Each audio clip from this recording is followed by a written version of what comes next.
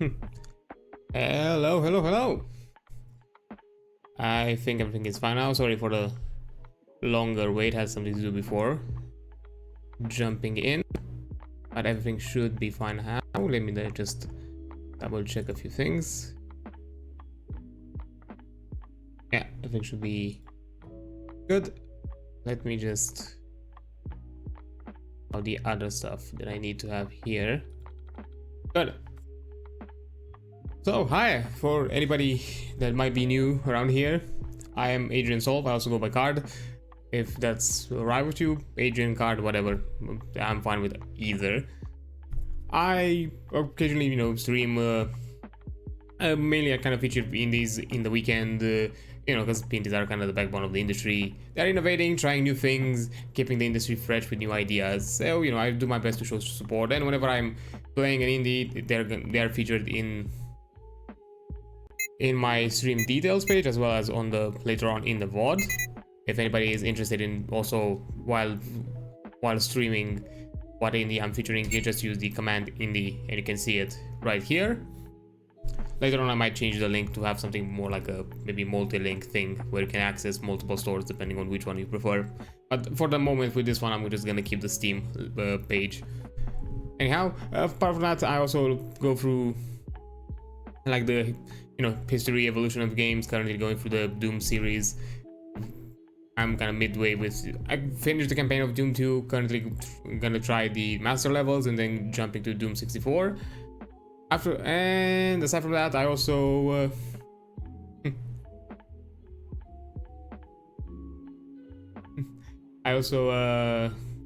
why am I blanking out right now? Yeah, I also do this, which now has kind of become more of my norm, which has me checking out like some ttrpg stuff, doing some ttrpg talk. Currently I'm going through the entire like playtest material offered by Daggerheart, the ttrpg system published by Darrington Press, those owned by the publishing studio owned by Critical Role, for anybody familiar with that. So I've checked out last stream the general like introduction and overview. We also looked at the overview like video of Daggerheart, and now we're gonna continue with the overview of character creation, specifically. Then depending on how things go, we might also look into the ancestry and player tool optional player tools, because I quickly scanned through them and they're pretty short, and they have some, and the player tool stuff has some cool stuff, and some that is technically hinted, it's not fully there, and I thought maybe in case I'm going fast for this one, we can just look at that one. In the meantime, and yeah, that's kind of it. I mean, oh yeah, and also on the occasion, because now this is becoming more of a rare thing. I also to chillax I might stream some RPG games because I'm a fan of RPGs, but that's probably not gonna be as often as the other free stuff that I've mentioned, because I've seen that the TTRPG stuff is kind of well received, so I'm gonna continue with that, and probably gonna just rare the RPG stuff based on how my schedule is currently going. That one is gonna be a bit more rare. Oh yeah. Also, yeah, I see you in the chat, Ghost. I just wanted to finish the introduction, and I should probably shorten it somehow because I feel like I'm ranting too long for it. But anyhow, I also thank you for being here and having a chat, to show support, and even lurking if you cannot necessarily fully chat all the way. That's also totally fine. And also for anybody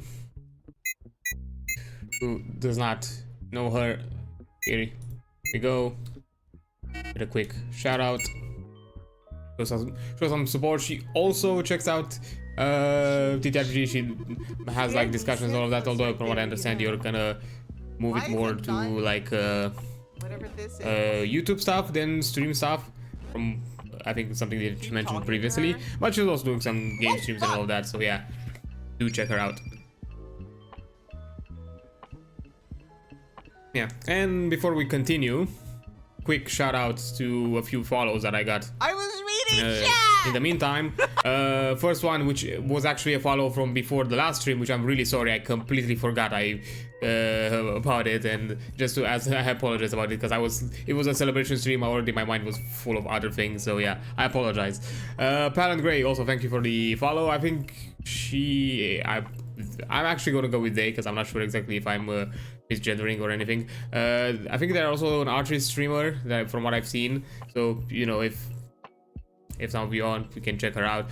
Pike, I've rated her like after I ended the celebration.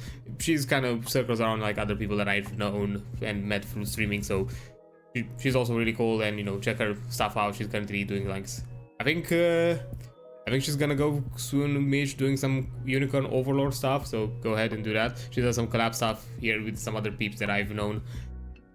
Another on Talk TV, another streamer that's kind of currently I joined here. They use ADEM. Thank you, Ghost, I appreciate it.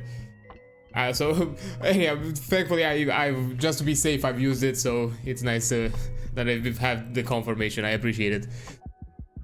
Also, if in any case if I ever misgender, it's purely out of mistake, and you know, I come from a culture and a language that's you know, everything is gendered, especially the pronouns. Even when you use they them, we have gendered they them, so I might just mistakenly use them wrong. So just because that's how I grew up, so it's purely out of mistake, and I don't want to. There's no offense out of it. So yeah, I'm really sorry if I ever do it, and I'll correct myself anytime I catch it. Yeah. Hi, good.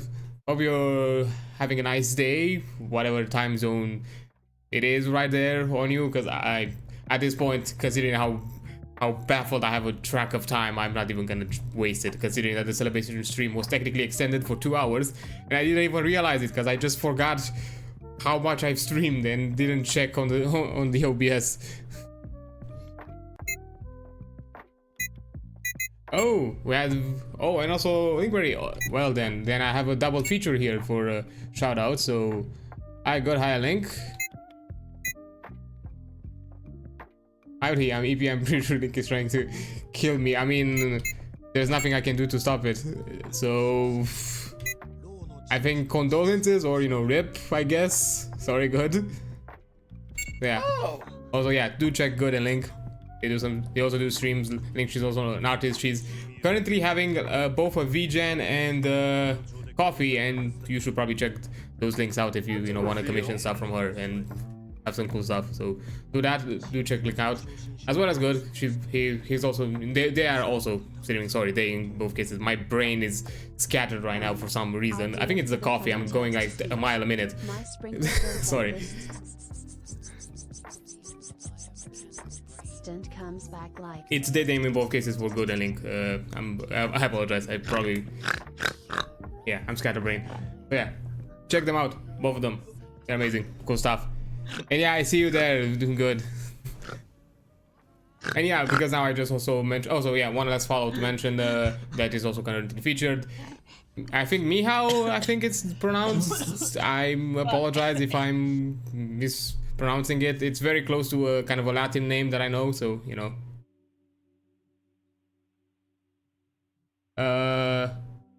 Oh, sorry about that, Link. I just noticed probably. I think I probably have the moderator a bit too strict with the caps lock. So, sorry about that. I'll fix it later on. 5 messages? What? Oh. Oh no! It cleared everything. Oh damn. Yeah, sorry about that. I'll probably have to double check. I'm not sure exactly, because I'm pretty sure like the caps lock for the moderator is pretty okay. That's weird. Anyhow, I'll check it after stream. Literally instantly, like just panned out of it. Amazing. Yeah, Mihao, thanks also for the follow. I think that's how we pronounce it. I'm sorry if I'm mispronouncing it. If you join the stream later on, do offer some clarification. Had to learn the caps the hard way. Yeah, we all do.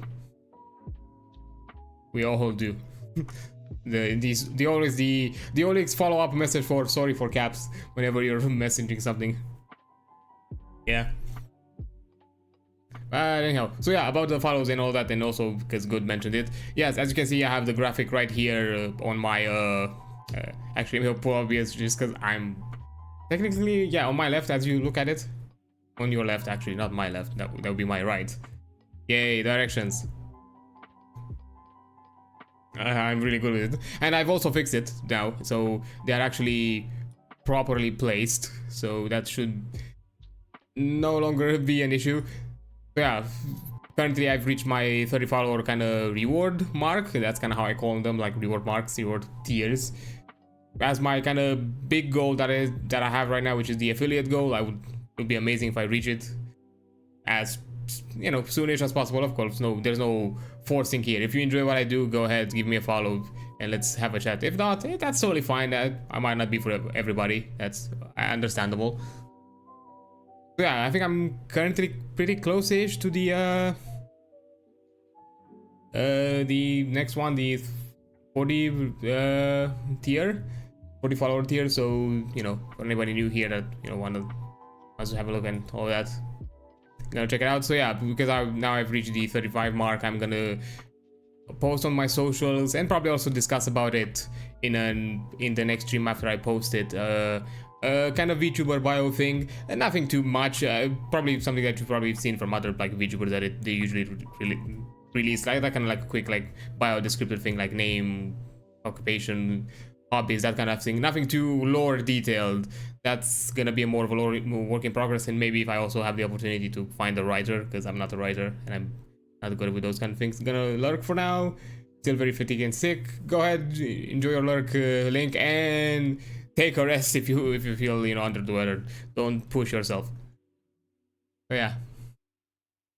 Yeah, and if I reach the 40 follower mark, I'm also gonna do that kind of self-intro song trend that's a lot of VTubers do, and probably gonna post it on multiple places. I'm also gonna set up a YouTube channel where I'm gonna probably post other like projects. I currently only have the VOD channel, and I'm probably just gonna keep it as a VOD channel so the YouTube algorithm doesn't tank my my reachability, because I know with long form videos YouTube's not really good about it if you mix it up with other stuff. So yeah, I'm gonna set up a separate channel. I'm work, but I'm gonna respond when I can. That's totally fine. Ghost, I appreciate the lurk as well. That's totally fine. So there is no like rush for responding. So yeah, I think that's it for quick discussions, quick things to cover and all of that. So let's jump into the nitty-gritty stuff and the playtest material. Now,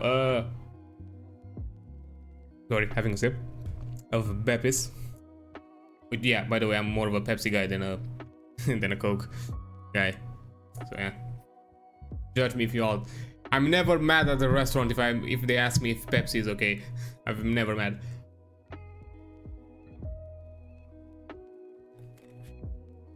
So yeah, as I mentioned, like on the previous stream, I checked out the introductory portion of the playtest material, which is kind of a more general kind of discussion of what is an RPG, what is this kind of game system about, some player tools that I've seen, especially like a lot of the consent tools, which was really cool to have them like part of it and stuff like that, because I'm not sure if a lot of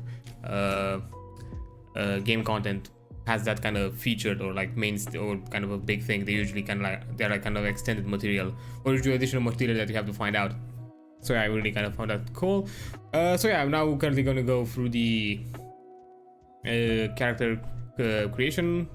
I think they have like a quick overview, and if we still have the time, I'm gonna check out the ancestry and the additional player tools, because they are pretty short. Because from what I've seen, the ancestry are not as involved as in some other RPGs, ttrpgs, where, you know, they're a bit more detailed in features and abilities and stuff like that. It's a lot more simplistic, and the player tools also have some cool stuff, which is not, again, long, so we could probably check that out as well. But yeah, in case, before, you know, I jump into reading all of this and, you know, giving my own thoughts about it and all of that, I thought, you know, it would be a good idea that every time when I start the stream and have this discussion, to also kind of, hey everybody, go through the overview, like a video done by Critical Role, because, you know, it's pretty concise, pretty detailed about how kind of in general the system works, and, you know, for anybody that's just jumping in, they can have this kind of as a refresher or like as kind of a jumping starting point. So yeah, before I continue with that, I'm gonna just put on this video and And again, I'm probably gonna stop it here and there and maybe make some comments. If not, I'm just gonna let it run through. Or maybe if you have something that you want to mention, I can stop it then and look at it. My name is Matthew Mercer. And I'm Spencer Stark. And we are inviting you here to this video to learn how to play Daggerheart, a new RPG that is currently in development. So before we get into Also, if there's any like audio issues or things that are not like sounding right, please do tell. I'm gonna jump on it and fix it. the basics, we just want to remind all of you that this game is now currently in open beta. So things discussed in this video may change, shift, go away, be added to, and that's part of the process of making a game. Indeed. To learn more and even join our open beta playtest, go check out daggerheart.com. So dive in, break the game, tell us what works, what doesn't work, what you love about it, what you hope to see added, and tell us all that through the official Daggerheart open beta surveys. The more people who play... Yeah, as you mentioned, this is kind of what I'm trying to do here, you know, having a discussion about it, having my own thoughts about it, and, you know, also see others. And, you know, currently, yeah, not jumping. And yeah, I do recommend if anybody has, you know, any kind of intention of trying the system and playing it and testing it, to do exactly what they say, you know, give it a stretch, you know, try and break it and make it as as unwieldy as possible, or as broken as possible, you know, overpowered, underpowered, whatever, because they need that kind of information when it comes to playtesting in any kind of form of game, be it physical or digital, is really important. So the more you get, the more data and variables you have, the better information, the better, you know, the better context for what exactly is wrong and how you can fix it. Play the game, the better we can make it. So jump in and help us break this thing, because we are so excited to build this game with you and not just for you. So please play often and submit those surveys so we know what you like and what you don't. Hell yeah. So Daggerheart is a fantasy tabletop role-playing game that sort of blends the narrative and the like crunchy together. Yeah, I like that it helps facilitate gameplay that is both theater of mind, if that's your preference, but also easy enough to also play it more tactically and to use maps and minis like I love to do with our sessions. The game doesn't really stop down when you're doing combat. You just kind of continue to play the way you do throughout the entire rest of the game. And so everything flows in and out of itself. So it allows you to really focus on the story that you all are telling. And deeply customizable character creation and development process throughout the mechanics of the game. It is a long-term campaign game, so it runs over the course of 10 levels, which gives you plenty of fodder to be able to play a year. Yeah, as I mentioned, because currently Critical Role / Darrington Press has published 2 game systems. They have the currently officially published Candle Obscura, which is a more short-term kind of one-shot style system, kind of. Although, you know, you can build in like long-term narratives, but it's specifically designed to basically just jump in at any point, having a quick session, which is gonna be from start to finish, and then whenever else possible, you can then do it again and continue having a new story, a new thing to do, which is kind of cool. And also, you know, this one, which is Daggerheart, which is more of the kind of traditional, longer form, kind of adventure style campaign. You know, higher levels, higher, you know, risk, higher rewards, that kind of stuff. Which, you know, I really appreciate that they kind of separated that and put it between, because sometimes, you know, it can get kind of difficult, especially when it comes to one shots, because, you know, for a one shot, 2 shot kind of thing, you know, you don't want nothing too overly complex. You want something that you can quickly prepare, jump into it, and you're having a, you know, a play with friends. And depending on what exactly you want to do with certain systems, it might be more difficult. Like, you know, if you want to do like a level 20 one shot with, for example, if we put the perspective of D&D, it might take a lot longer to kind of ensure that everything is, you know, well designed, well balanced, because level 20 D&D is kind of insane. High level D&D in general is insanity, and it's a lot of factors to consider. So, yeah. Long campaign with, if that is something that you want, but could also jump in and play a one-shot or a couple of sessions, and works just as well for that. Yeah, one of the things you can really expect from Daggerheart is a game that gives you tools, if you want to use them, to rapidly create in-depth characters that have dynamic relationships with the other players and characters at the table, as well as an opportunity and tools for the GM and the players to build a world together. You can make and play or run a game as deep or as shallow or as simple or as robust as you want to. And the intent of Daggerheart is to give you all those tools at your disposal and teach you how to implement them in your game, so you can kind of pick and choose what it is you enjoy about this, or run the full gamut and go all in. Now let's get into the basics of Daggerheart. Duality dice are sort of the bread and butter for Daggerheart. They consist of 2 different colored 12-sided die, your hope die and your fear die. Now you choose which is which, and for us, we're using this brighter colored one as our hope die, and this kind of darker red colored one as our fear die. Anytime your GM asks you to make an action roll, you'll roll both your hope die and your fear die, and you add them together along with any relevant modifiers represented by little tokens like this. You know, the tokens can also be coins or beads, or you can just do the math in your head, but it helps to have these little representations right there next to the dice you rolled to do the quick math. Then you tell the GM your result, along with whether your hope die or your fear die rolled highest. For example, let's say Travis is playing Bertrand Bell and is making an agility roll. He has a +1 to his agility trait, and he ends up rolling a 9 on his hope die and a 4 on his fear die, plus the 1. He'd add all that together and then tell the GM that he got a 14 with hope. Yeah, now if a 14 meets or beats the difficulty decided by the GM, he succeeds on his agility roll, and he also gains 1 hope for rolling with hope. Every time your hope die is higher, you gain a hope, which is a liquid resource your character can spend to aid allies or activate special abilities. Now sometimes your character might have an experience that you could further modify an action roll in their favor. Like maybe your character has Haggler as an experience when trying to negotiate with a shopkeeper, or expert herbalist when looking for medicinal plants in the vicinity. So you can spend a hope before the roll and describe how that experience helps you, and then add its value to your roll. You add it all up, and if it meets or beats the difficulty score, you succeed. But your hope and fear die influence what happens next. Indeed, if you succeed with hope, you get what you want, and you gain 1 hope. You can spend that later on. But if you succeed and roll with fear, you get what you want, but it may come with a consequence or add a complication. Additionally, the GM takes a fear token, a liquid resource that the GM can use to affect the story both in and out of combat, but we'll cover that later. If you fail with hope, you don't get what you want and will likely face consequences, but you still gain a hope. And if you fail with fear, you don't get what you want and you may suffer major consequences. Additionally, the GM takes a fear token.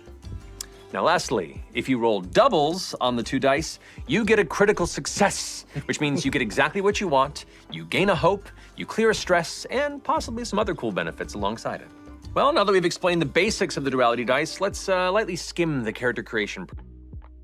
Yeah, I kind of said to want to go through the entire thing. I really like how kind of they approach the dice system. Interesting how, you know, I mean, it hasn't fully mentioned it yet. Just gonna spoil it a bit ahead. That kind of this kind of hope the dual roll set system, which kind of similar to like the pool dice in other games, like like the D6 pool dice in some RPG systems. I think like the Cyberpunk Red uses them. I think there are some other ones that don't really come to mind right now. It's just kind of like a interesting way of doing it. I really appreciate more than anything kind of the token aspect. That's kind of a really cool way of, you know, kind of representing a modifier, having it, you know, there on view with your other numbers. You can easily do the math instead of jumping instead of, you know, jumping to your character sheet and trying to look for the entire like scribbles and everything and seeing where that the modifier number is. And also, you know, the hope and fear kind of system, because it's this kind of interesting, the way I kind of called it, because, you know, from what I've known from my own experience, kind of this kind of, you know, difficulty adjustment system. And that kind of, you know, kind of goes, the dynamic difficulty basically, where depending on how you how you perform within the game, it can also affect you know, you yourself, but at the same time how the game kind of reacts back to you. As you probably saw there, you know, you gain you roll with fear, the DM gets a token that then the DM can use that token for something else later on. So even if you do like a great high roll that it's really good for you, and you know you increase, but if your highest roll was the fear die of the 2, the DM can still then retaliate even though you performed well, because, you know, that's kind of thing is, you know, it's kind of a in the moment type of balancing, which is kind of in the nature of the you know, of the game, you know, in general with the RPGs. There are certain things that happen in the moment that you never expected, and you kind of have to rethink it and do it kind of quick in the moment. And aside from that, you know, there's also the yeah, you have the kind of critical system. I like it as kind of like a multi-tiered like sets of results. You know, roll high with hope, roll low with, you know, succeed with hope, succeed with fear. Basically, then you can also then fail with hope, then fail with fear. It's so, you know, you kind of get it. You know, it's decreasing, and then you have the kind of the critical success, which is also really cool. And I also really like it because, you know, it fuels stuff on your side. It also gives the DM other stuff for their side. So, you know, both kind of benefit from an action that maybe in other system it seems very singular. Process. For a deeper dive into character creation, check out our Daggerheart character creation video where I sit down with Travis Willingham and make Bertrand Bell, which is linked here. But for yeah, which by the way, because I'm thinking of it because I thought about it. I think after we go through the overview, maybe kind of as a wind down similar to how I did with this video, probably we're gonna jump into that one before maybe covering anything else in case we have the time. So yeah. Also, by the way, probably similar fashion to what I did last time. Even if maybe it's not this will take a lot longer than expected. I'm gonna push it until I finish the character creation overview, even if I extend it for like a few additional hours, or maybe like it happened last time where I think it extended to like 2 more hours, something like that, to actually 3, because I think in that week we had like 3 hours planned initially for the stream. So yeah, I'm still gonna go through it entirely because I don't necessarily want to cut it in the midpoint and then jump in on later on. Because with the other stuff that I mentioned, that I'm gonna do it as an extra in case we have the time. We can also cover it with some other stuff on a different stream. So it's totally fine. For the purposes of this video, we'll give you a brief overview. Our character classes are Bard, Druid, Guardian, Ranger, Rogue, Seraph, Sorcerer, Warrior, and Wizard. Every class has 1 or more class features, which are spells and abilities that are unique to each class. Like the Rogue, for example, has a thing called Cloak, which allows them to move into a space where no enemies can see them and be effectively invisible as long as they don't move or attack. Each class also consists of the meeting of 2 domains, which are like symbolic themes. Through these 2 domains, you pick and choose what abilities you want for your character by taking domain cards at character creation and every time you level up. These domains are Arcana, the domain of innate or instinctual magic; Blade, the domain of weapon mastery; Bone, the domain of swiftness and tactical mastery; Codex, the domain of intensive magical study; Grace, the domain of charisma and enchantment; Midnight, the domain of shadow and secrecy; Sage, the domain of the natural world; Splendor, the domain of life and death; and Valor, the domain of protection. So, for example, the Bard calls upon the charm and magnetism of the Grace domain, along with the lore and magic of the Codex domain. And if you want to cast a spell from a domain card you have, typically you'll have a spellcast roll. This works just like an action roll, but uses your spellcast trait that you can find on your subclass foundation card. In Daggerheart, your base character traits are Agility, for things like sprinting, leaping, and maneuvering; Strength, for things like lifting, smashing, or grappling; Finesse, which is used for like hiding, tinkering, or fine motor control; Instinct, which is for like navigating, perceiving, and sensing; Presence, for charming, deceiving, and performing; and Knowledge, for analyzing, recalling, or comprehending. You begin with a standard array of traits, which you can increase as you level. Now let's talk about hit points and stress. In Daggerheart, a character's overall health is represented by a number of hit points, which you'll find on your character sheet in the form of several blank boxes. When you're faced with incoming damage, you will fill in or mark a certain number of these hit points based on your character's damage thresholds. So if you take minor damage, you mark 1 hit point. For major damage, you mark 2 hit points. And for severe damage, you mark 3 hit points. Whenever you take damage, you simply compare that damage amount to your character's damage thresholds and mark your hit points accordingly. For example, if a rogue at level 1 has 15 damage coming at them, that would be just over their severe damage threshold. So they would mark 3 hit points. If you ever take damage below your minor damage threshold, you take a stress instead of damage. Now, stress is also a resource that your character can endure to carry out certain uncanny feats or class abilities, but you gotta be careful. If you should ever need to mark a stress, but you can't because they're all marked, you mark a hit point instead. Evasion represents your ability to avoid being hit by an attack. So when the GM makes an attack roll against a player, they roll 1d20. They add any modifiers and see if the result meets or beats this number. If the attack hits a player, the player can choose to mark armor slots to reduce the incoming damage by their armor score. For example, let's go back to our level 1 rogue that has 15 damage coming at them. If they have an armor score of 3, like if they have leather armor, they could choose to mark one of their armor slots and reduce that damage to 12, downgrading that severe damage into just major damage. This means they mark 2 hit points instead of 3. They can always choose to mark more than one armor slot if they need to reduce the damage by more as well. And you can, of course, get those armor slots back, but you have to do it by repairing your armor during downtime. We'll cover that in just a little bit. Now let's go ahead and talk about Game Master stuff. Okay, two things that I wanted to quickly mention before jumping. Aside from, I really love the system. It's really interesting.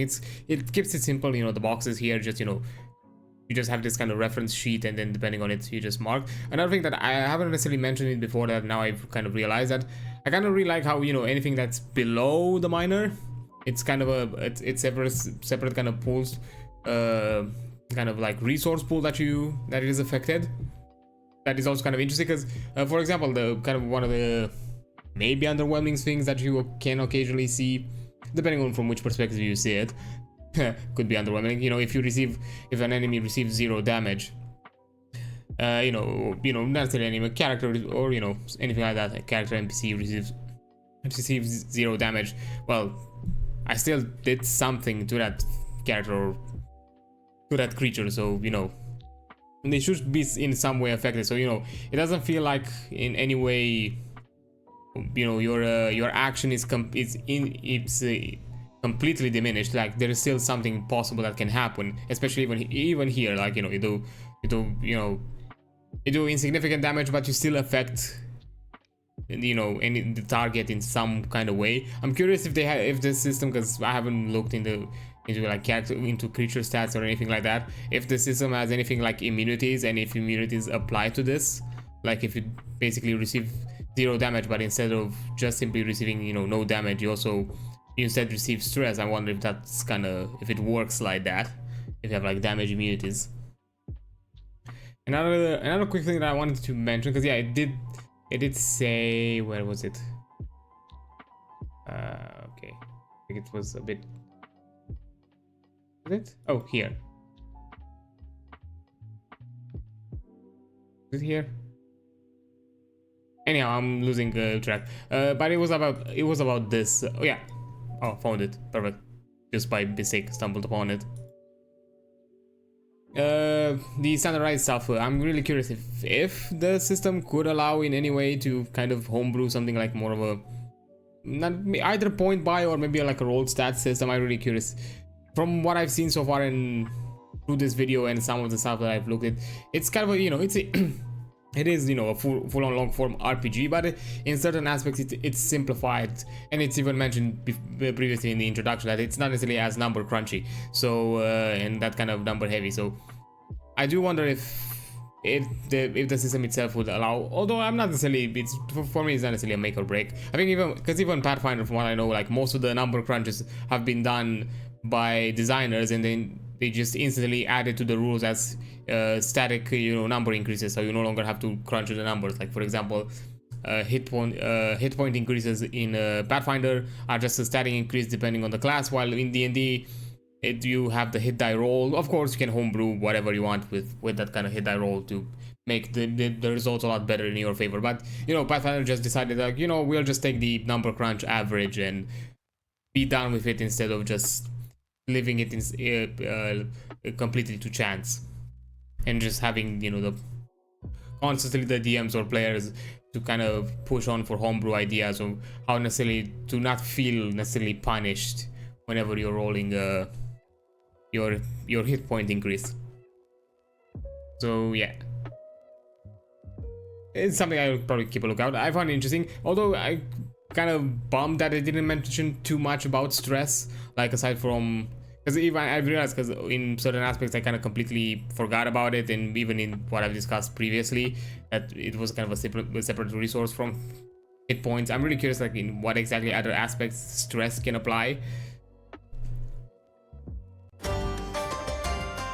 So setting appropriate difficulty values for your players is a time-honored tradition for many game masters. And when it comes to Daggerheart, a general good rubric to follow when setting difficulty values is a range of 5 being very easy, like extremely easy, up to 15 being your standard average difficulty, all the way up to 30 and more being nearly impossible.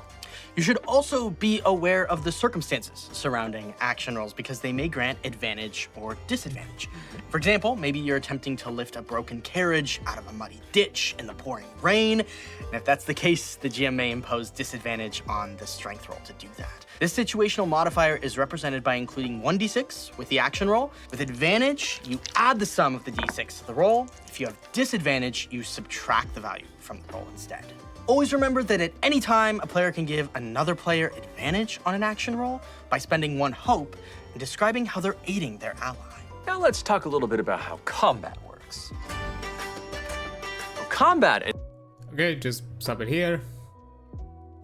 I mean, yeah, the difficulty stuff was kind of obvious and a ballpark number. I think it's quite in fashion to normal D&D, although I think maybe it's slightly pushed it a bit lower because I think in D&D, I mean, yeah, actually no, because 5 is very easy, 10 is considered easy, 15, you know, more challenging roll, 20 and so on, increasingly harder to the 30 where, yes, it should be nigh impossible.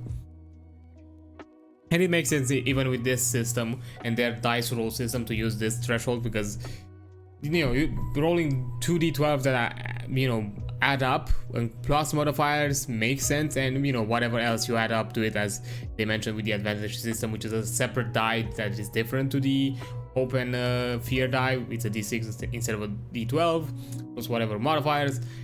Even then, like actually just by doing the d6 and the d12 you can reach the 30 mark if you were to like max roll without any modifiers. So yes, you could even in this system you could reach the impossibles, and again similar to it the d20 roll, because the DM uses that roll to determine certain aspects of the game. So it still can still be applied there because you know you roll d20 and whatever else other kind of modifiers you have then are applied to this. Yeah, I kind of like it, you know, how the advantage system is a lot more simplified. Of course, they didn't went too heavy into the game master stuff. I'm kind of curious what exactly as tools and other aspects you can use aside from like how, you know, the general flow of you know of the game works and combat, which is going to be mentioned right now. Combat in Daggerheart is designed to be a free-flowing narrative experience with minimal stop-downs and a multitude of possibilities for theater of the mind and map-based conflict. When you want to make an attack, you'll first ask the GM if it's in range of your weapon. So melee range means that you're within touching distance of the target. Very close is anywhere from like 5 to 10 feet away, or the shortest length of a game card when measured on a map. Close is between 10 and 30 feet, or about the length of a standard pen or pencil. Far is between 30 and 100 feet, or the length of a standard piece of paper. And very far is between 100 and 300 feet, or anything beyond the length of a piece of paper that's within the scene. If it is in range, make an action roll and add any relevant modifiers. If the roll meets or beats that creature's individual difficulty score, it hits. Now simply roll your damage dice and add their values together. Creatures also have minor, major, and severe damage thresholds, just like player characters, and a variable amount of hit points and stress, but they don't have armor or evasion scores like player characters. Now for you GMs out there, if you're rolling to see if a creature hits a player character, you simply roll a d20, add the relevant modifiers from that monster's sheet, and see if it hits that player's evasion score.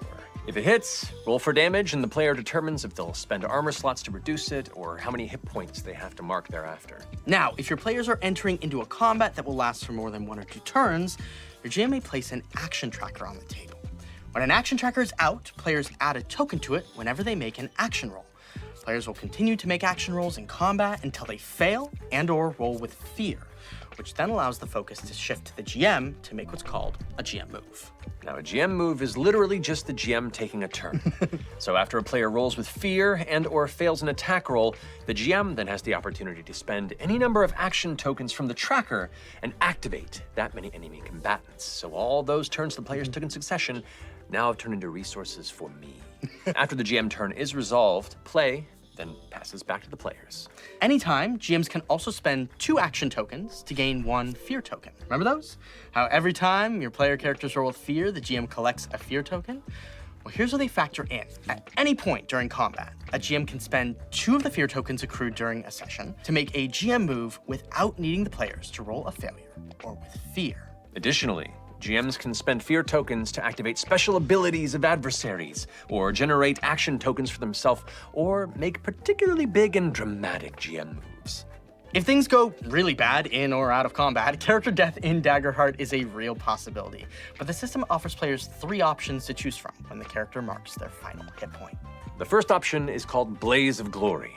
This option lets your character, you guessed it, die in a glorious and heroic fashion, where they take 1 final action that will be an automatic critical success before passing into the great beyond.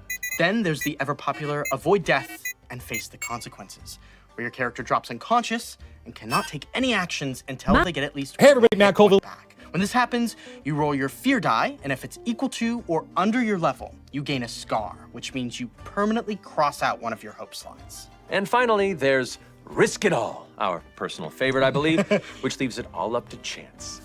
You roll your duality dice. If your hope die is higher, you stay on your feet and clear an amount of hit points and or stress equal to the value you roll on your hope die. But if your fear die is higher, you immediately cross through the veil of death.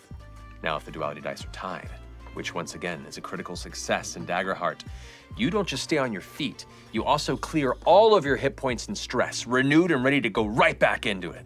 Now that we've covered all the stuff you can do in combat, let's touch on some of the stuff you can do during your downtime. Okay, so this one is a bit more loaded, so I'm just gonna quickly jump into it. First of all, again, as I mentioned before, I really love this. It kind of embraces the makeshift aspect of TTRPGs, where, you know, not everything is perfect. Not everybody has, like, I don't know, I don't know, crates of, you know, map building materials and creating, you know, similar to like Critical Role, all those kind of insane grid-based maps, you know, in you know, 3D spaces and all of that, or even just the simple, you know, special kind of measurements, kind of, you know, cones, area of effects and all of that kind of stuff. No, it's a lot more, you know, hey, you want to just figure out how long you are to a creature, just use these standard items that you'll probably have at the table as a reference. Nothing else, nothing more. You keep it simple, no grid, no nothing.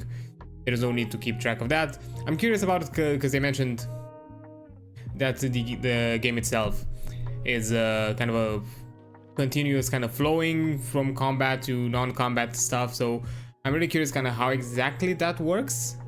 Because yes, one of the kind of issues that maybe D&D kind of has is combat is extremely prolonged, static, and, you know, it kind of weaves and wobbles with the flow of time a lot differently considered to any other actions, any other kind of events that you do within the game. You know, there's, you know, a turn represents a significant amount of time, while, you know, an action, while anything else that you do in the game, you know, having a conversation, doing a puzzle, anything like that kind of happens within the normal flow of time. And of course, the obvious, you know, extended turn duration.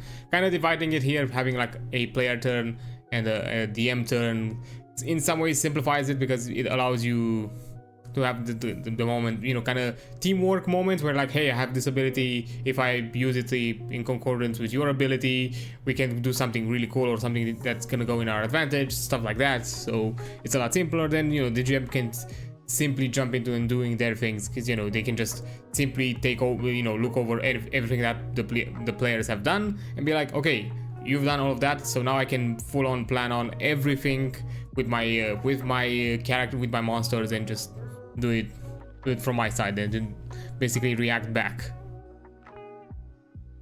And again, you know, kind of playing into the dynamic difficulty thing, the more the player, you know, succeeds by using more and more tokens, the more, you know, they're gonna get back to them and all of that. So that's also kind of cool.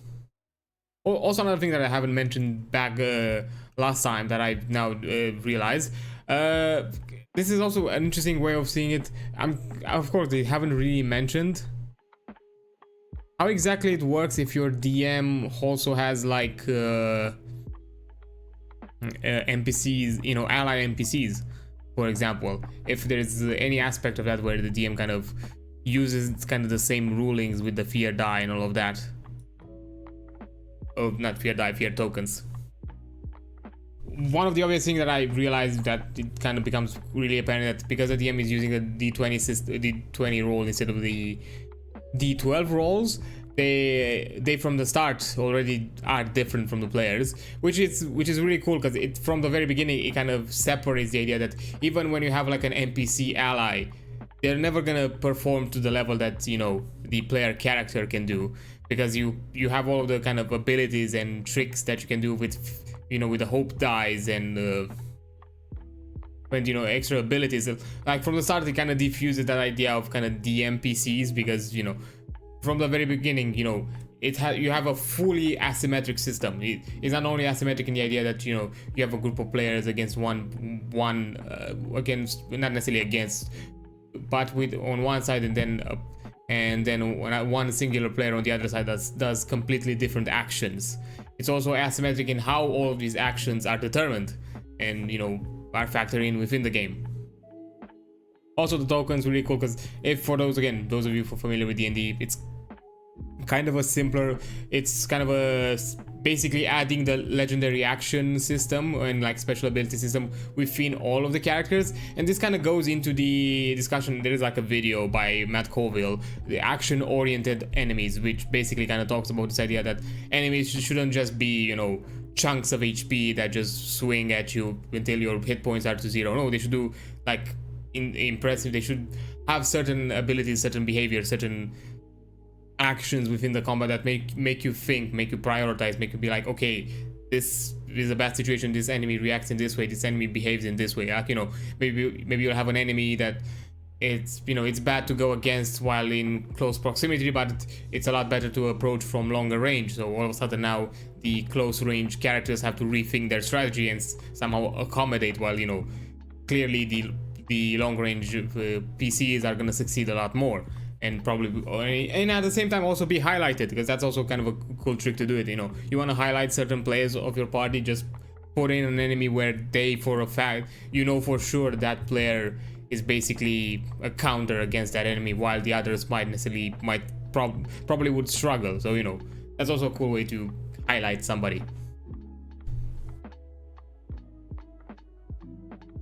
This one, again, the character dev options, I kind of like it as it's a open ballpark of, hey, you are close to, you're about to die, what do you want to do? You choose your fate, not necessarily pre-campaign or preemptive system decided by the DM, like, yes, we're gonna use the normal system of, you know, how we deal with death. Maybe I'm gonna add some homebrew rulings here and there to make it feel more impactful, feel more powerful, but that's kind of it. You don't necessarily, aside from the dice rolls, you don't necessarily have a lot more choice in the matter. Aside for, of course, discussions that you can have, because again, communication is key here. You know, if you feel like your character needs to step down, or somehow, in some way, you feel like that character could act would probably do a certain action that will obviously, you know, remove them from the game. That's something you can discuss with your DM beforehand and can be kind of in the background prepared in that aspect. But this one is more of a in the moment kind of thing, where if you feel like it, you know, this, I've had, you know, this character has done their thing, or it feels fitting for this character, or it just simply, hey, I'm no longer having fun with this character and just want to try something new, go with Blaze of Glory. The first opportunity you have, you know, at hand, just go choose Blaze of Glory, you do one final, you know, kind of action, and then you will jump into the Veil of Death, and that's it. Avoid death and face consequences, the kind of in-betweener choice of, you know, I'm open to, you know, receive assistance and improve myself, while at the same time, you know, I'm risking some resources. So whenever I'm getting back up into the fray, I'm not necessarily as good as I was necessarily previously. And of course, the more interesting one, and probably one that especially probably the chaos players are gonna use, a risk it all, which is, again, which is basically, yes, to let your fate to the hands of fates, to the fates' hands. So, and it'll be like, yes, just whatever happens and that's it, which, you know, it's really cool. It can create like really amazing insanity moments, especially because kind of the full HP, full resources, full everything, no more disadvantages, no more, you know, debuffs kind of thing, while when you crit with the risk it all is, of course, will probably create some insane moments, you know, that would be remembered. Because of course, at the end of the day, the important thing in a ttrpg, which I've mentioned beforehand, and I think like this is gonna be the thing that to me is gonna stick. ttrpg, yes, they are a storytelling, because they mentioned obviously creating stories, creating all of that, because of course in their aspect they are also voice actors. They are in that kind of field. They know when it comes how to craft a story. But to me, it kind of offers this, creates this kind of standards personally. That first and foremost, of course, the DM is the game master, GM, whatever else it's called, is not responsible for creating a story. The game master does not create a story; it just creates a set of events that, you know, then the player reacts, and, you know, you then collaborate together. Because at the end of the day, it's a collaborative system. But at the same time, even the players should not necessarily be forced to create themselves like intricate backstories, intricate whatever, and to be like, if, you know, the important factor is not creating a story, the important factor is creating an enjoyable experience. Experience does not necessarily have to be some kind of compelling story or whatever. It can just be, hey, remember that weird thing when I throwed you with one hand and just went through the wall, killed the enemy, and then, you know, we were able to go into the room. And that's just a crazy moment. It's not necessarily some insane, that's just an enjoyable experience, not some insane plot twisting event that happened because you've crafted together like an amazing story. That's not necessarily a story, that's more of an action, an event, an experience that happened. When you take a short rest in Daggerheart, you can spend about an hour doing 2 of the following options. You can tend to your wounds or another player's wounds, clearing 1d4 hit points. You can blow off some steam and clear 1d4 of your stress.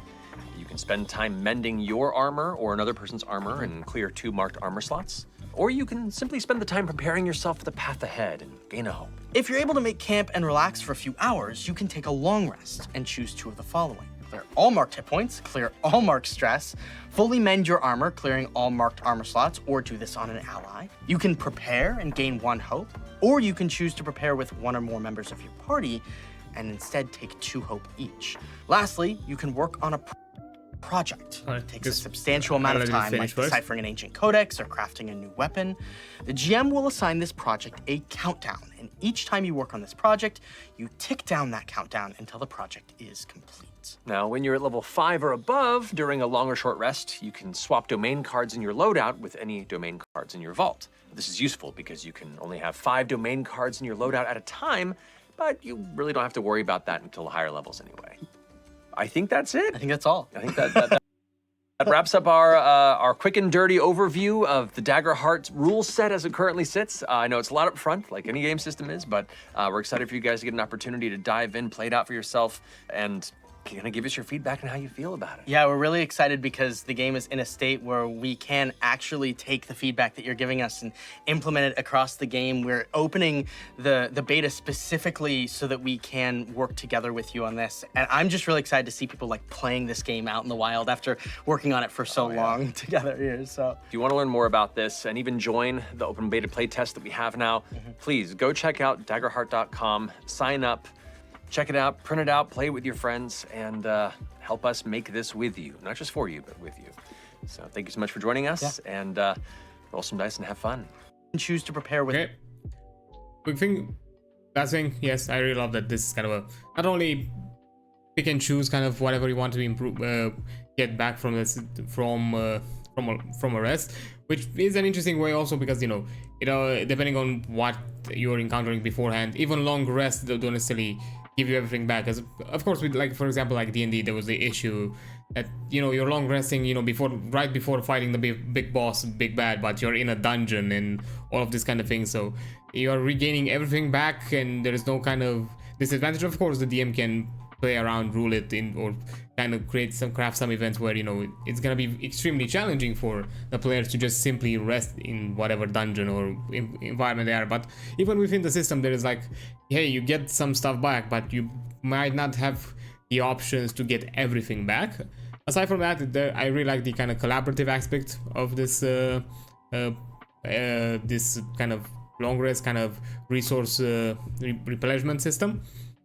Especially because this one, I actually missed it for the first time, where it mentioned that the mend all armors can also be applied to an ally, not just to yourself. Instead of repairing your own armor, you can choose to repair somebody else's armor in case yours is already in good shape, which is really cool, because in that case, you know, the other player can just focus on choosing other 2 points and, you know, and improve those, especially if somebody, you know, was hit really bad. So yeah, overall, I think that's kind of it. And I think that I kind of wanted to jump back quickly, because I think it was conversation, which I'm pretty sure like you Ghost mentioned it, if you're still around, because I think you asked like how exactly this system would fit with anything else, because it, of course, from the first look, it seems very high fantasy, very normal kind of run-of-the-mill kind of fantasy adventure stuff and fantasy elements. But again, I think it has a ton of potential and some places where you can have some liberties in kind of altering it and making it maybe a bit more greedy. Of course, like the urban aspect and all of those kind of things can be easily added. You know, as I said, the kind of character traits and these kind of things can be just reflavored in some shape or form. And even though, like, at the end of it, Matt Mercer mentioned that, you know, it's a lot up front, this overview, if this is kind of overall kind of what the game it's about, it's quite concise and quite easy to grasp, in my opinion, compared to some other like systems, because I've quickly skimmed a bit and saw the character creation, and I'm gonna look through it right now, but even the character creation side compared to some other games that I've seen, it's a lot simpler, even though they mentioned customization, but I'm guessing customization is probably present in other elements. While, for example, something like Pathfinder, where in each stage of level up, you gain something from a multiple choice, from a list of multiple choices. So that one to me feels a lot more overwhelming than necessarily what this has been mentioned here. You have like some choices that can impact you throughout the entire game, because that's kind of what I see here. It's not as you don't only have like benefits that are just minor, maybe in early levels, early stages, even with ancestries, racials, or any other way you want to call it, heritages. I think here they're mentioned like they are mentioned as ancestries, which is kind of like a more appropriate way of describing it than necessarily races. Races implies other stuff, and you know, it's a bit weird. So ancestries is more like a more appropriate term. So yeah, it has potential to be added and used in other systems. I think we even mentioned that even this part of it, if you just by adding just some simpler like environmental requirements, you can already make this aspect of long resting and short resting a lot more grittier by just simply saying, you know, you can mend armors only if you have some kind of smithy available, or you're in some kind of city where this kind of service can be offered, especially in the situation of, you know, long resting. So yeah, all those kinds of aspects can be done while you can think of it, and it has some potential for, you know, homebrewing, altering, and making it fit more in what kind of game you have in mind, and you know, what kind of experience you want to create.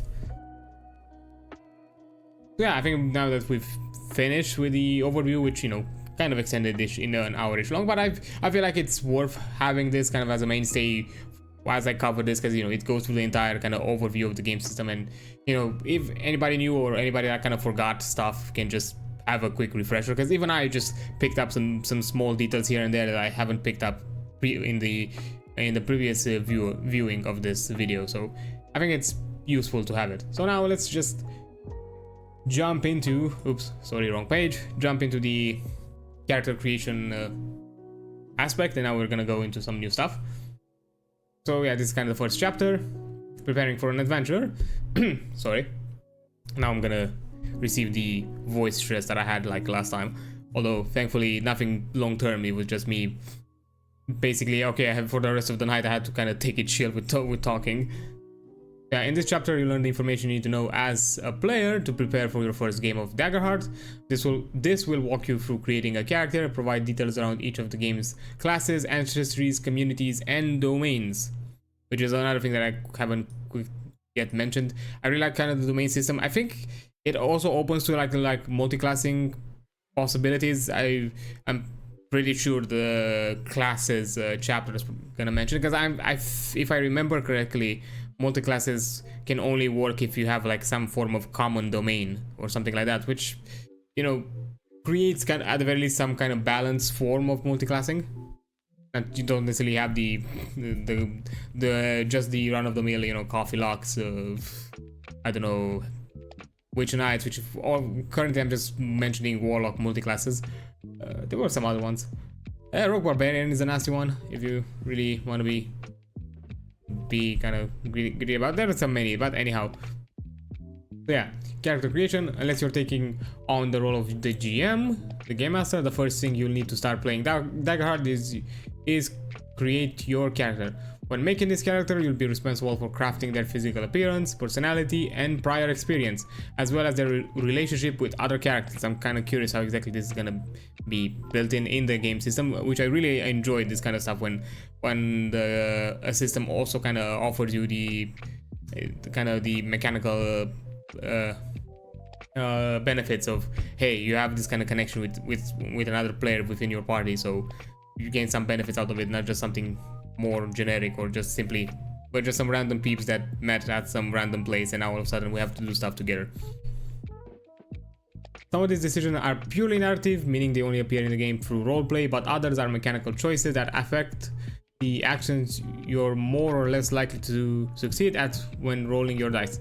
This section guides you through the steps to build your character. You don't need to complete that character creation in the order laid out here, but it's advised you choose the class you're playing first. You can accomplish the rest of the character creation in any order you prefer. I mean, yeah, it makes sense because, you know, classes are the kind of main thing that affect your play experience, because they're gonna be the section of your character that's gonna offer you the most options and the most tools to use. So, you know, if you have something that, you know, you don't necessarily enjoy about it, or have some kind of themes that may not necessarily connect with other aspects of your character, maybe that's not something you want to do. You know, you might feel like, okay, I'm probably gonna need a different class. So yeah, getting started. When you're ready to start your character, you'll need a character sheet, and character guide. You might also want to brainstorm some basic ideas of your character, game and character, both alone and with the players. Actually, I'm gonna talk about this, I think, after I read all of this, because I have some stuff that I also like to mention, which I'm curious if they're gonna cover it here, and some stuff like how I personally approach character creation. Have a session 0. If you're preparing to start a new campaign with your group, it is highly recommended that you use your first session together to build characters and talk about the world you'll be playing. Often called the session 0. See session 0 part 3. Okay, this is the best way to ensure that all players are on the same page about the kind of campaign you're going to play, the tone and feel everyone is excited about. The tone and feel everyone is excited about. Okay, this is kind of I think this is a typo because it repeats itself. And creating characters that work well together in a party. Also, just because I saw this typo, and if anybody else, you know, looks through this and you know, wants to offers feedback, they've mentioned that, you know, when it comes to typos, grammatical errors, anything of that manner, only mention it if in cases that create confusion in how a rule should work or how a mechanic should work. Like, for example, in D&D you have this kind of acronym called RAW, rules as written, which is basically dictates that, you know, the mechanic functions as the writing tells you. Of course, there's also the other factors of, you know, rules as intended, like what is exactly the intended purpose of this mechanic, which maybe compared to the way it's written, it's not the same, which kind of, this is kind of the main kind of conflict between this. If somehow the writing doesn't necessarily reflect the intention, then maybe there is something wrong there, or maybe there is not necessarily, or maybe simply the writing technically offers you some kind of loophole that might not necessarily be wanted to be present. You know, kind of maybe a loophole that offers you some advantage or some kind of broken effect that then will make you a lot more powerful and ruin the experience. So yeah, that's also another thing. Also with this kind of aspect, although I'm curious how, because the way I kind of approach it, sometimes, as I said, when it comes to character creation, me personally, both as a player and as a GM, I do enjoy the mystique elements of session 0 of character creation, or the idea of, you know, you have certain aspects about your character that, you know, you need to can only be found out as you play, and, you know, only by the players prodding, you know, they can find out about certain elements about your character or backstory, or, you know, why their actions are the way they are. So that's so, you know, when it comes to session 0, maybe also leave some room for you know, the players to be able to do something in their own kind of private aspect, and kind of build up certain things. Yes, session 0 should be there to kind of clarify, like, hey, this is the theme I want with the game. This is kind of what is a general kind of story. So, you know, for example, I don't know, you don't bring a pirate in a cowboy story, in a, you know, or a cowboy themed campaign. That's all of a sudden like really weird. You know, have things that can fit together. Of course, the tone is really important. You know, don't make some heavily depressed, heavily morally great character in some kind of beer and pretzel, or kind of, you know, very kind of colorful or more high fantasy, more high optimism kind of campaign. You know, if you want to do grim dark, you know, have a grim dark setting and with grim dark characters. Don't be the singularly grim dark dude that have seen shit while the other ones are happy go lucky. That's gonna be really weird. Although that would be kind of fun if that would be kind of like a party experience. That would be like a party challenge. Let's, you know, let's make that grim dark character part of our group, you know, and kind of integrate him into this world, which could be, I don't know, maybe something that some people might be about it. I don't know. So yeah, find ways to communicate, find ways to kind of, you know, if there are elements that you want to just be private, either between you and the DM or the game master, just, you know, maybe have them as kind of like separate discussions. Or, you know, a good way to do it, you know, session 0 is kind of the session that, as mentioned, gives you the tone, feel, and everything. But then from that point on, once you finish that, you know, players continue their thing, continue their more, you know, minute and more, you know, secretive aspects of their character after the fact, before, you know, you start your actual session, your session 1, your actual first session of the campaign. Of course, this really depends on how you plan your sessions, because I've seen in some aspects of and some approaches of session 0 where after you finish the session 0, some GMs might also already push you into starting the campaign, just because, you know, which can I understand, because I had players that kind of had this issue. Sometimes session 0s feel a bit underwhelming, because, you know, you have this moment where you have this kind of day that you plan out just simply for character creations, and some of the players also want to kind of jump in, not just be there, fill a character sheet and be done with it. And of course, it's not just filling a character sheet, it's about, you know, the other campaign discussion, of course the aspect of the consent forms and whatever kind of, you know, safety tools you're using. All of those kind of go together in this session. You know, what are the do's and don'ts and all of that. If there are any homebrew rules, usually at this point they are discussed and, you know, and clarified if, hey, we're gonna use them, we're gonna not use them, or whatever, or if they're gonna be made any other final alterations of how, you know, everything should play out in the long term. So yeah, it really depends. Here it's something that you're probably gonna have to figure out on your way. I don't think I can offer like necessarily like this is in a way like hey, this is the go-to method if you want to do a session 0 with, but at the same time also jump in, but also have some secret aspects of the player. Maybe you do them beforehand, maybe you do them after the fact, because there's also an aspect, certain elements of the player character can be filled out on the go. You know, you don't have to have like a full thought out character in every aspect, in every element of the backstory. In certain cases you might encounter stuff in the moment of the game, and then later on after the session is finished, you just, you know, jump to your game master and be like, hey, that character or that event that happened, it works really well with my backstory. Could we somehow in some way connect it to my character and maybe make it relate to whatever experience this character had in the past? And that's also a method. But yeah, That's gonna be also because that's also kind of, you know, making those in the moment decisions, and then later on have that kind of, you know, shocking reveal for the rest of the party that, hey, this is somehow also connected to me, not just a general kind of campaign experience that we all dealt with. Yeah. Thinking about character concept before you make any definitive choices, you might want to briefly look at all of the materials available to you and formulate an idea for what kind of character you want to make. This doesn't need to be specific, and it isn't required to begin, but having a basic concept to start from, like a circus performer who uses magic, or a captain who lost their ship at sea, might help you make choices as you move through each step. Yeah, that's also kind of something I do. I kind of go with like getting a vague theme of the character some way or somewhat. Sometimes, you know, it can be built as I go, or, you know, while I think of other aspects, maybe that concept then all of a sudden kind of surfaces, and when that concept surfaces, you know, then I can use that to then solidify any other aspect of the character creation that I haven't yet thought about. Yeah, get a character sheet and guide. As you begin creating your character, you use a character sheet and character guide to record your decisions and abilities. So make sure you have paper or digital copies of the sheets available to you before you begin. You can see a completed character sheet in the example character section. We're going to look at it after we go through all of this. Note that there is not a single generic character sheet or guide for you to use. They are all customized for the class you are playing.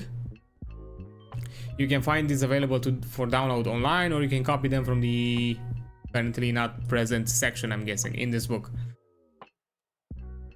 Which is interesting. I found it interesting that, you know, but at the same time really cool, because, you know, you have this carefully crafted sheet specifically for your class, because, you know, sometimes having a generic character sheet can create some difficulties depending on how that character behaves or mechanically.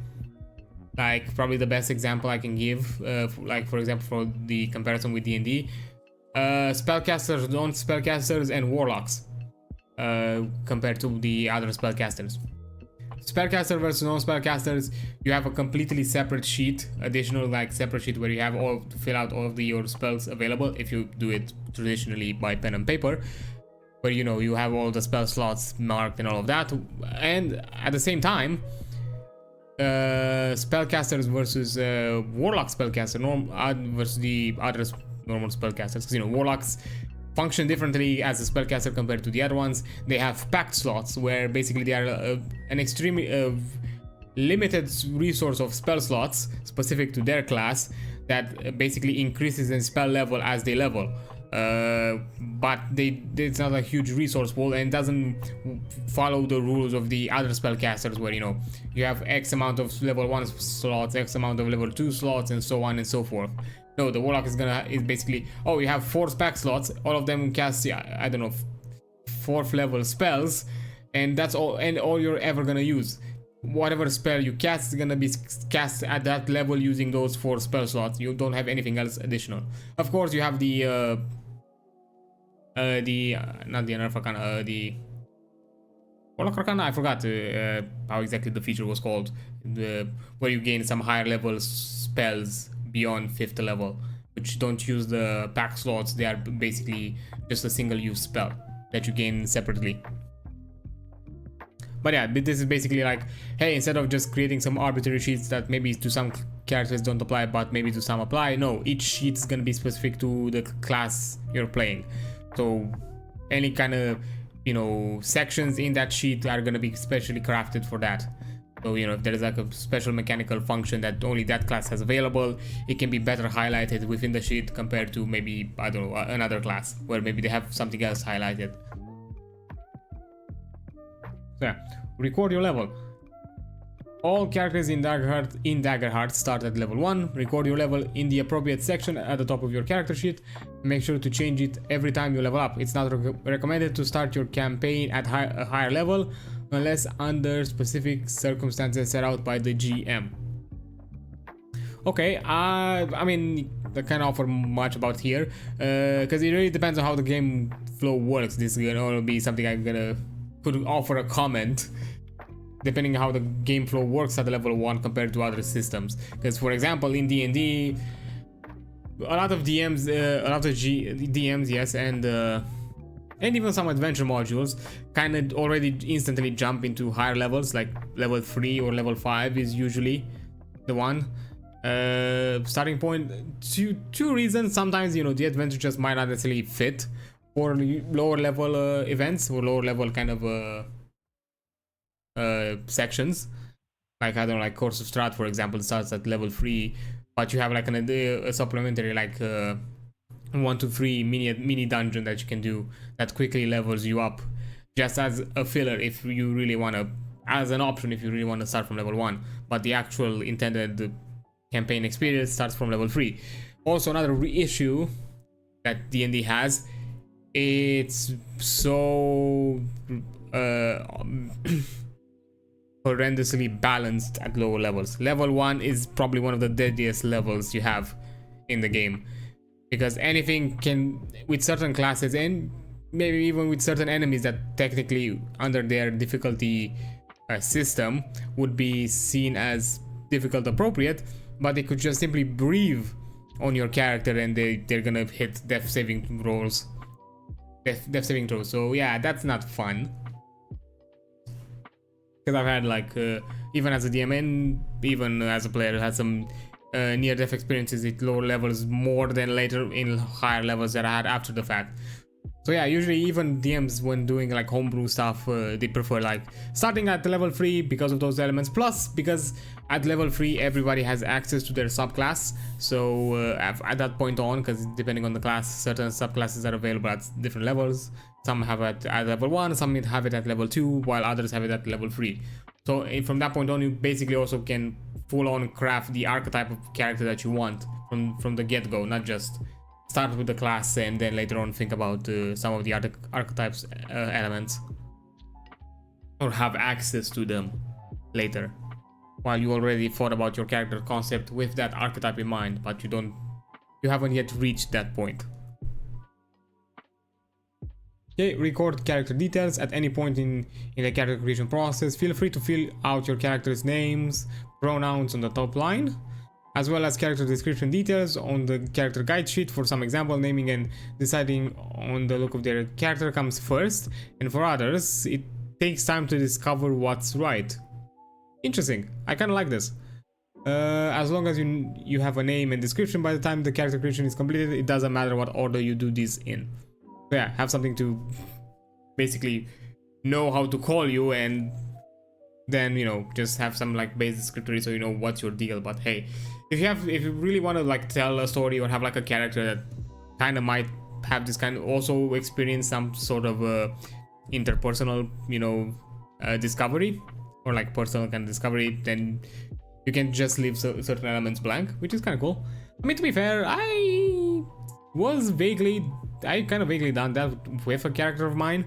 I had like well, this was more like a body swap kind of thing, and I thought about it, that would this character kind of, if, you know, worse comes to pass, would this character be willing to accept their new body and all of that kind of thing? So yeah, it's interesting to kind of think about this elements as you go, and who knows, maybe throughout the campaign certain things shift in, you know, how you identify, how you prefer to be called, and all those kind of aspects. Okay, now because we jump into choose your class, there's other things that I want to mention with the character concept that I kind of like, because yeah, think of character concept, have this kind of ballpark idea of your character. It's a good way. Another way that I occasionally do, not occasionally, I kind of do it pretty often, but in some cases, if the concept is already solid, from my perspective, I don't necessarily go through that anymore. One of the things that I like to do with my characters is also have them have like a song/playlist, depending.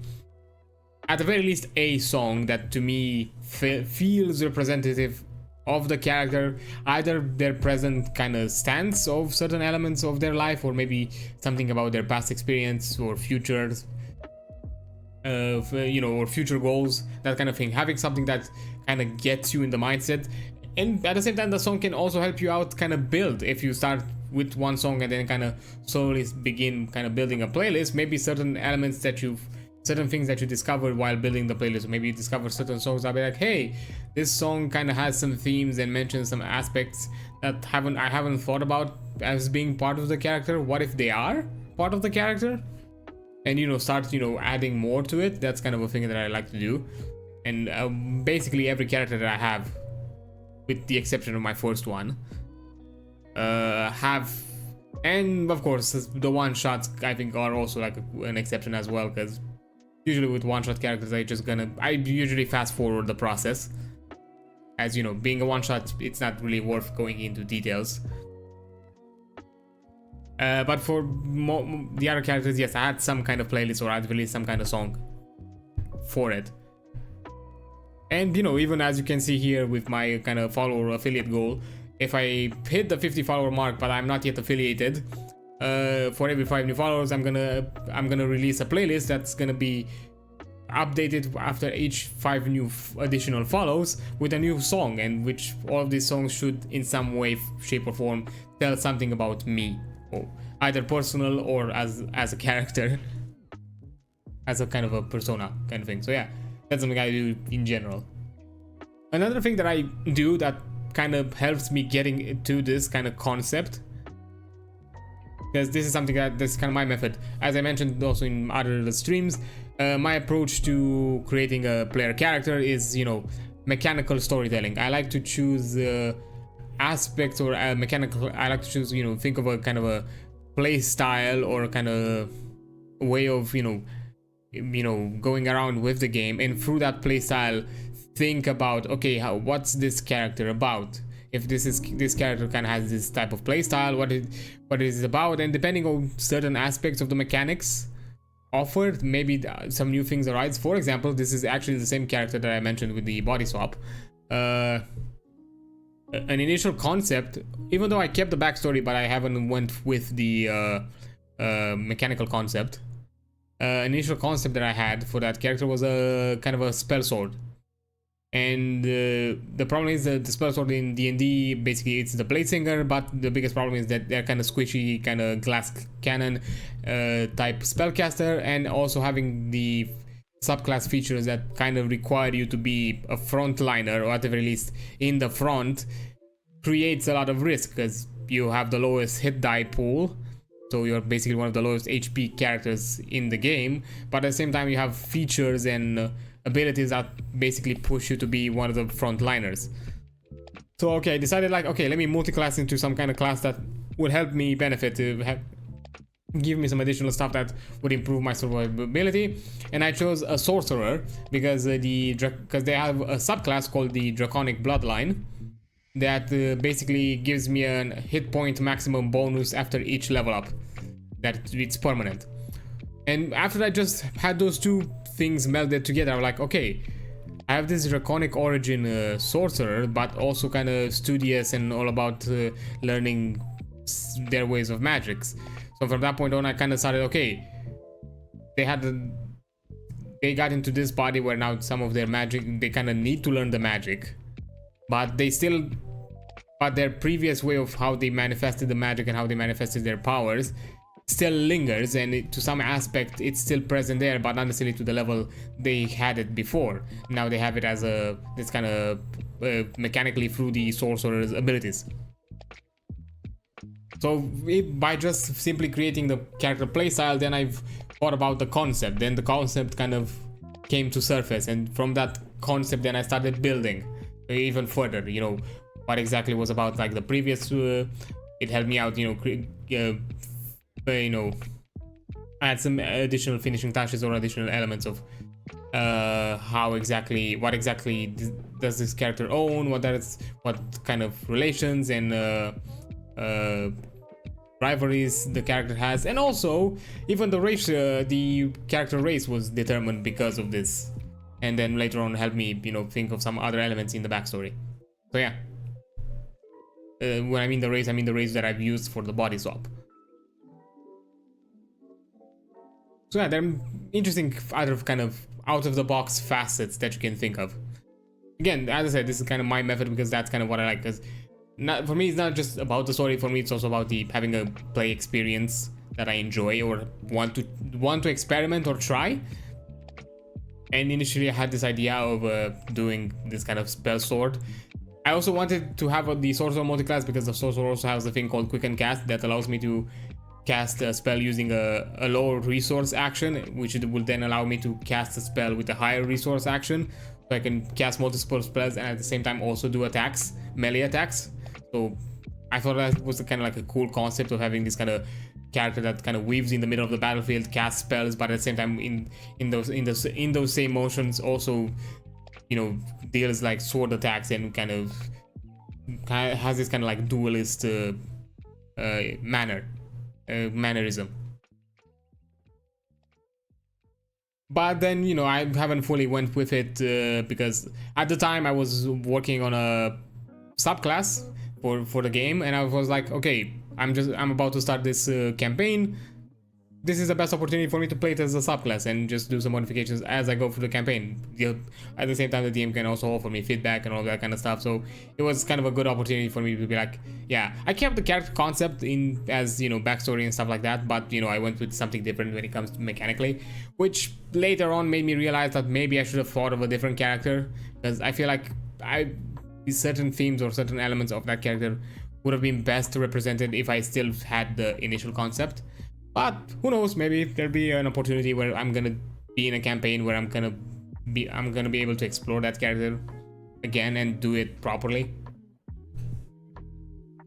So, you know, as I said, there are multiple ways, out of the box ways to kind of think of character creation. Think of the one that kind of fits you best, and also find ways to kind of incorporate your own touch in how that process works. Of course, as I said, for me, you know, songs, playlists are an important factor of, you know, thinking about a character or kind of representing a character. So for me, it's kind of part of it, as well as the mechanical functionality of the character is a heavy part of how I create it. Maybe in your case could be something different. It could be any other aspects. Maybe you want to create characters that, you know, follow a trope, or maybe even in some cases, because there are even like YouTube series about it, you know, I want to create the character that embodies X character from X show or whatever the fuck that you want to do. That's also totally okay. Hey, if you want to have fun with it, go ahead. To be fair, my initial Curse of Strahd character was initially planned to be a kind of a Van Helsing parody character type style character, but then I realized that in that party, I was not the only one that thought about it. There was another player that did the exact same thing. So I'm like, you know what, F it, I'm not gonna go with this. I'm gonna change it. I'm gonna do something different. I'm gonna let the other player have the Van Helsing parody. I'm just gonna do something else, because it would have been really weird. Even though we went in different directions with, you know, classes, races and all of that kind of stuff, I was like, you know, even so, I still don't want to, because it feels like I'm stepping over the player, or the other way around, they are stepping over me because of, you know, those kind of themes.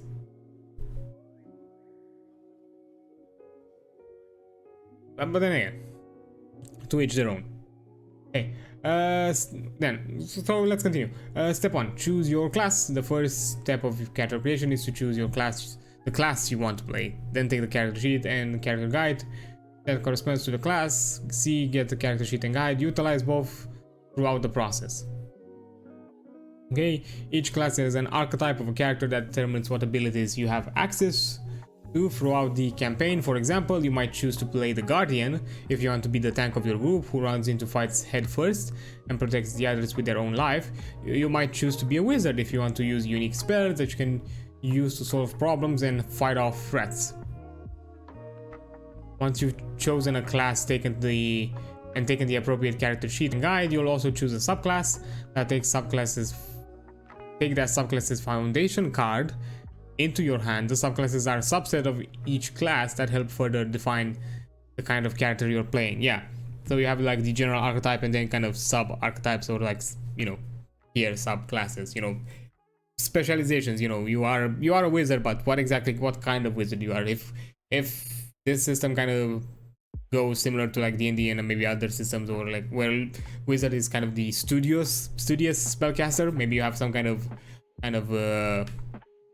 degree, or not necessarily degree, but you know, you have a certain you've learned a certain school of magic types or magic practices and anything like that, maybe could be a bit more generic than what D&D had at the beginning, where basically Wizard had subclasses for each spell school type, which offered a ton of options, but and specific benefits to those spell schools, but maybe in certain aspects felt underwhelming, because honestly some may felt better than others. Of course, all of them are cool in their own way and can be used in specific campaigns and specific kind of encounters. Yeah. Class features. Every class begins with a unique class feature or several. You don't have to write this down, it's already provided at the bottom left of that class's character sheet. Nice. They are unique features available only to your class, so be sure to consider them when building your character. If your class features asks you to make a selection during character creation, make sure you select one of the options before you transition into your first session. The book details each class feature in its respective class. See the section upcoming class sections, which is something I'm obviously probably gonna check out in a different stream, because I'm sure that one's also gonna be kind of lengthy. So yeah, class options. The available classes and subclasses in the base selection include the following. You can learn more about each of these classes and their foundations in the class section. Okay. Bard, class foundation, wordsmith and troubadour. This I haven't heard the word actually. I'm gonna Google this, because I do not know. I don't know words. Composer or performer. Okay. Give me a pronunciation. Troubadour. Okay, troubadour. I think it sounds French. Troubadour. Troubadour. Yeah, troubadour. I think which is kind of French-ish. Oh well. Odd things you mentioned. Anyhow. Okay. Play the wordsmith if you wanna use clever wordplay and captivate crowds. Play the troubadour if you want to play music to bolster your allies. So okay, kind of a buffer. And from this one, I'm getting the feel that they're kind of this kind of crowd control type character. So yeah, CCs or buffs. Or basically, druid. Class foundation, warden of elements if you want to embody the aspects of nature, and warden of renewal if you want to use powerful magic to heal your party members. So yeah, currently from what I've seen, they are very heavily kind of archetypal. Like you have the very obvious healer subclass, the very obvious kind of, I don't know, damage dealing or other kind of form of support subclass. So so if you want to embody the aspect of, because I'm guessing this is more like damage dealer and kind of, wrath of nature type subclass. Guardian, stalwart, class foundation stalwart if you want to take heavy blows and keep fighting, so kind of a tank. Or vengeance if you want to strike down the enemies harm you or your allies.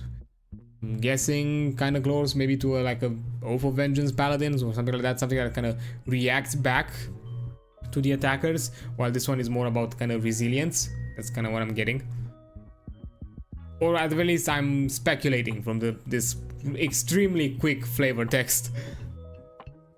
Ranger, class foundation wayfinder if you want to hunt your prey using deadly force, or companion if you want to form a deep bond with an animal. So yeah, the obvious kind of, oh look, you're a ranger, you have a pet, you have, hopefully this one is gonna be approach a lot better than what the Beastmaster Ranger got in D&D, because oh boy, that was a mistreated subclass for the longest of time, until Tasha came in and fixed it a bit. And I even like the Baldur's Gate 3 kind of video gamey reworks of that class are a lot better than can be used in the tabletop system and offer an improved experience.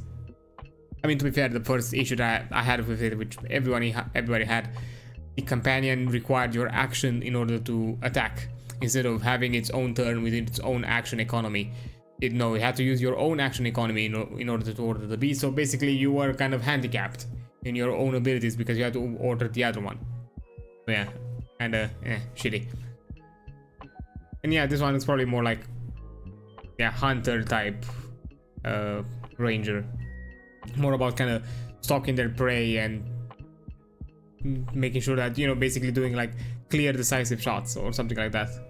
Seraph, Cloud's Foundation, Winged Sentinel if you want to take flight and strike crushing blows, or Divine Wielder if you want to dominate the battlefield with a legendary weapon. Okay, I mean, Seraph gives me Paladin vibes, and both of these kind of will go in that direction.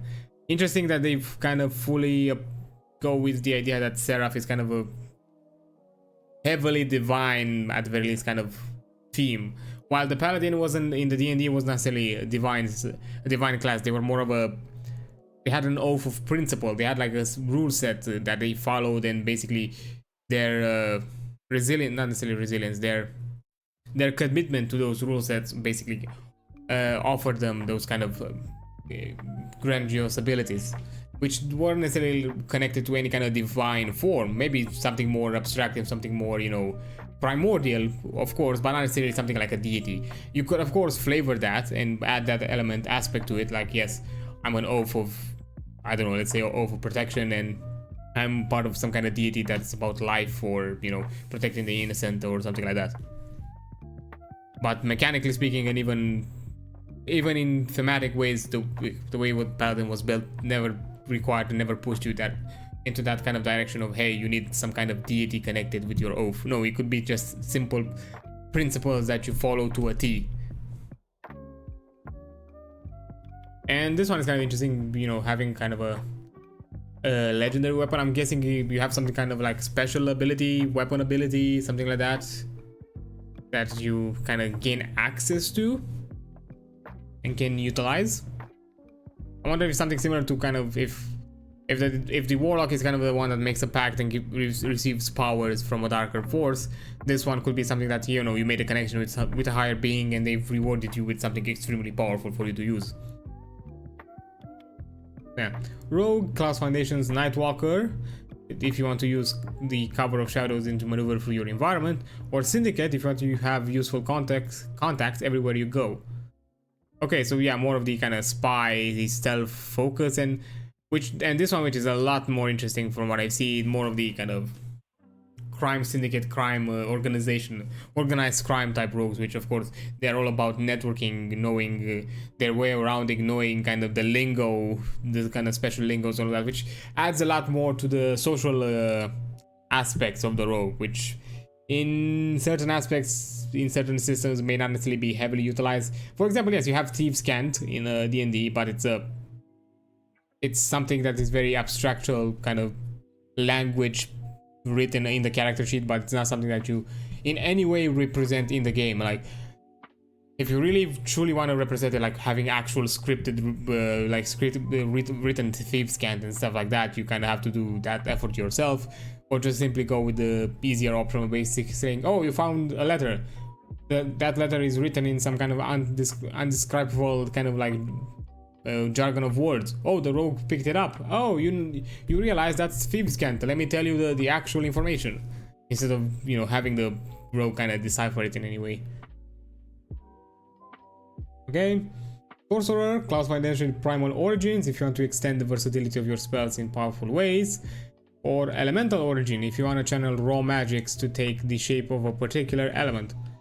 So yeah, Primal Origin, although this kind of plays into the baseline Sorcerer of D&D, which is kind of the idea that aside from being an innate spellcaster, you have this kind of special gift that allows you to basically alter how the spell works beyond their intended functionality.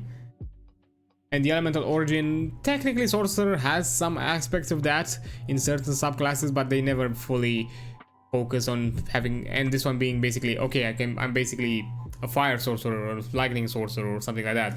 There were some elements of that present also with the sorcerer in D&D, but with certain classes. Yeah, we had like the storm sorcerer, for example, was kind of the only one that was heavily themed with specific damage types, lightning, thunder, and I think maybe blood. No, I think just lightning and thunder.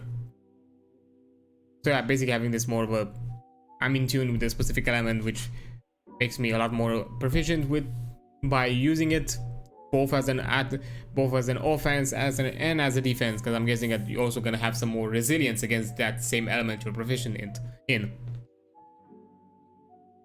Okay, Warrior, Class Foundation, Call of the Slayer if you want to strike down adversary with incredible power, or Call of the Brave if you want to use the might of your enemies to fuel you. So I'm guessing here that, yeah, kind of the Warrior is more into the general kind of barbarian fighter kind of archetype, kind of melded into one. As yeah, this kind of feels in the rage, powerful blows that, you know, are not necessarily can be tactful, cannot necessarily be tactful. So that's kind of interesting. Then you have the final one, which is Wizard, with the foundation of School of Knowledge if you want to have a keen understanding of the world around you, of School of War if you want to utilize trained magics to enact violence. Yeah, so either be like full-on studious style class, or just a basically someone that has learned magic just for the sake of utilizing them against your foes. Basically, we're like a trained to be some kind of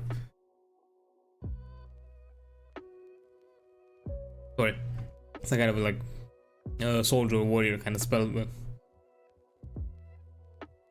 Yeah, I mean, of course, not much to offer an opinion, as all of this was mostly flavor text, and just to give a vague generic idea. As again, most likely in a future stream, I'm gonna look at all of them, or at the very least a few of them, and then check them out and talk about them like more in details then.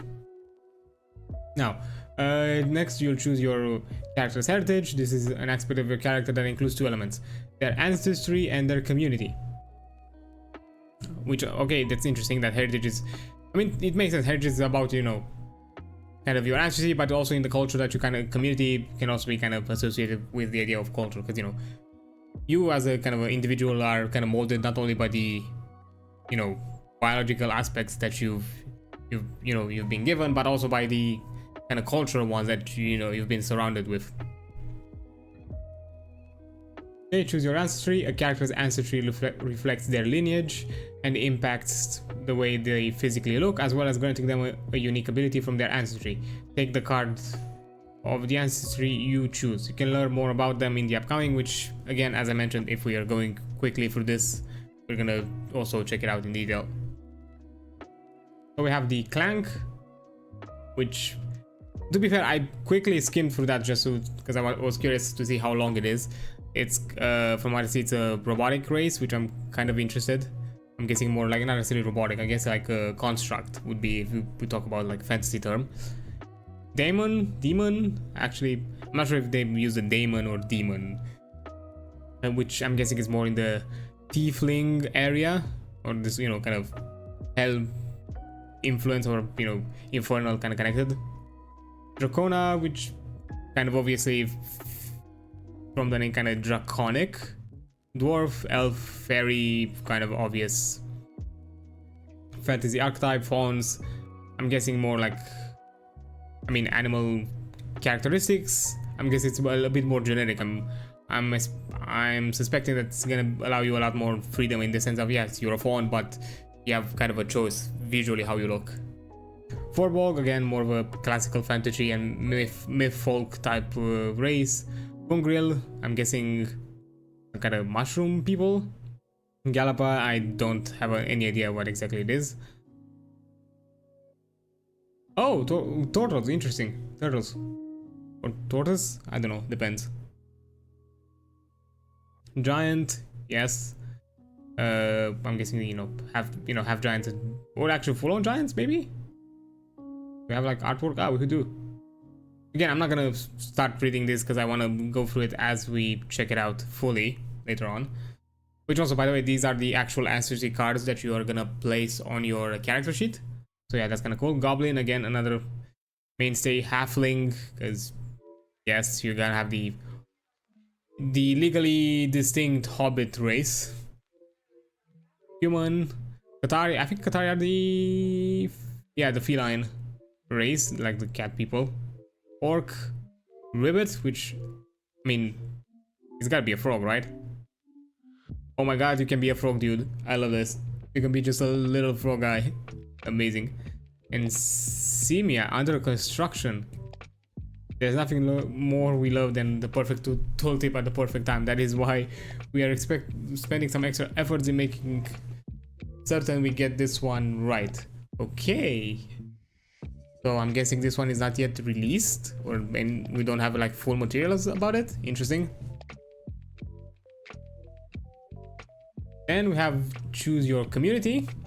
Next, you'll choose a community from the available community cards. Your character's community informs the culture they grew up in and might also play a part in the way they look, act, or approach situations. Communities can be influenced by details such as their physical locations, values, and goals. Each community also comes with a mechanical benefit that you'll be able to utilize during the game. The communities included are, which is obvious kind of in the vague element of background, characters, you know, those kind of what exactly kind of you grew up with and what exactly did those kind of past experiences influence you now. You have highborn, so I'm guessing someone like of high status. Loreborn, you were brought up in a place favored by strong academic and political prowess. Interesting. Yeah, born into a life of elegance, opulence. Yes. Orderborn, so I'm guessing something more like militarist kind of discipline. Yes, discipline or faith to a set of uphold a set of principles. Bridgeborn, community that. Oh, okay, so more kind of like mountains. Seaborn, yes, your coastal lifestyle. Slyborn, I'm guessing more like a criminal, underworld, con artist, that kind of stuff. Underborn, I'm guessing is more of a subterranean. Oh, kind of like, you know, Underdark or, you know, subterranean kind of races, you know, dark elves, drows kind of thing. Wonderborn, I'm guessing nomadic people. Yeah, you were raised as a nomad, not having a permanent home. And Wildborn, of course, very druidic nature, you know, kind of a druidic clan connected with the nature, in connection with nature. Again, we're gonna go through this later on.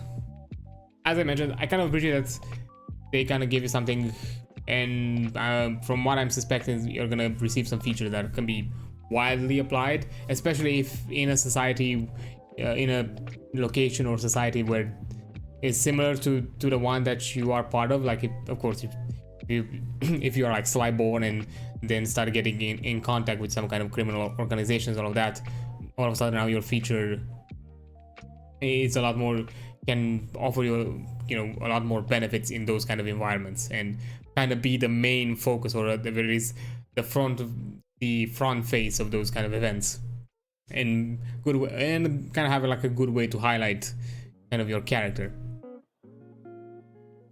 Languages. In Daggerheart, you're not asked to pick specific languages for your character. The game assumes that everyone speaks a common language. It's up to you whether that's through mundane or magic means, and that sign language is widely understood across cultures and communities.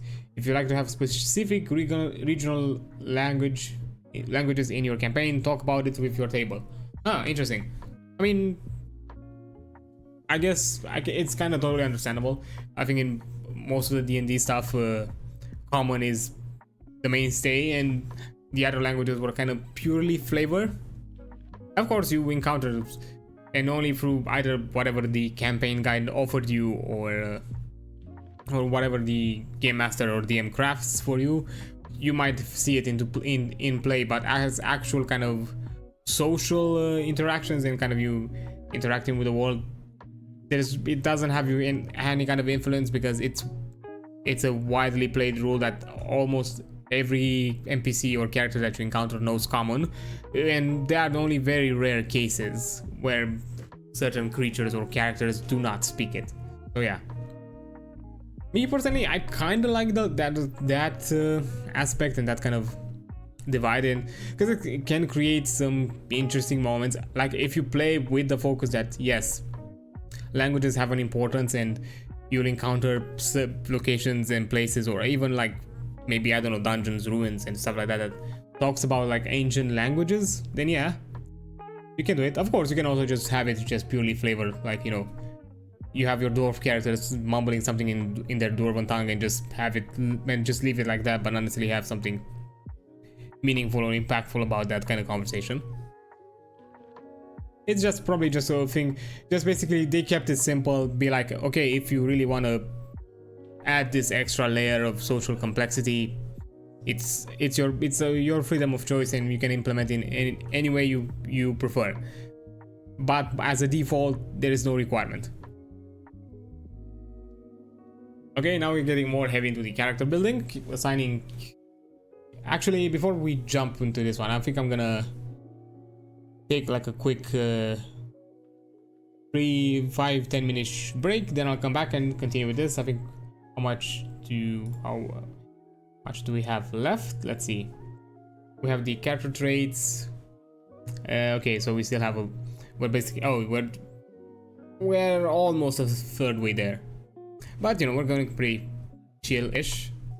And as I said, even if my plan is to go through this entire section completely and then see, and depending on that, if we have more time, we can jump into some other stuff. If not, I'm just gonna leave it at the character creation overview. But as I said, I'm gonna be right back in a few minutes. Take this as an opportunity for you to also kind of, you know, have a quick break, you know, refill any drinks that you need refilling, or snacks and anything like that, and we'll continue where we left off in a bit.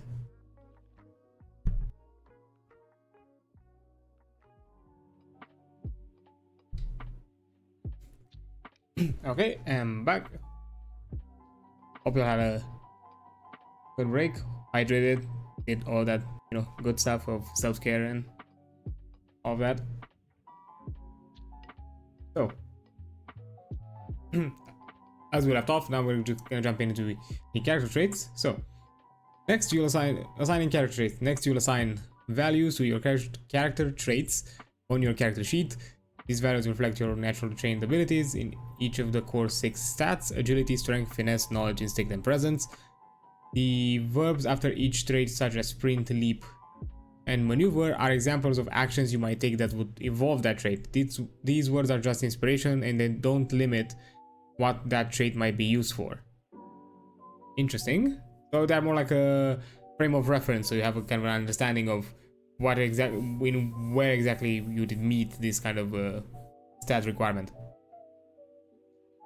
Actually, not stat, in this case it's trait. Because I'm guessing and understanding that in some aspects of the way this is going to be simplified and not going to have to the level of to D&D, where you have stats that are assigned to skills that, you know, which have like assigned skills, and those skills are basically most of the roles that you use. You rarely use a generical dex roll, or I don't know, an intelligence roll, usually maybe for skills that are not necessarily shown or presented. Yeah. Agility, sprint, leap, maneuver, so more about kind of something that puts on your body kind of completely, not just it's kind of a, because you have like agility and finesse, so I'm guessing this is more like on the macro scale, and this one's on the finesse, because I've also mentioned it previously. I kind of like this separation, because one of the biggest issues that I've seen in other TRPGs, the one that I know of, is being D&D. Dex is it's an extremely loaded stat. It has a lot of elements benefit from it, skill wise, character wise, defense wise, and you know, even offense. You know, great benefits defense, great benefits offense, and even a lot of good kind of skill options to use. You know, sleight of hand, acrobatics, and anything, and a lot of the kind of dexterous elements. You know, block picking. Yeah, you gain a ton of benefits, and which, you know, kind of puts it in a kind of this kind of unbalanced compared to other stats position. It's, you know, okay, so a high agility score means you're faster on your feet, nimbler on difficult terrain, and quicker to react to danger. You'll roll with agility to scurry up a rope, sprint to cover, or bound from rooftop to rooftop. So yeah, elements that require kind of more of your full-on body, not just the I think I'm comparing, my way of seeing it, agility is for the macro stuff when it comes to dexterity. Strength, lift, smash, grapple, kind of the, I'm guessing everybody's understands anything that kind of puts all of your force into it. It's most likely something that's related to strength. A high strength scores means you're better at feats that test physical prowess, bodily fortitude. You'll roll to strength to break through a door, lift heavy objects, or hold your ground against a foe.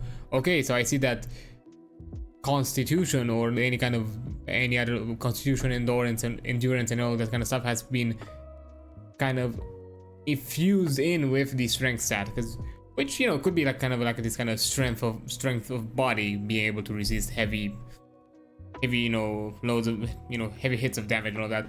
Which again, this kind of goes in the opposite direction to the dexterity one, because constitution or maybe even endurance in other systems, if they prefer it differently, is usually kind of the underutilized one, because aside from you resisting stuff that affects your body more internally, like poisons, and you know, any kind of like bodily object, you know, poison, alcohol, those kind of classical things, constitution is not really pushing anything. And aside from the simple benefit that you have higher hit points numbers, you're a bigger HP pool, you're a bigger bag of numbers. And strength overall, it's a good ballpark. Of course, again, compared to what dexterity was, not as powerful, because strength was mostly about the offense, and of course certain elements about, you know, yes, lifting, holding your grounds against others, and, you know, kind of contesting against other foes or adversaries. So also adding this would even enhance the benefit of basically investing into strength compared to other ones. So I'm guessing that even and also I feel like kind of removes that possibility of, you know, strength becoming the go-to dumb stat for most classes, as strength now also has an element about your body resistance. So you might be inclined to, at the very least, not have it so it's an impairment. At the very least, you feel like, you know, I'm just the normal average Joe when it comes to strength. Okay, finesse, control, hide, tinker. A high finesse score means you're dexterous and accurate.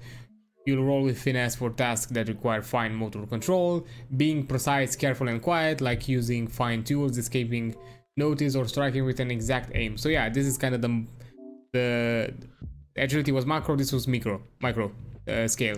So anything that's more specific, more on the specificity, or like that doesn't necessarily require all elements, as mentioned here, that exact aim. So maybe you do like a precise strike, either with like maybe like a dagger, rapier, or a bow. Finesse would more likely be for something more long range. At the same time, as mentioning, for the kind of nitty gritty things like, you know, tinkering, lockpicking, all those kind of aspects, and apparently even here finesse is about, you know, hiding, which makes sense, because finesse being that you kind of have this control of keeping yourself down low, not necessarily, you're not too flamboyant, you're not too, because, you know, agility can also add flamboyance, because, you know, when you think agile, you also can think of something like, you know, those people that do a ton of, you know, parkour tricks and all that. That's extremely flamboyant, that has nothing to do with you being, you know, covert. Yeah, again, I do enjoy this separation and the melding here with the two, with the kind of endurance and power stats. Instinct, perceive, sense, navigate. A high instinct score means you have keen senses of your surroundings, a natural intuition. You'll roll with instincts to sense danger, notice details in the world around you, or track elusive foes. I see, it's also sense danger, so I'm really curious if they're gonna play into the idea, because I've had this kind of discussion with like other players and other people that are also like designers, all of that technically when it comes to initiative, it's not only about your reaction time, it's also about your perception, because it's not only about that you're quick to react, but you also are able to visualize what it's about to hit you. If you're not aware that somebody is about to attack you, your you know, your quick reactions won't do nothing because you won't even attempt to do it if you don't think there's any threat around you. So I'm really curious if there is like, this is kind of a possibility where you'll have access to either using agility or instinct when it comes to determining when you act, or if there is some kind of interesting combination that you use two of them. Okay, and of course, you know, instinct, perceive, navigate, all of that, perceptions, all of that, and you know, so have a keen sense of your surrounding, have an instinct of danger. I think I saw this kind of obviously kind of jokey, but at the same time kind of makes sense, having the kind of vibe check, which I feel like, you know, instinct kind of goes into it. Instinct, wisdom, this idea that, you know, it's about street smart, it's about, you know, taking a general overview of your surroundings and quickly understand like, okay, this is like a bad place, a good place, all that, you know, get the vibe, have a vibe check. More games require a vibe check, a vibe roll. And I'm curious that if this also, to me it feels like it can also play into that, you know, notice more details in the world, track elusive foes, yes, all of that kind of tracking skills. And yeah, natural intuition, again, wisdom is, because here it's called instinct, in other maybe it's called wisdom. Wisdom is about street smarts, while intelligence, or in this case knowledge, is more about book smarts. And that's always kind of the differentiator, and it's good to have kind of a mixture of both. So yeah, presence, charm, perform, deceive. A high presence score means you have strong force of personality, exact, that's kind of the best definition about it. And a facility with social situation, you'll roll with presence to plead your case, intimidate foes, or get all eyes on you. So yeah, obviously this is kind of the charisma overall stat. It's all about, although I've seen in certain games it's separated, which I also find it interesting. I think like Call of Cthulhu separates them, like there is like a separation between this kind of force of personality and this kind of force of dominance. It's basically the idea that, you know, you're able to make yourself known, but there's also a separate aspect of being able to influence others with your presence or something. There was something like that, although I think like it had like the entire system was kind of built on this kind of duality aspect. I think it was Call of Cthulhu, I don't remember. Again, I haven't played like a session of it, so I can't really say. Knowledge, recall, analyze, and comprehend. A high knowledge score means you know information others don't and understand how to apply your mind through deductions and inference. You'll roll with knowledge to interpret facts, see patterns clearly, or remember important information. Yeah, kind of the general like intelligence stat. You know, it's all about kind of the accumulated knowledge and how you can apply it to, you know, your surroundings, and also, you know, having this kind of analytical skills and be able to pertain and deduce certain elements that happen within you with careful consideration, while compared to instinct, which is more about kind of first look at it, kind of in the moment kind of intuition, or kind of perception, or in the moment kind of realization, observations actually. Yeah. Now, distribute stat modifiers. Trait modifiers are the value that associate with each trait. When you make an action roll using one of these traits, the trait's modifier adjusts the rolls with the result by that number. Distribute the following starting modifiers across your character traits in any order you wish. +2, +1, +1, 0, 0, -1. Okay. When distributing these modifiers, consider what actions you want to be good at, what weapons you want to use during your attacks, and what kind of spellcasting you'll be doing, if any. We'll cover weapons and spells in future sections, but if you don't know how to distribute your stats, you may always refer to the character guide for suggested stats. You can also change these stats around as needed during your character creation, as well as after your first few sessions of play if you feel like you made the wrong decision. First of all, I kind of like this idea of course, if everybody is on board, that's the important part of, hey, it's okay if we have this kind of moment of playtesting, of seeing like, hey, if we've made, because sometimes, yes, when you commit to certain stats, you might later on realize that, you know, maybe this wasn't a good choice, and you kind of regret because you get yourself into moments where you don't like. I can give you the best good example. Again, my first started character, he had low perception. Like by low perception I mean had a 0 modifier. And I don't know why I've been put into a ton of situation with having that required my perception, and just using my base roll has never been helpful. For some reason I had done a ton of egregiously bad rolls just without having any kind of proficiencies in any kind of wisdom required or perception required kind of stats or stuff like that. So yeah, I kind of hated that and feel like okay, I should have probably at the very least invest in skill proficiencies that were wisdom related, even if the character itself was not intended to have high wisdom.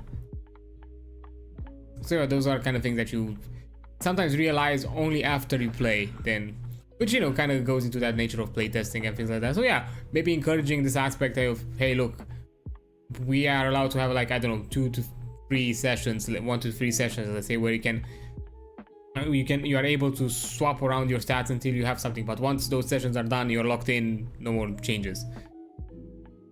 So yeah, that's kind of good. Also, because I was just about to mention, if I wonder if they're gonna use these modifiers as well as a part of the determining of spellcasting, because I don't know why I had this vague suspicion that maybe spellcasting would have been something more separate and more generic, but no, from the looks of it, it also applies to spellcasting.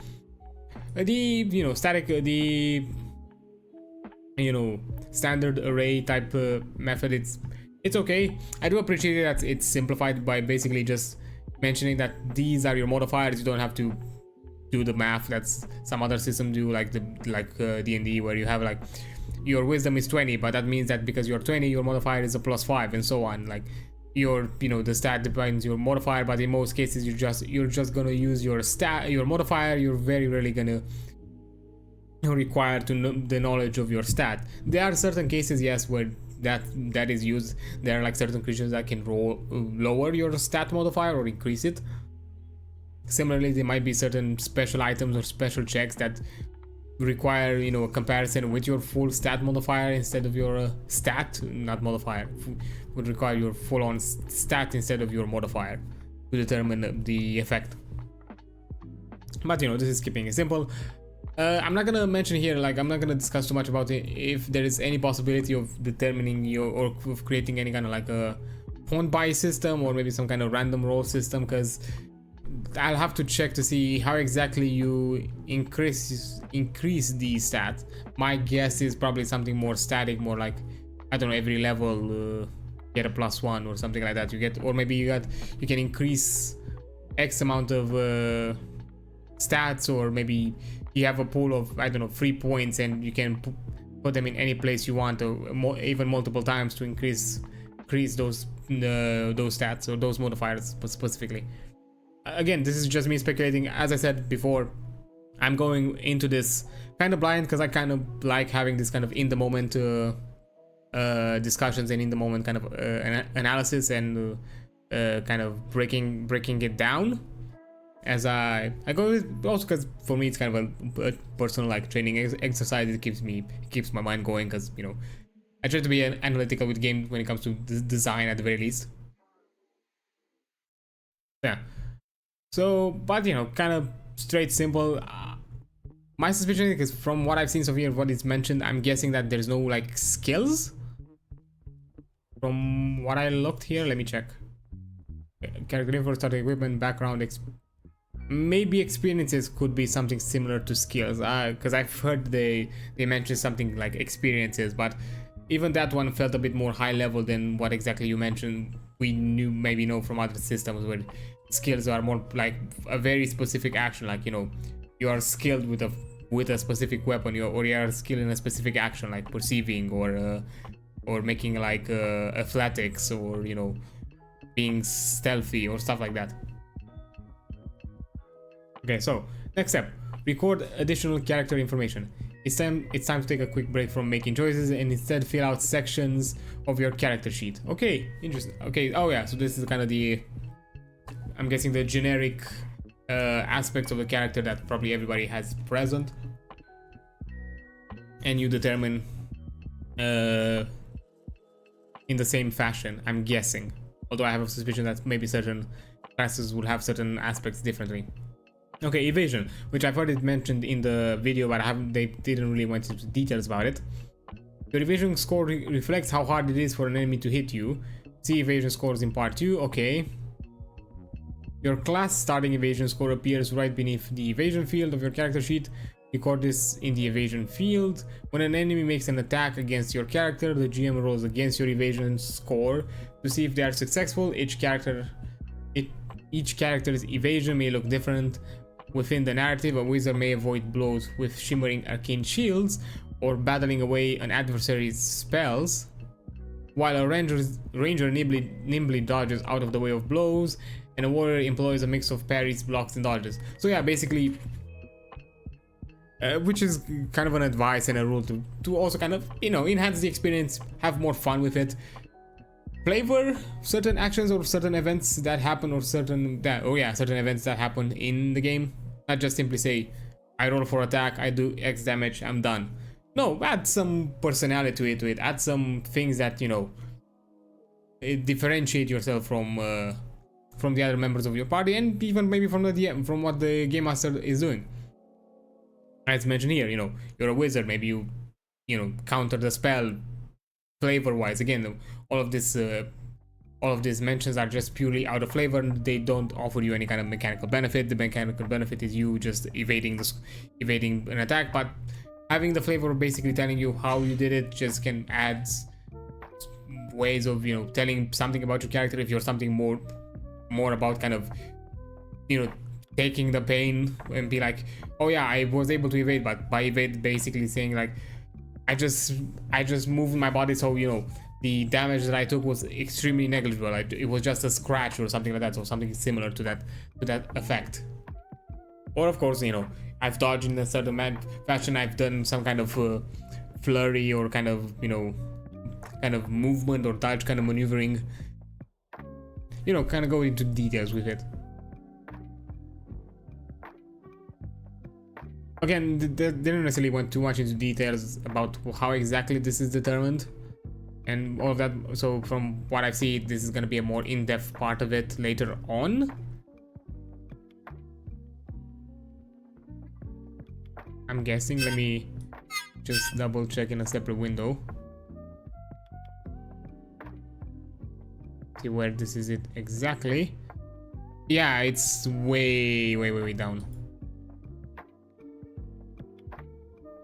Yeah, evasion. Yeah, it's a lot. It's further in the system, in the overview, in the playtest material. Hit points and stress. Okay, so your character's health and well-being are represented by hit points and stress. Hit points, sometimes called HP, are an abstract reflection of your physical fortitude and the ability to take hits, both from blade and from magic. See damage threshold and hit points. Stress reflects your ability to withstand the pressure of dangerous situations. This includes mental and emotional strain, as well as the physical discomfort that comes from avoiding dire blows of battle. Okay. So yeah, it's interesting that you kind of have it separate into two kind of resource pools. One that's more kind of immediate, while the other one is kind of building up. But this one is, of course, if your hit points are affected, it's kind of more of an immediate effect, while the stress is something more long term, and it's more of an issue if it builds up than necessarily if it's slowly removed. You can describe your hit points and stress any way you wish, but they generally represent your character's ability to get knocked down and keep coming back up. You'll mark your hit points and stress when these situations arise. The fewer marks you have against your hit points and stress, the better. However, when you're attacked, you don't always have to mark hit points. Instead, your class has certain damage thresholds, indicating how much damage you can endure before making a hit point. Before marking a hit point, not making a hit point, sorry. Find your class's starting damage threshold at the top of your hit points and stress section of your character sheet. Record these numbers in the corresponding fields in the damage threshold and hit points section of part 2. You learn how many hit points to mark in your character sheet each time the GM tells you to take damage. which is something that has also been explained in the overview, because you had it separated in the where was it? Here, in the minor major severe. If it's 4 or above, it's minor, so you hash out 1 square, 1 point. If it's 9 or above, which is major, you hash 2. You mark 2 points. If it's 14 or above, that's considered severe, and you mark 3, which probably depending on the class, because I'm guessing hit points similar to the minor, major, severe are different depending on the class. Can mean a lot if you talk about severe, but if you roll a number that is below the minor, like a 3 or lower, like 3, 2, 1 or 0, you just mark off a stress. And as mentioned, if you get to the point where all of your stress points are marked, you start removing hit points. So basically even when you are at full stress, even below minor damage, it can still become a threat at a certain point in the combat.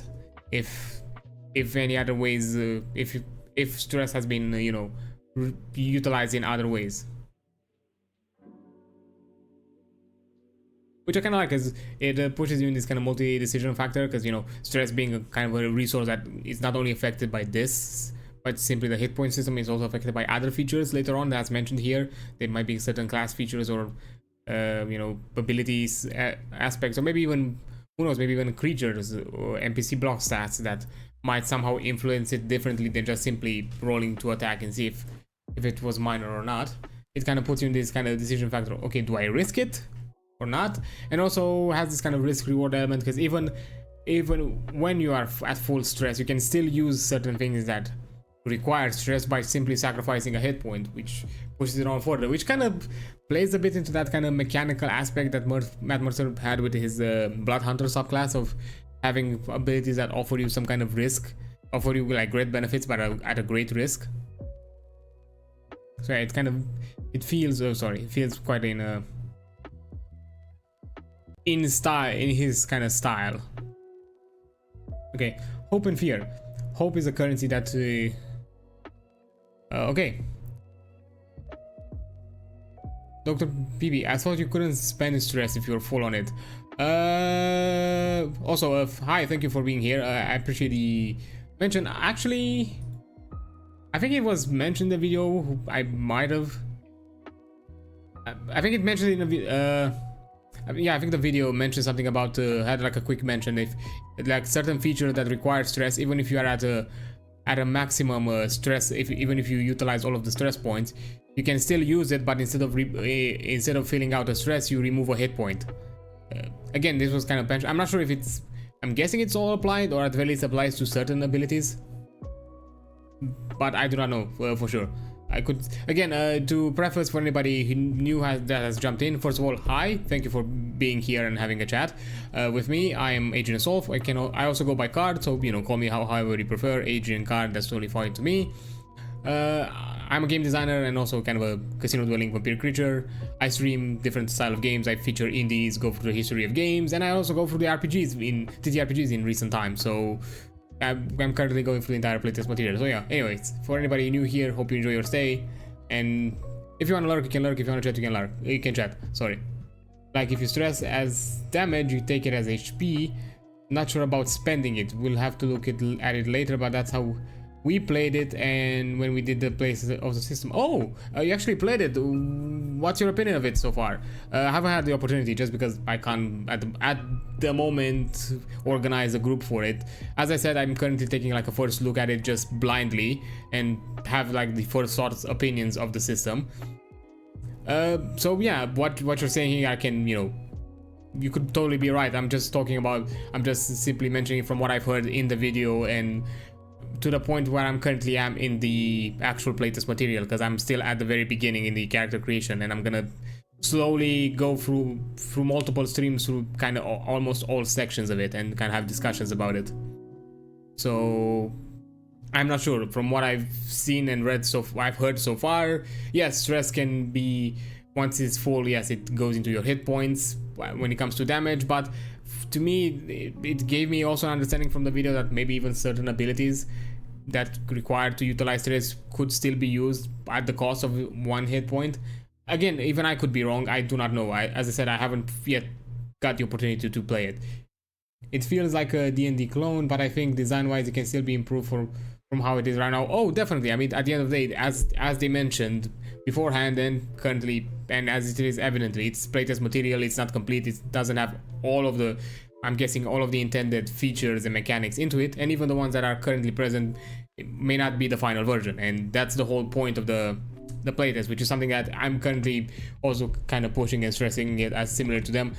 The more you playtest, the more you offer feedback, and the more you try to kind of you know, take advantage of it, kind of break it, and you know, somehow, you know, kind of exploit it, the better for the designers later, the better for the game creators later on, because the more data and the more behaviors they see, the better understanding they get. Okay, this was our intended aspect of the feature, this is how the players are currently using it, and at the same time this is what they actually expect out of it, so they can make a more informed decision later on. But it's also kind of a numbers thing. The more information, the more data they get, the better a more informed decision they can make later on, or a better or a more appropriate improvement to the system. Yeah, I hope they try out different stuff in later iterations. This system is also the first time many have played it in a narrative system as opposed to a traditional system like D&D. Yeah, which is also what I've seen about it and mentioned about it. It's heavily mentioned about it, which makes sense considering who are the creators at the helm of it. You know, Matt Mercer. I'm sure like a ton of the cast and other people within the Critical Role kind of medium offered similar kind of perspective and feedbacks about this kind of being also a storytelling system, not just simply number crunchy. And they even mentioned it that they're not gonna be as number crunchy heavy. They're keeping it a lot more simpler in certain terms, which is totally fine. At the end of the day, not number crunching is not something that it's, you know, for everyone, and not something that everyone enjoys about it. Not everyone likes the math of the game. Of a game, of a ttrpg more specifically. What again I kind of prefaced and mentioned before, to me calling it a storytelling system kind of puts on kind of heavy expectations for the players and the game master. As I've mentioned and many others have mentioned before, the game master is not the writer, is not the storyteller, is not there to tell a story. The game master is there to create these scenarios, encounters, and basically create different challenges that then the player group can react to, and together in the moment as they do the encounter, you create an experience, which that's more important. The idea is not about creating a story, it's about creating an experience. It's about creating, and more importantly, a fun experience, an experience that you enjoy, because it's a lot more important to have those moments where you kind of later on, when the session is over, you go have a chat with your friends, be like, hey, remember that moment when I threw you through the wall and you were able to unlock the door from the other side just because I was strong enough and you were resilient enough. Like, that's not necessarily a story moment, that's an experience. That's not necessarily a story, that's more of a moment or an experience. There was no like plot twisting event. Of course you can also have those, but at the same time it's more important about the smaller things, the things that that are easier for everybody to remember, that are easier for anyone to approach and be like, hey, remember that thing that we did together? It was really fun. Or that thing that you did that was really hilarious, or really crazy, or really sad, or whatever. You know, I feel like calling it an experience doesn't have the same heavy load than calling it a storyteller. Because from what I see, yes, it offers you the tools to also create a story, but it's also good enough to just simply have fun, great experiences, not necessarily fun, enjoyable experiences, because fun is not necessarily just having happy-go-lucky things. It can also still be grim, dark, gritty, anything like that.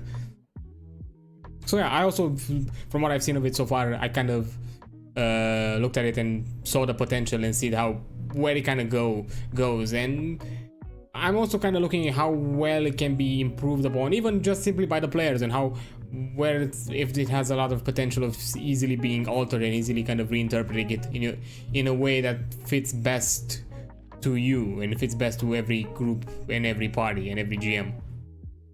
And it feels quite malleable from what I've seen and read so far out of it.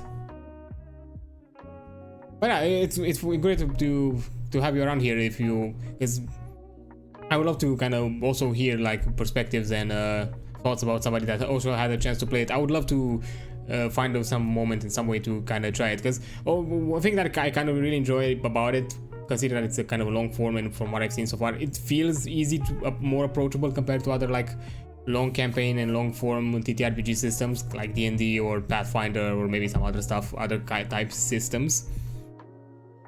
And from what I've seen of it, it feels a lot more simplified, a lot more easier to understand, but at the same time it has enough depth where you can push it further than just having it kind of like a one-shot system or something that you can just do in a few small sessions and be done with it. So yeah, if you're still looking for a group to play with, I can hook you up with a Discord server. We'll see, we'll talk about it, not something that I'm gonna look into it now. I might also look into like some online kind of groups, because I kind of want to go back into it myself. Although to be fair, I'm currently discussing with somebody that I've met and known already. I know already for a while, of also kind of going into a campaign, or at least at a one shot. So I might already be doing something. So, and I don't want to pile myself with too many sessions, because I also do other stuff outside of the streams and my off time. So I have other stuff to handle.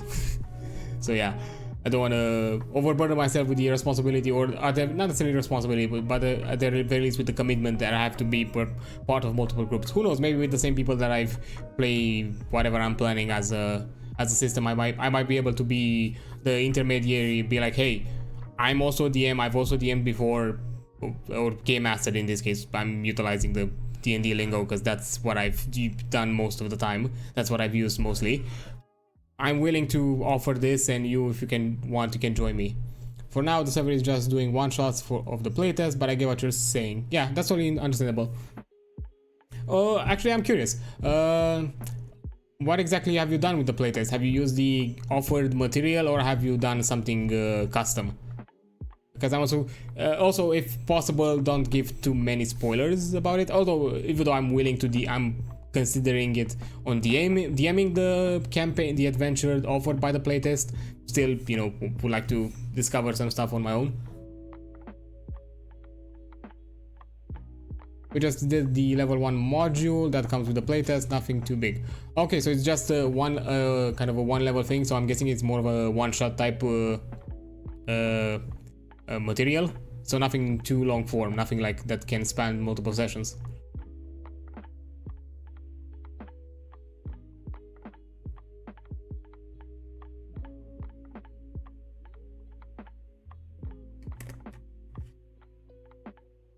Basically, to get the feel of the game, maybe we'll go deeper when they release other iterations of the game. Okay, I see. To be fair, yeah, I can understand. I can see why they just offered like a level 1 module, just basically get the general flow of it, and then later on, because from what I'm understanding, this is gonna be an ongoing, ever updating kind of material, maybe to the point when it's getting maybe closer to the final release, or at the very least some point in development where this material is no longer relevant, and they're probably gonna go with something different.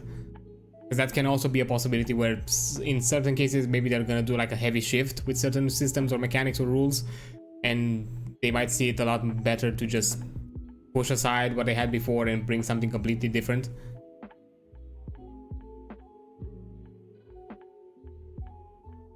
But from what I've seen so far, of course, I'm still at kind of the beginning of it, and as I said, I'm kind of getting a first look out of it. Although I do understand it, I do kind of get the understanding, because it's obvious you can see the D&D inspirations out of this system, and aside from other systems where they got it. From what I understand, the D12 system it's the D12 and Advantage system is from other games. It's kind of inspired from another game system. I think like Blades in the Dark, I guess, or I think I'm referring at the wrong one. I'm not too literate in a lot of the systems outside of D&D, just because I didn't have the opportunity to either play or game master any other games. I'm looking into branching into Pathfinder, just because I'm the type of player that kind of likes to push into the complexity side of the ttrpg scene, because that's something I've also done with D&D, and later on realized that basically most of my homebrew rulings that I've added are kind of rulings already present in Pathfinder. So I'm like, well, then why don't I just jump to Pathfinder and use that as a baseline? So yeah, I'm looking at that. Also want to expand and try other systems that work completely different, you know, not just using the D20 system. Interested in trying to see if I could do like a Cyberpunk Red, maybe Call of Cthulhu. Again, when it comes to trying to do other system and other things, it's already a heavy load to bear, considering that you have to find people, you have to you know, plan sessions and all of that. So yeah, it's nothing for the near future, but I would like the opportunity to try some other stuff whenever possible. Yeah, I get where you're coming. I'll just lurk from now and let you continue character creation. Yeah, that's totally fine. I appreciate it. And also, I really enjoyed the, you know, and seeing your perspective, because at the moment I haven't had the chance to talk with anybody that actually used the system. Only people that have similar to me have already gone through the entire playtest material. So yeah, I really appreciate the input that you've given. It gives me some additional things to have in mind and consider, because again, as I mentioned, I'm also kind of a game designer. I like to work in this kind of space, and I've done it here and there on my own. Nothing public. Nothing. I don't have anything public. I'm considering it to do something in the future. Not still kind of crafting it and work. It's kind of work in progress. So I do kind of take a more of an analytical and more of an aspect in that. As I'm not only thinking about the yes, I'm thinking about the player experience, but I'm also thinking about kind of the potential that it has to, you know, improve, and how exactly kind of interplays and works with other systems, and how it compares with other systems, and how it kind of creates specific behaviors and actions towards the players and the game master. Because that's all about it. It's all about the MDA, mechanics, dynamics, aesthetics, which is the core part of any game, especially board games. Not just board games, video games, anything. MDA is at the basis of it, aside from other stuff. But yeah, I'm not gonna get too much into the explanatory of what I just said with the mechanics, dynamics, aesthetics. That's a whole game design talk. Other people have done it. Maybe I'll do it. I don't know. I'm still thinking about the idea of doing some game design-ish discussions where I just go into some kind of themes or aspects of game design that you might want to know, because I do have some really good books about it, and who knows, maybe I'll just go through those and just I sometimes have this kind of game development sessions where I discuss the topic, and maybe for many of you who's maybe passionate about that, also want to try it yourself, because for me TTRPGs are like the best medium to do it, or, you know, physical media or like board game mediums, because there is no barrier of entry outside of you just learning how to design and just getting the feel of how designing should work. You don't necessarily need coding experience. You can prototypes can still be bare bones visually, stuff like that. You just need as long as you have baseline user experience knowledge and how exactly information should be told to a player, that's more than enough that you need when it comes to prototyping on a physical system. So yeah, going back into it with the hope and fear. Hope is a currency that represents the way fate can turn in your character's favor during the game. You'll start with 2 hope at character creation. Mark these in the hope section of your character sheet. Anytime you roll with hope on your duality dice, meaning your hope die rolled higher than your fear die, you will gain an additional hope to a maximum of 5. During the game, you can use your hope to help allies, apply your life experiences to challenges, and empower your spells and abilities. Okay, because I was just about to say, because I saw when they mentioned about the hope system and all that, I was curious about if there is any kind of limit of how much hope can you gain, because it felt a bit ridiculous, because especially you have like some high insane rolls where you constantly get hope, at some point you'll be like, okay, I'm just gonna be this kind of storage of hope that I can just insanely give out to anyone. But I also like find it kind of cool that hope you also have like some innate, like built-in hope resource. It's not just because, you know, I compared hope simply similar to kind of how inspiration. It's kind of a semi-inspiration system, and and you know, having something outside of where basically, you know, because I think there is like a ruling depending. I think if you roll like an there was like an alternate rule in the DMG. If you rolled like a nat 20, you also gain an inspiration die, so which can be used to either use it yourself or in some cases there's again the alternate rule of giving it to somebody else. So yeah, Hope to me kind of gave me that kind of inspiration system mechanic, but also having it part of your character innately without needing to meet the requirement of rolling with Hope is great, because considering that it's applied to so many aspects of your character and your abilities, to have some already in your pool that you can use without having to be like, okay, let me just first get lucky with a roll before I can use some ability that I want.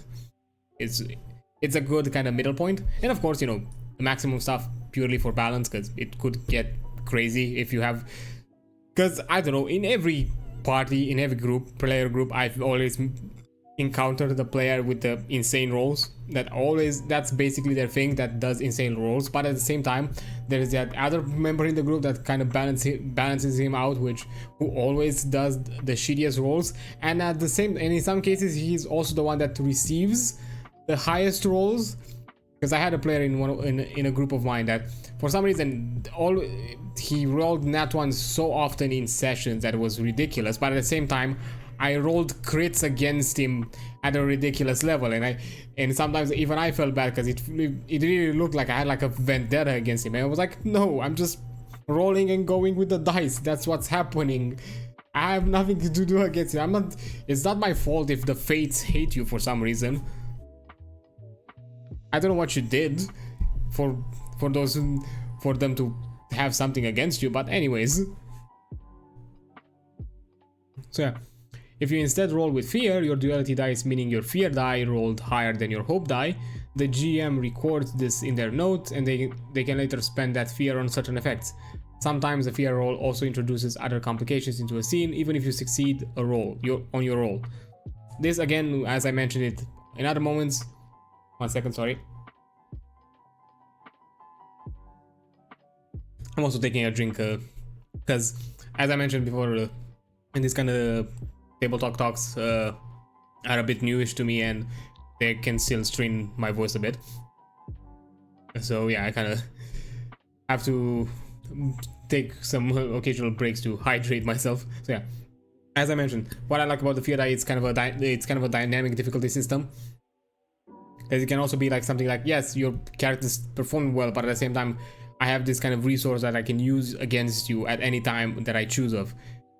Either in the moment, because they roll, even if they succeed in roll with fear, the DM all of a sudden has a tool at their disposal that they can instantly use against them, or even outside of those moments, maybe in other future moments where they roll high with hope, but at the same time the DM can be like, you know what, nah, I'm just gonna make your day a lot more difficult when my turn starts. I like those kind of, because giving the GM the tools to do big changes in the moment, it's a big help. Because I think even I myself, I've encountered in other games the issue of, oh, the players have done some stuff or done some insane rolls, and all of a sudden this encounter has become mundane or something like that, or they just instantly pass through it. I'm like, okay, now I need to, and you know, sometimes doing those kind of changes in the moment with the encounter will be like, which of course, because at the end of the day, the player never knows what's behind the veil. That's kind of the appeal of it. You can always be like, I'm gonna add an additional group of enemies, or I don't know, maybe add some big bads with them, some kind of general type or something like that, or I don't know, depending on whatever your encounter you're doing. With combat, it's a lot easier to change stuff in the moment. With puzzles and other exploration elements, it might be a bit more difficult to improv it for people that are not necessarily as experienced. So yeah, having this kind of built in the system, and basically offering the possibility of having this kind of mechanically applied to anything, like, I don't know, you have like a puzzle where where there is a built-in system within the puzzle where the DM can increase it or somehow rank up the situation when it comes to the puzzle solving. The exploration can be something similar. They can do some environmental changes in the moment that are very well thought out and how exactly they behave. And combat, very obviously, which was also mentioned in the overview video. You know, the DM can gain access to special abilities or just simply add additional attacks or add additional enemies in the action turn. So yeah, having those kind of tools, it's really helpful because it keeps it fresh, it keeps it unpredictable on both sides. You know, both players and the DM can kind of keep at their toes and be like, okay, the DM has all those fear tokens. Are they gonna use it now? Are they gonna use it later? What's gonna happen? So yeah, really cool. I also seen this kind of system in Bunkers and Badasses, the ttrpg system inspired by Borderlands, which I do want to check. I have the deluxe edition of that system there, but I haven't had an opportunity to actually use it and play it, because they have something like I think like Badassitude or Badass Rank, where basically you can add additional enemies depending on certain events that happen in the game. So yeah, this kind of dynamic difficulty things are really cool in my opinion. They should be present a lot more often, and also kind of, you know, play into that you know, action oriented kind of, you know, events and actions and enemies, which I think Matt Colville has like a cool great video that talks about it. So, you know, y'all should probably, for anybody who's DMing or tries, or at the very least kind of homebrews or creates creatures in monster stats or other kind of item stats in certain way, that video is a good way to kind of get an idea in how to build them and have them feel more unique and impactful. Yeah, now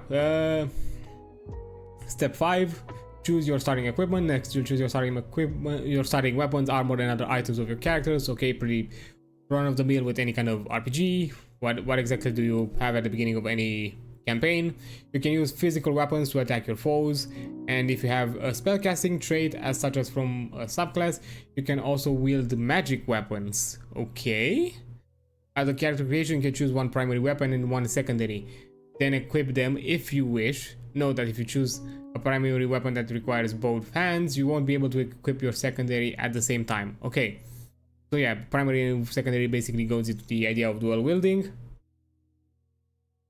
Although I do wonder what do they refer by magic weapons. I'm guessing they don't necessarily refer to magical weapons, like the idea that, you know, I have like a magic sword. Do I require the spellcasting trait to use a magic sword? Or do they keep it kind of separate, where physical weapons have you can later on find better physical weapons with better stats, but at the same time you also have better magical weapons with better stats, like basically keep it separate. There's only 2 types of damage, magic and physical. I see. Oh, I see. So basically, even like a better weapon, even if it's, let's say it's, I don't know, using D&D term, it's a +1 short sword, that's still physical no matter what, not physical magical, just, or actually in D&D's terms, slashing magical. It's a physical effect, just that only does slightly more damage than whatever you had before. Okay, cool, got it. I mean, yeah, kept it simple, why not? I mean, yeah, because it kind of probably removes, because to be fair, it sometimes was kind of just an underwhelming mechanic, which in many classes had features built in to kind of go around them, the non-magical resistance stuff. You know, monks basically at level 6, now your fists are magicals. Moon druid, same thing, your attacks are now magical. Simply, it's even stated in those rules, simply purely just to avoid the non-magical resistance, for no other reason, because later on in higher level D&Ds, majority of the creatures that you encounter, or the stat blocks that you find in higher level D&D, will have that non-magical resistance. So yeah, just basically be like, you know what, let's just remove it, never think about it. There's physical, there's magical, that's it.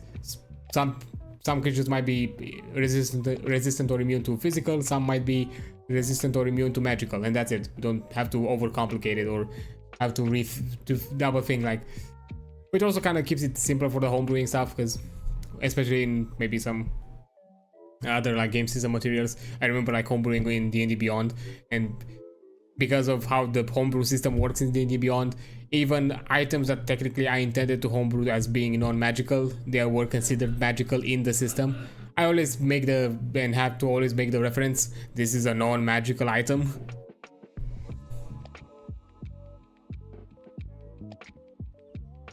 So yeah, but yeah, you know, cool that, you know, they kept it simple. And this is, I'm guessing they're gonna, yeah, you can find weapon suggestions on the top of your character guide, but if you like to choose your own, you can find all starting tier 0 weapons in primary weapons and secondary weapons tables. Part 2, these are also available as a separate sheet to print out for your tables section pending. I'm guessing the downloadable material already has it. But you know, I'm guessing they're gonna go more into details in those kind of sections about how, yeah, using weapons and how exactly secondary and primary works, because it's obviously it's a kind of dual wielding thing. So yeah, we'll get there when we get there. At level 1, your proficiency is 1. This means you'll generally roll 1 damage die of your weapon attack. This is recorded in the active weapons section of your character sheet. When you equip weapons on your characters and on your character, record their details in that section as well. Sorry.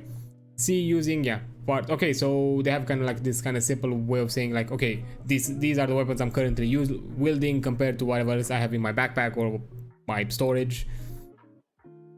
I also find it really cool that proficiency applies to damage dealing in kind of a more meaningful way, where you literally add an additional die instead of what D&D had or maybe other system had, which was kind of just a simple static increase. Because in a way, it kind of, you see the damage evolution both in melee characters as well as in actually not melee, in physical focused characters as well as in magical focused characters, because the kind of the damage dealing balance quickly shifts in the favor of spellcasters, simply because they have access to spells that do insane amount of damage. But you know, the weapon wielding characters, the martial characters, aside of having maybe occasionally finding some special magical item that offers them like maybe a few additional dice rolls, or maybe having some kind of character, some kind of class feature that gives them additional dice rolls, they won't ever have access to heavier pools of damage, to you know, higher pools of damage. But yeah, this is kind of cool that having this, and you know, having this kind of like, because I'm also suspecting, this is pure speculation, but I'm guessing that's in the right direction, that spells work in a similar way, like proficiency. As you increase your your proficiency ability with spells, they also have something similar, like where their damage, their amount of die will increase. So having both sides, both martial and both magical characters having this evolution, you know, kind of parallel, of almost parallel, at the very least almost parallel evolution, is good, because you don't necessarily, this basically offers the opportunity for anybody in the party to be the big damage dealer, not necessarily just a caster. Tip, on your character sheet in the section labeled damage dice and type, record your damage dice with the proficiency value written in, like 1d6 instead of d6, reminding you how many weapon dice to roll whenever you increase your proficiency. Also, increase the number of dice in the damage dice section to reflect this change. Yeah, self-explanatory. Yeah, just quick advice, appreciate it. Nice to have those kind of quick, like, noted moments of like, hey, if you want to make sure that, you know, everything is on track, on point, or even like advice or like alternate options of how to handle it is great to have. Okay, choose your armor. You can use your armor to reduce incoming damage from attacks. At character creation, you can choose one piece of armor and equip it if you wish. You can find armor suggestions at the top of your character guide, but if you like to choose your own, you can find all starting tier 0 armors in the armor tables in part 2. They're also available as a separate sheet, as mentioned before, with the weapons. When you equip armor on your character, record its details in the active armor sections of your character sheet. Then in the armor box at the top left of your character sheet, record your armor score. Your armor score includes your armor's base value plus any permanent bonuses that you have to your armor from other abilities. When you take the damage, you can fill a box next to your armor score, then reduce the damage amount by your armor score. You can check multiple boxes to negate more damage from a single attack. See armor in part 2. Curious if Dr. PB, if you're still like around here, because I don't see it mentioned here. There's no such. Is there such thing as a armor proficiency? Are there any class restrictions when it comes to wearing armor? No. Okay. That's actually, I mean, that's good to know. To be fair, depends here. I never had like an issue.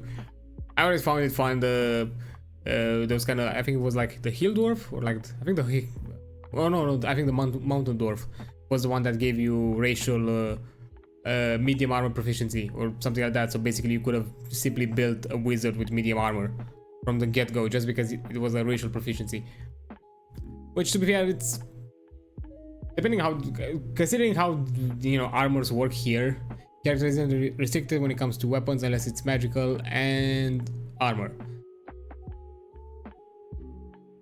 Okay, that's actually kind of cool. Because also, I agree like the more proactive approach of what armor means to you. It's not just a threshold number like in D&D where it's just like, okay, this basically improves your chances of not getting hit or something like that. No, this is it's not necessarily about you improving chances of not getting hit. It's about you offering you opportunities to reduce the damage you receive.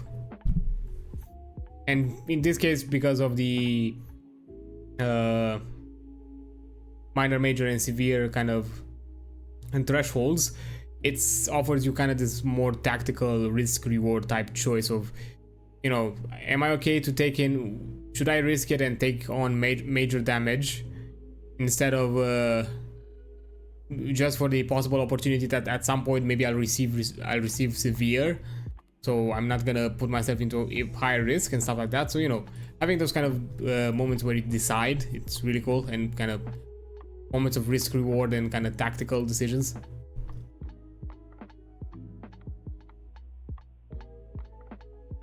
The feel of how durable a class is built into how much HP the class has, their damage threshold, and their evasion score. Okay, so I kind of suspected that each class there has their own kind of marks that are completely different to each other. So yeah, I'm guessing, like, for example, somebody that's more like the warrior or the was the guardian maybe has like more armor scores compared to not armor scores, armor points. Is it points? Oh yeah, armor boxes, whatever. I'm not sure exactly if there is like a specific term, compared to maybe like a wizard, which might have like lower armor boxes, so they have fewer opportunities to lower it.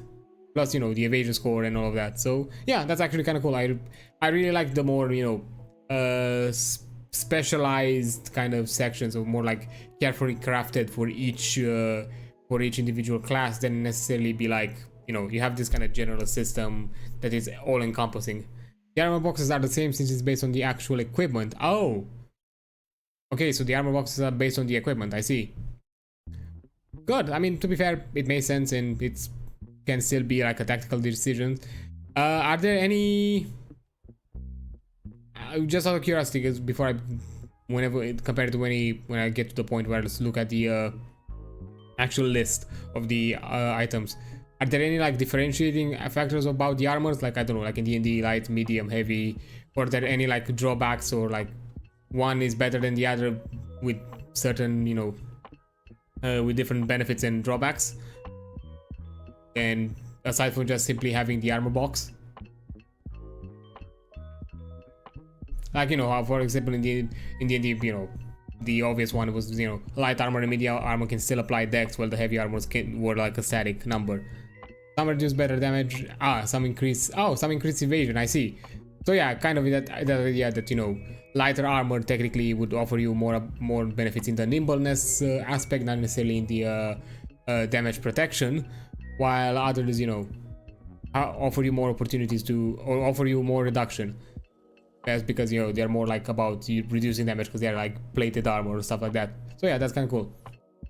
and also kind of plays into the fantasy. So, you know, because if you're like a class with that kind of excels, I'm guessing in the evasion side of it, you just would like to more invest in that aspect of the character than simply be like, yeah, you know, I have evasion, but I just put on full on heavy plate. You still have the option, which is cool that they still give you the option and still give you the ability, but at the same time, if you really want to, like, I don't know, min max and stuff like that, you can still do that. So there's no like limitation by the rule. You just simply what you want out of the character.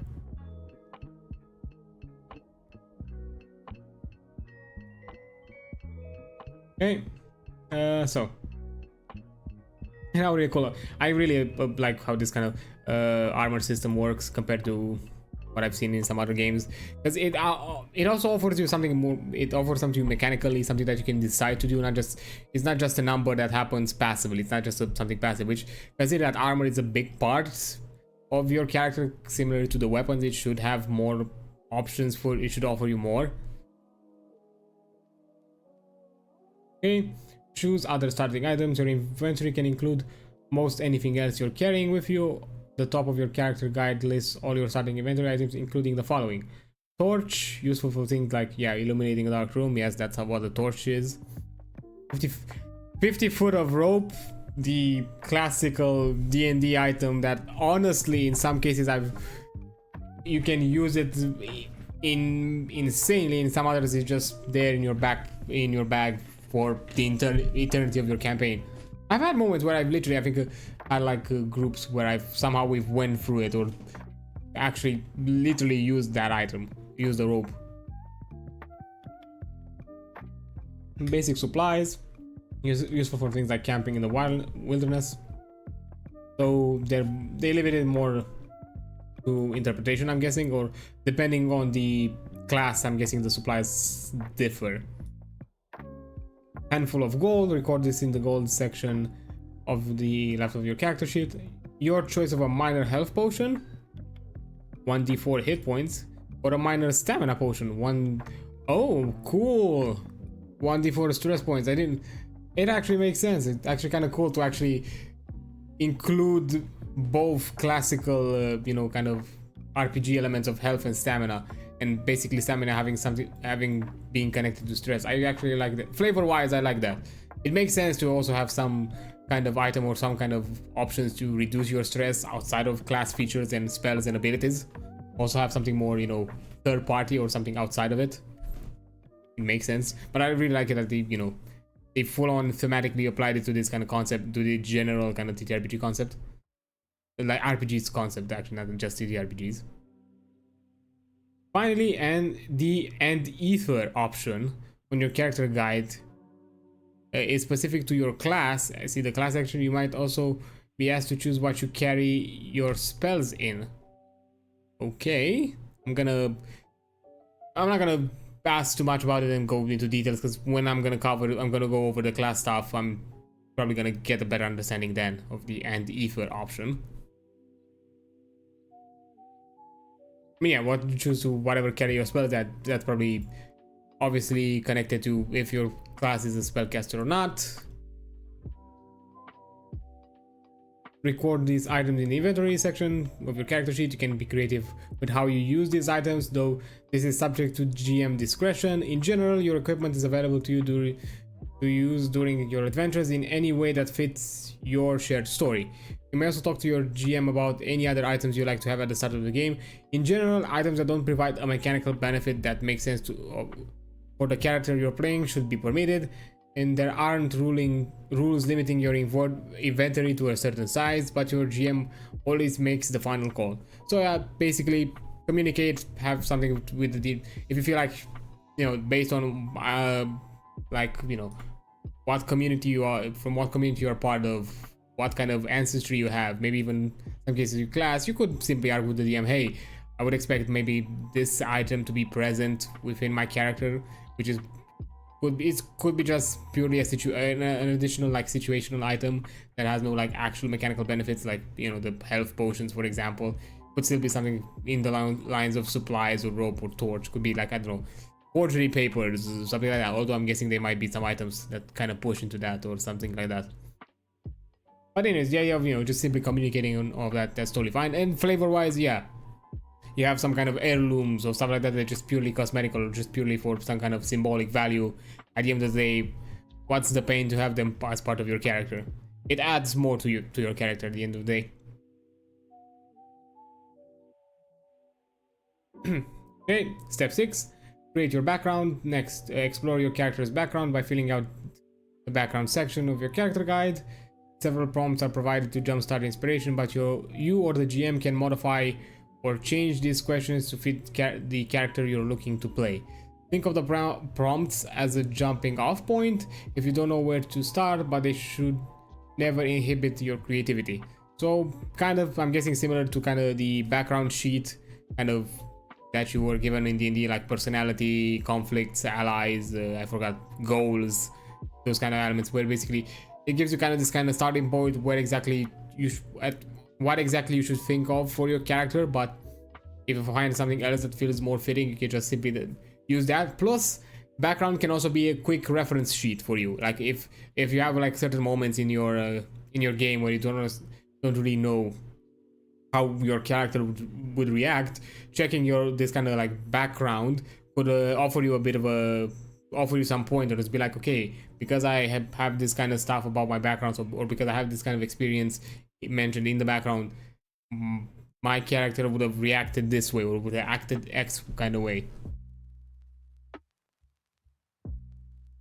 As well as, you know, the reference sheet, this kind of background could also be like a GM reference sheet for other aspects. So, because, you know, if it has something similar to conflicts and weaknesses and stuff like that, the GM can have it kept note of it in some way, and then be able to look at it and utilize it whenever, you know, they seem fit. Yeah.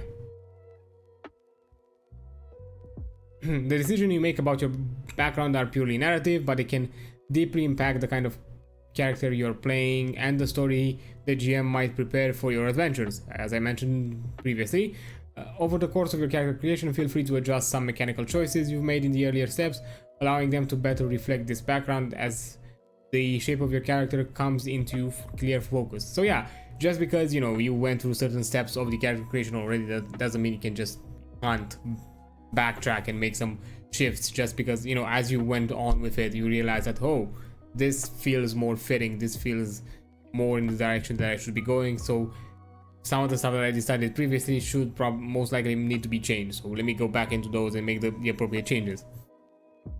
Of course, this material also mentioned about the idea of having some kind of playtest sessions where, you know, maybe the first 2 or 3 sessions, every player has this kind of like free ball, like, hey, if you feel like something about your character doesn't feel right mechanically or stuff like that, you can still shift it, you can still change it to a point where you enjoy playing it. Because at the end of the day, you should enjoy playing the character you've created, and you should not feel like you are hindered or not necessarily going in the direction you want. You shouldn't set in, you know, your character shouldn't necessarily be set in simply because I don't know, the book says that, hey, it is done, you know, you've gone through the, you know, once the session is started, that's it, everything is locked and loaded, you can't make anything else from now on and shift in any ways. Because in some cases, even with character like backgrounds or like character decisions or like personality, they can heavily shift once the campaign started and once you go through the campaign. Because in many cases, I've had like this kind of concept character in mind and how exactly they would behave and what exactly they would act and how exactly they would interact. But once I'm in there in the moment and start seeing the other members of my party, how they interact, start seeing how the other elements in the campaign kind of move together and where exactly what's the direction that everything is going, I can then slowly make alterations and kind of go into a different direction that feels not only fitting for the campaign but also more fitting to what maybe I want to achieve. If there is like a specific goal that I have in mind with this character, but I realized that because of the campaign, maybe because of the characters, or who knows, maybe with some other elements, the methodology that I was using before or I thought of before no longer feels like it fits or feels viable, then why not just simply shift it? Have also a conversation with your GM, maybe if it also affects the player, players also have a conversation about that with them, and you know, move on from that point on. If you're planning to play in a campaign, once you finish the background questions, you can continue your character in whatever is continue developing your character in whatever ways works best for you. There are many character backstory tools you may wish to use. Just remember to give the GM your backstory as well so that they can work any people, places, or ideas from it into the campaign they're running. You may also choose not to do any more background work, instead finding out more about your character as you play. Whatever you find fun and allows you to play your character in a way that feels appealing and exciting is what you should lean into. Yes, that's also cool. Just because, you know, some players might might come up to the GM with some stacks of papers of like essay worthy level of backstories, or I don't know, stuff like that, or that shouldn't necessarily push into the idea that you should also do the same thing. You could just have like a simple sheet with some kind of bullet points of this is these are the people I know, this is my relation, my in the moment relation with them, this is what I want to achieve, and this is where I'm at right now, and that could also be enough for the GM. You should never like necessarily go with the pack. Do what feels best, because at the end of the day, these are elements that don't play out in the sense of, you know, have some kind of mechanical impact or some kind of shift in how your character should work in the game. This is just something that DM can just adjust depending on what every player offers, because in most of the campaigns that I've run, I've had players that gave me pages long backstories. I've had players that just gave me the background questionnaire and maybe some extra sentences here and there to fill in some gaps, and that was it.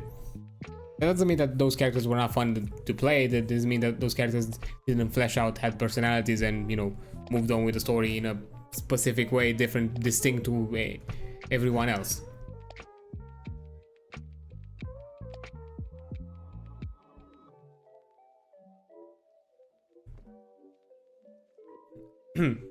Okay, so step 7, choose your experiences. In Daggerheart, your experience is one of the core ways you'll express your character's backstory and expertise through mechanics. An experience is a word or phrase used to encapsulate a specific set of skills your character might have because of the exciting life they lived. You start with 2 experiences at character creation, one with a +2 modifier, the other one with a +1, and you learn more throughout your adventure. Before choosing, you'll want to have a solid idea of your character, who your character is.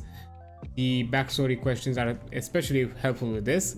When you're ready to work with your GM, to pick 2 experiences that have shaped your character. There is no set list of experiences to choose from, though some examples are offered below. Instead, choose a word, phrase that embodies something distinctive about your character. Each experience should be specific. For example, talented or focused are too broad, as they can be applied to almost any situation. Instead, might use swashbuckler or magic studies.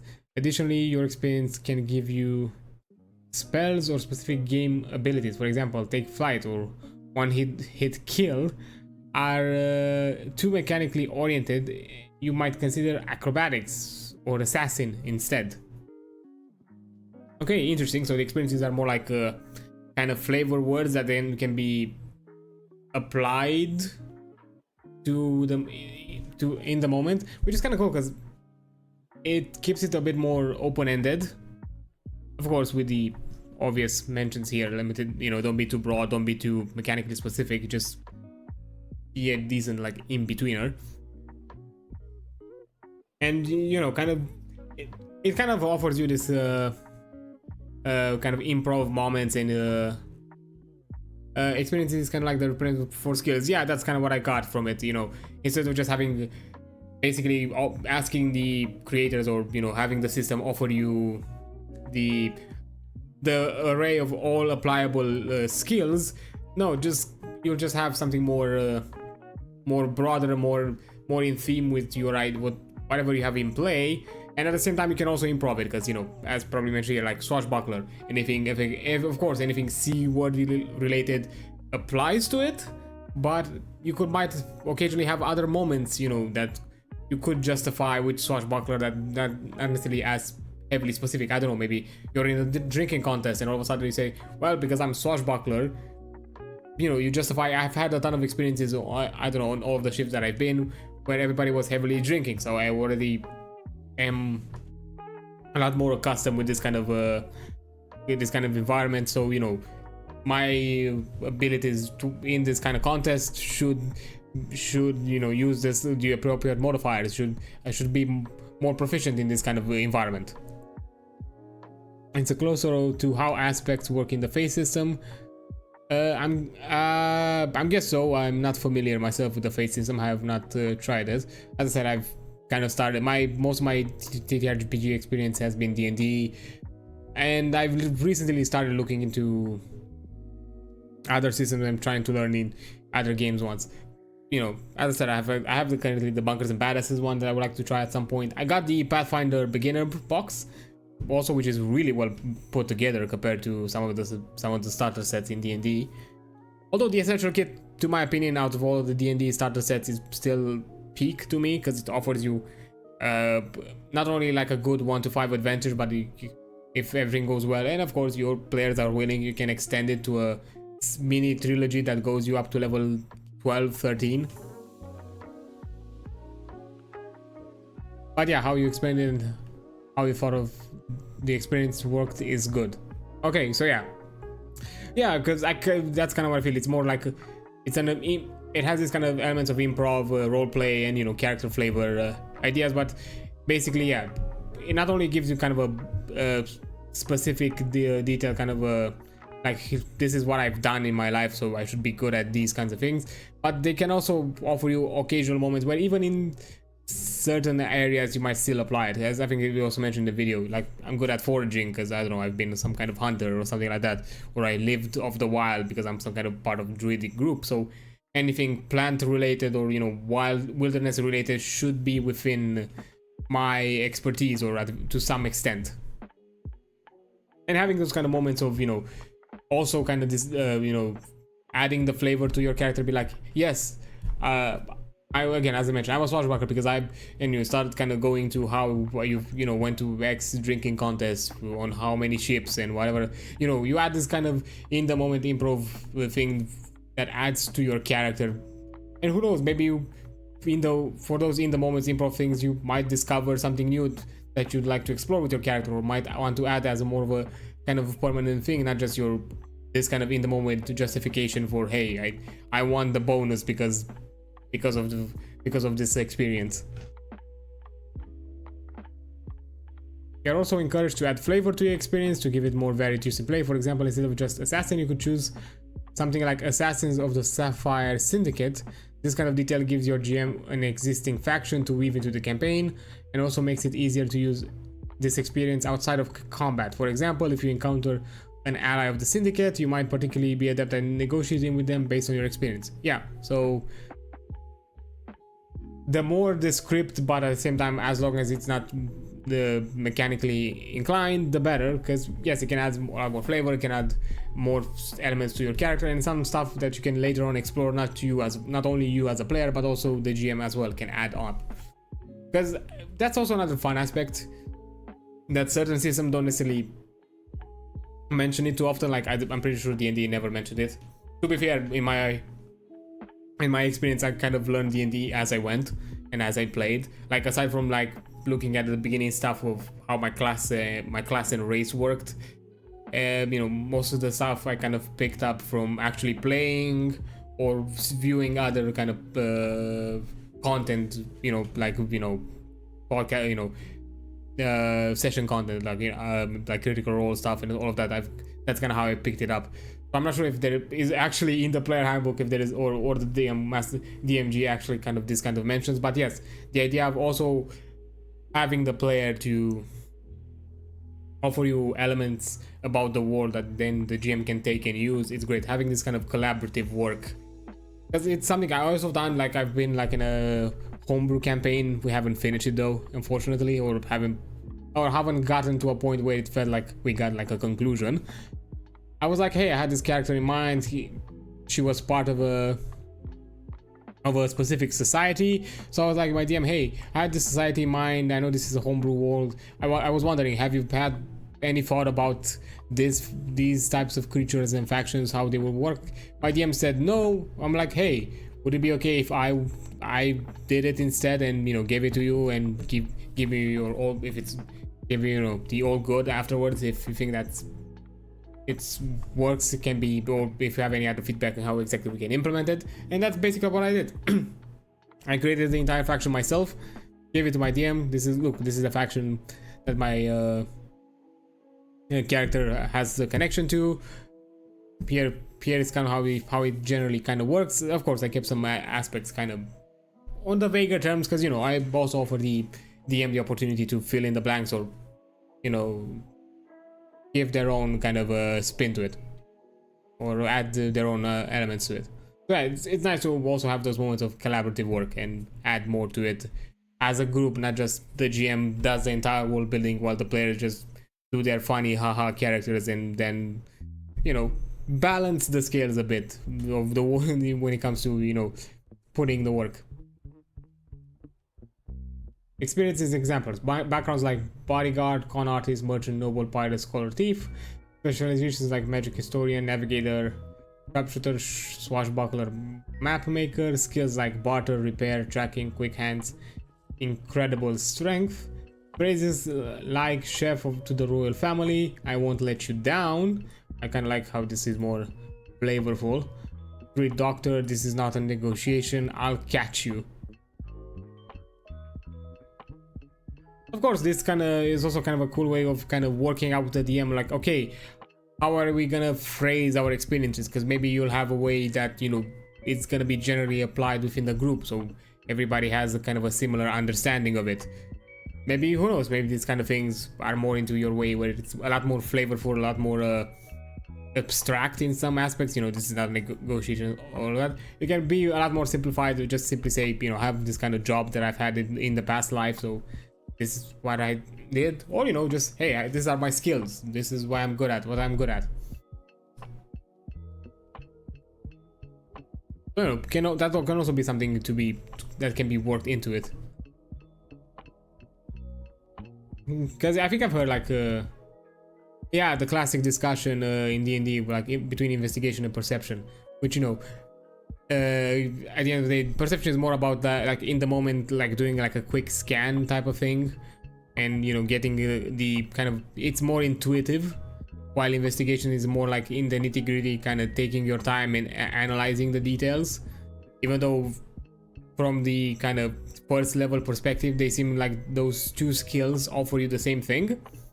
So yeah, basically having these kinds of things a lot, not only decided and kind of as a group to look, this is how are we gonna word them, because we all understand it in the same way, instead of having some arbitrary naming convention that maybe not everyone can grasp. Once you've worked with the GM to decide what your two starting experiences are, record them in the experience section of your character sheet. Assign a +1 to one, likely the one that's most impacted you, and a +2 to the other. Tip: if you're not sure what experiences to take, consider the style of campaign you're playing and in the actions you want to perform. In a standard battle-focused campaign, it's never a bad idea to take your first experience in something that will help you with combat, and your second experience in something outside of combat. As a warrior, you might choose Battle Commander as your first experience, and I've Got Your Back as your second. Both of these could be useful in combat situations, but aren't necessarily restricted to them. As a wizard, you might also take something like Mage's Apprentice, and in Inconspicuous, the Mage's Apprentice will definitely help you in casting spells, but you could also make you good at analyzing magical effects or ancient scrolls. Inconspicuous could help keep you out of the limelight back in town, so you may be able to perform more clandestine actions where others would normally draw attention to themselves. So yeah, more flavors, more because I guess you can also add elements of, look, this is kind of how I was, this is the kind of individual I've been in my past, in my background, so it should probably still be something, Inconspicuous can also, I don't know, the way I kind of saw it as I read it was like, okay, so the one that kind of melded in with the crowd, you know, never stood out. So basically, because you've never been someone so in the kind of spotlight, it's easier for you to do things that don't necessarily attract attention because there are not as many eyes on you. You blend in. Using experiences, anytime you make an action roll, see action, yeah, the action was in the next. In a future part, if you feel like experiences could help you succeed, you can spend a hope to add its modifier to your roll. Sometimes you might feel like more than one of your experience is a good fit for the situation. For example, if you're trying to sneak past the guard in the dark and your experience include I live in the shadows and stealthy, if it fits the story, you can apply more than one experience modifier to a roll, spending a hope for each. Okay, so it can also be kind of something that kind of, you know, increases on and kind of piles on. It can be a stacking effect, so that's kind of cool. Of course, with the required cost of a hope. So yeah, if you're willing to take that kind of resource dip, you might as well have some kind of insane action roll result. Again, I really like that they offer you like a ton of options when it comes to deciding and planning, and kind of be tactful with a lot of the resources that you're given. They're not some kind of X resource that apply to X mechanic and that's it. You're never gonna apply it to anything else. They're more like generical, kind of all-encompassing. Everything is kind of interconnected and weaves together and somehow kind of meshes. Changing experiences. You'll have the opportunity to gain new experiences as you gain levels, but you're also not stuck with the ones you already chosen. If you later discover that during play that an experience you previously chose isn't feeling right anymore, for example, the GM might notice that the way you're using the experience isn't a good fit for your group's collaborative story, or you might feel one of the choices you made doesn't match how you've come to understand your character. That's totally okay. When you and your GM realize this, work together to find the experiences that best reflect the kind of character you're intending to play and the kind of actions that character would be good at because of their history and perspective. So yeah, again, like many other things that, you know, apply to when it comes to crafting a character and, you know, progressing to the story, progressing to the campaign, to the sessions. Things evolve, things change, things evolve, you know, maybe events, characters, stories move into a direction that may no longer feel like they fit to you, or they no longer, or maybe even your character itself has some kind of shift or change in how they approach situations or their environment or the people they are around with. So it makes sense that maybe, you know, they had some kind of trait before or some kind of experience that, I don't know, maybe push them more into the lone wolf aesthetic, let's say. Like, I don't know, I live in the shadows kind of thing. And maybe now they're more about the kind of teamwork, team play kind of thing. So they're gonna, you know, move more in that direction. So whatever skill they had previously, be like, you know, this no longer kind of fits, this is no longer what my character is about, and no longer what my character is kind of want to push on.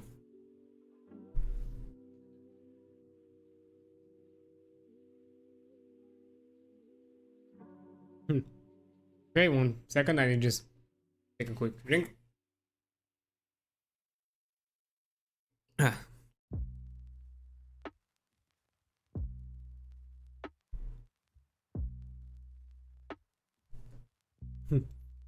Okay, step 8, choose your domain cards. Domains are the core building blocks of a class in Daggerheart. In the core rule, they consist of Arcana, Blade, Bone, Codex, Grace, Midnight, Sage, Splendor, and Valor. Each domain has a domain deck, a deck of cards that contain a set of abilities and spells with a central theme or focus. For details on what each domain represents and how you use your domain cards, see the upcoming section. Okay. Each class in Daggerheart is formed by combining 2 of these domains. For example, Warrior is Blade and Bone. The Druid is Sage and Arcana. The Rogue is Midnight and Grace. This combination is noted on the top of your character sheet, and the colors and symbols are found on your class foundation card. To create your new character, look at all of the level 1 cards from your class's 2 domains and choose 2 to begin the game. Returning the rest to their respective decks, you might take 1 from each domain or choose 2 from a single domain, whatever you prefer. These cards grant you special spells and abilities. You'll be able to choose another each time you gain a level. Okay, so yeah.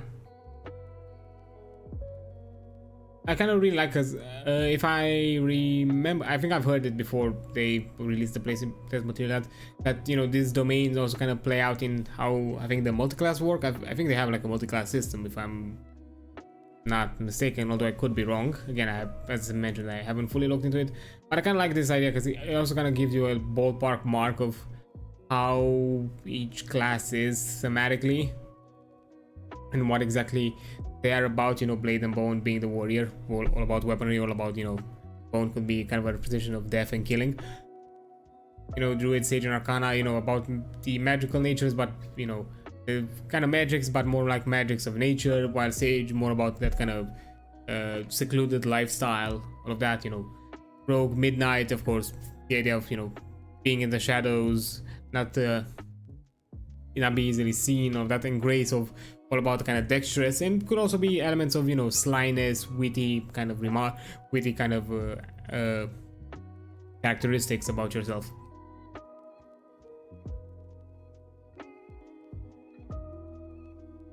Yeah, but you know, again, I could, and to be fair, it's kind of cool that, oh, it's interesting, and it's kind of a simplistic way of saying, like, yes, of having kind of common abilities. You know, if you have two classes that also share like a domain, basically each of them can have access to the same to the same abilities, but you know, they apply to, they could apply it, or at the very least represent it in different ways. I think like the invisible one, I'm guessing if maybe it's present to another class, maybe it's more like actually spellcasting invisibility, while to the rogue it might be more about, you know, I make myself, you know, harder to see, you know, I shrink my form, I don't know, I have some kind of way of, you know, converting myself, I don't know, I have like some kind of ghillie suit, or I don't know, my cloak melds with the environment. Hello, how's it go? How goes? I mean, I'm guessing how is it going? Work Wi-Fi wasn't letting me watch the stream. That's fine. That's totally fine. I've appreciated that, you know, you've jumped in and go, if you could, and just had a quick chat. I don't know, and I'm not sure if, although I don't know what exactly you were working, so I'm not sure if my streams could be like a way of distracting you. But hey, to be fair, I can also understand that if it doesn't distract you, ADHD all the way, I guess. I can understand the multitasking kind of thing. Although I just do sometimes have, if I want to kind of actually pay attention to the information I'm listening to, sometimes, you know, I prefer kind of like focusing on it, because I feel like I occasionally miss it and have to kind of go back at it, and kind of all of a sudden my attention is completely split out of it. It doesn't distract me. 90% of my work is sitting in an office and doing nothing, or pretend to work. I get it, you know. The general office grind of just be there, get a paycheck, be out. Understandable, I get it. Believe me, I get it. And I worked in game development and I still did that. Kinda shows how fun it was where I worked before. You know. Even in fun professions, you can still find shitty stuff. But anyways, that's not, I ain't here to talk about the bad, I'm here to talk about the cool stuff.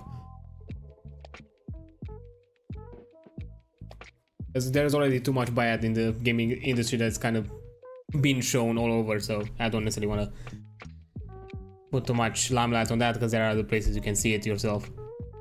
And I don't know, with time it kind of slowly depresses me a bit, so I prefer not to look too much into it. Just keep myself informed and that's it. Don't necessarily mull it over. But anyways, yeah, so far we kind of gotten into most of the, I think we're close to, we're on the last third of it.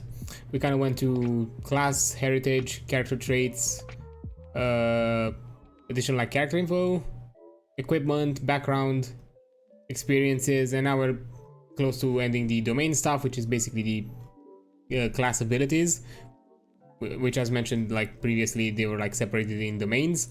So yeah, you can have like certain abilities that are shared within multiple classes.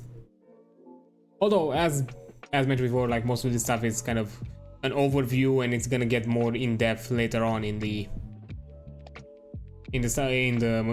material. Because for example, like classes, they just offer like a 1 second. Yeah, the classes basically just give you like a quick flavor text to give you like a vague idea of what they're about.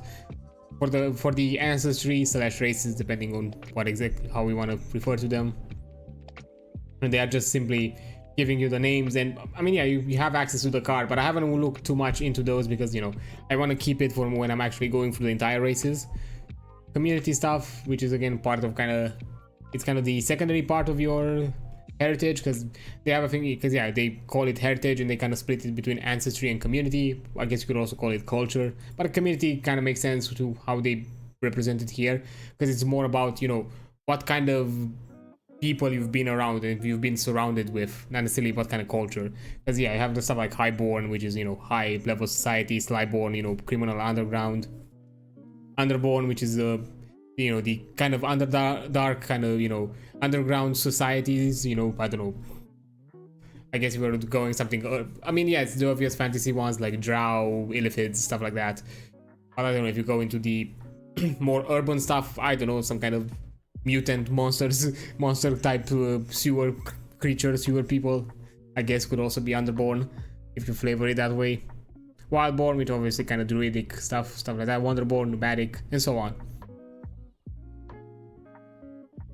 Yeah, we also kind of went to the character traits, which, as we mentioned before, they're a bit more distinct. They kind of split some things in places where it required to be split, and melded some things in places where it kind of required to have both benefits, at the very least from what I'm understanding here.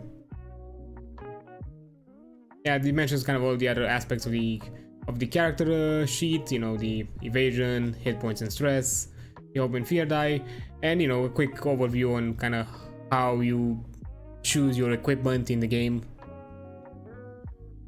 You know, a quick mention about the background, which is kind of similar-ish to some other system where you kind of have like a questionnaire that you fill in more as a kind of a reference or a guideline, and of course you can fill it out and change it with questions or elements that feel to fit best for your character, if the ones offered are not necessarily too representative.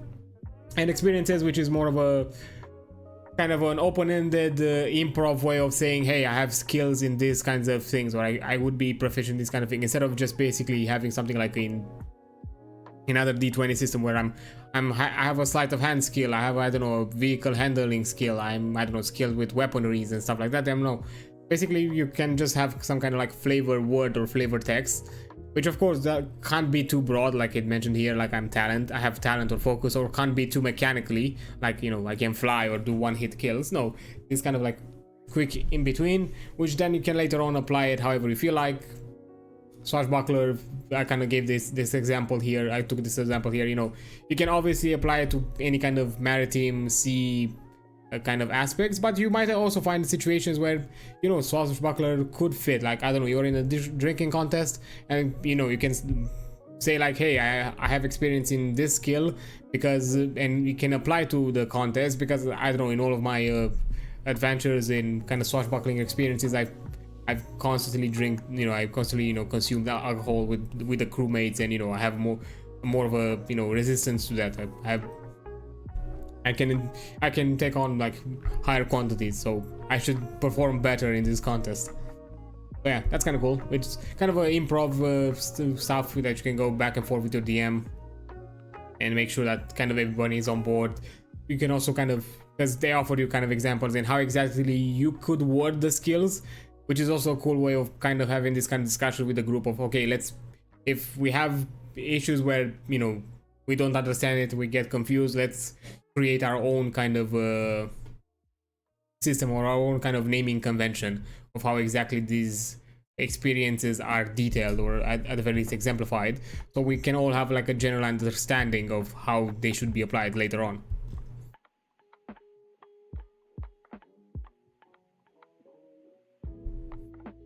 Yeah. And now we were just about to finish the domain part, so yeah. Share domains.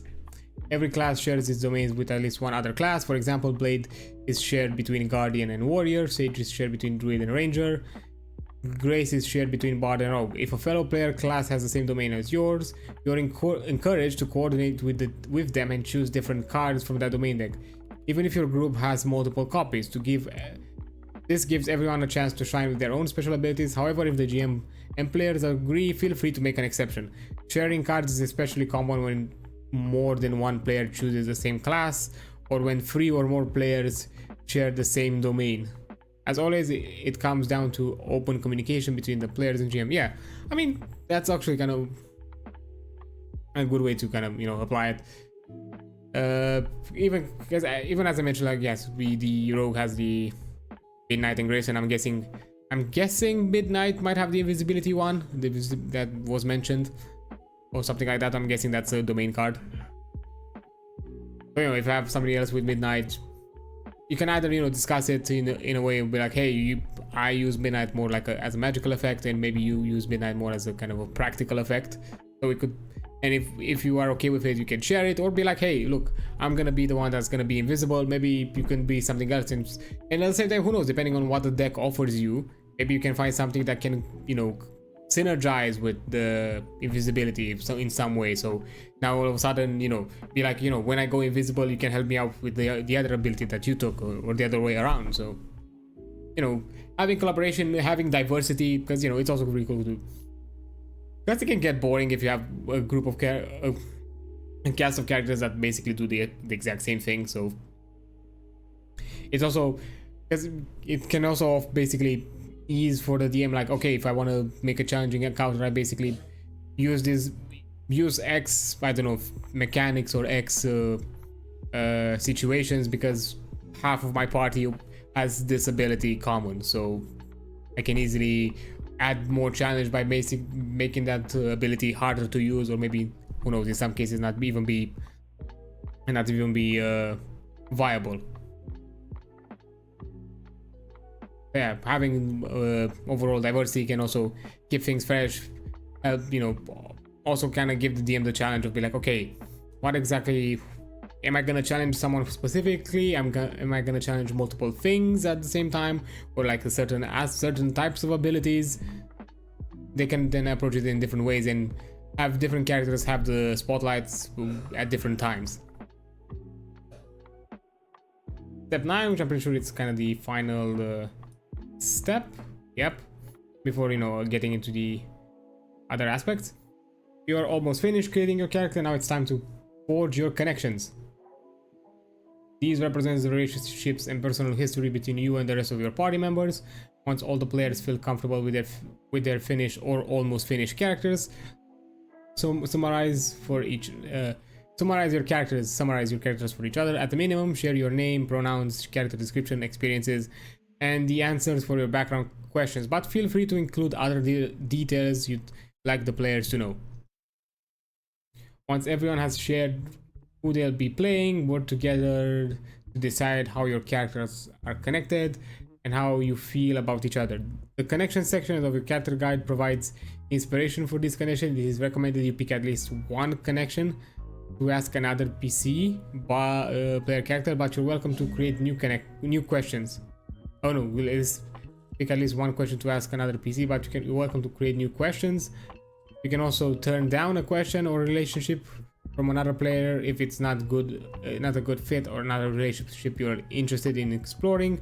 While it's great to create connections with every player, it's perfectly okay if you're not sure about some of them yet. You can always discover your relationship through play. These connections are just the starting block to build on during the game.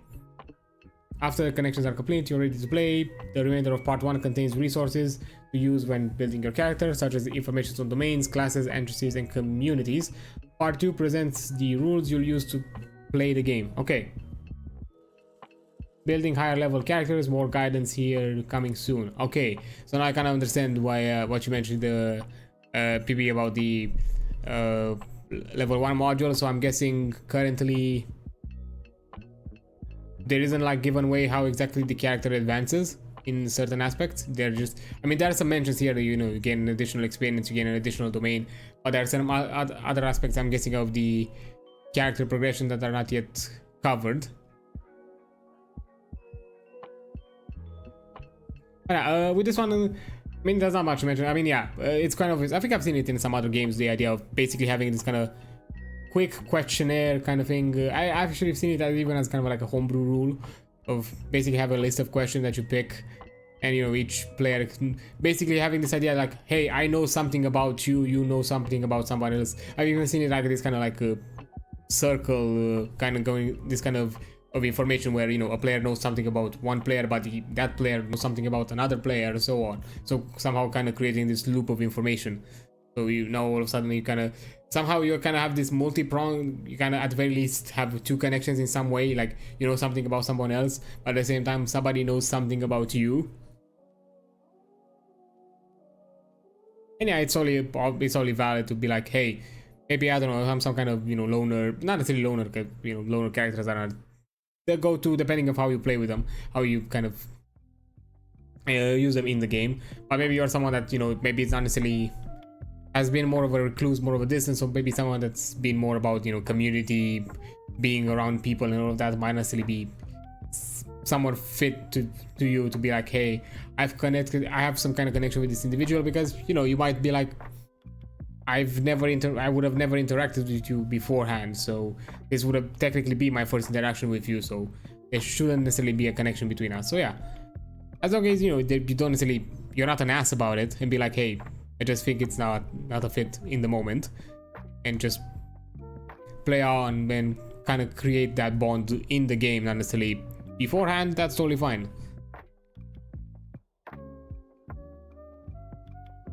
So yeah, I mean, that kind of covers all of it. I'm gonna go through these materials just because I want to have an idea, because I've seen a bit of the character sheets but haven't looked fully into them.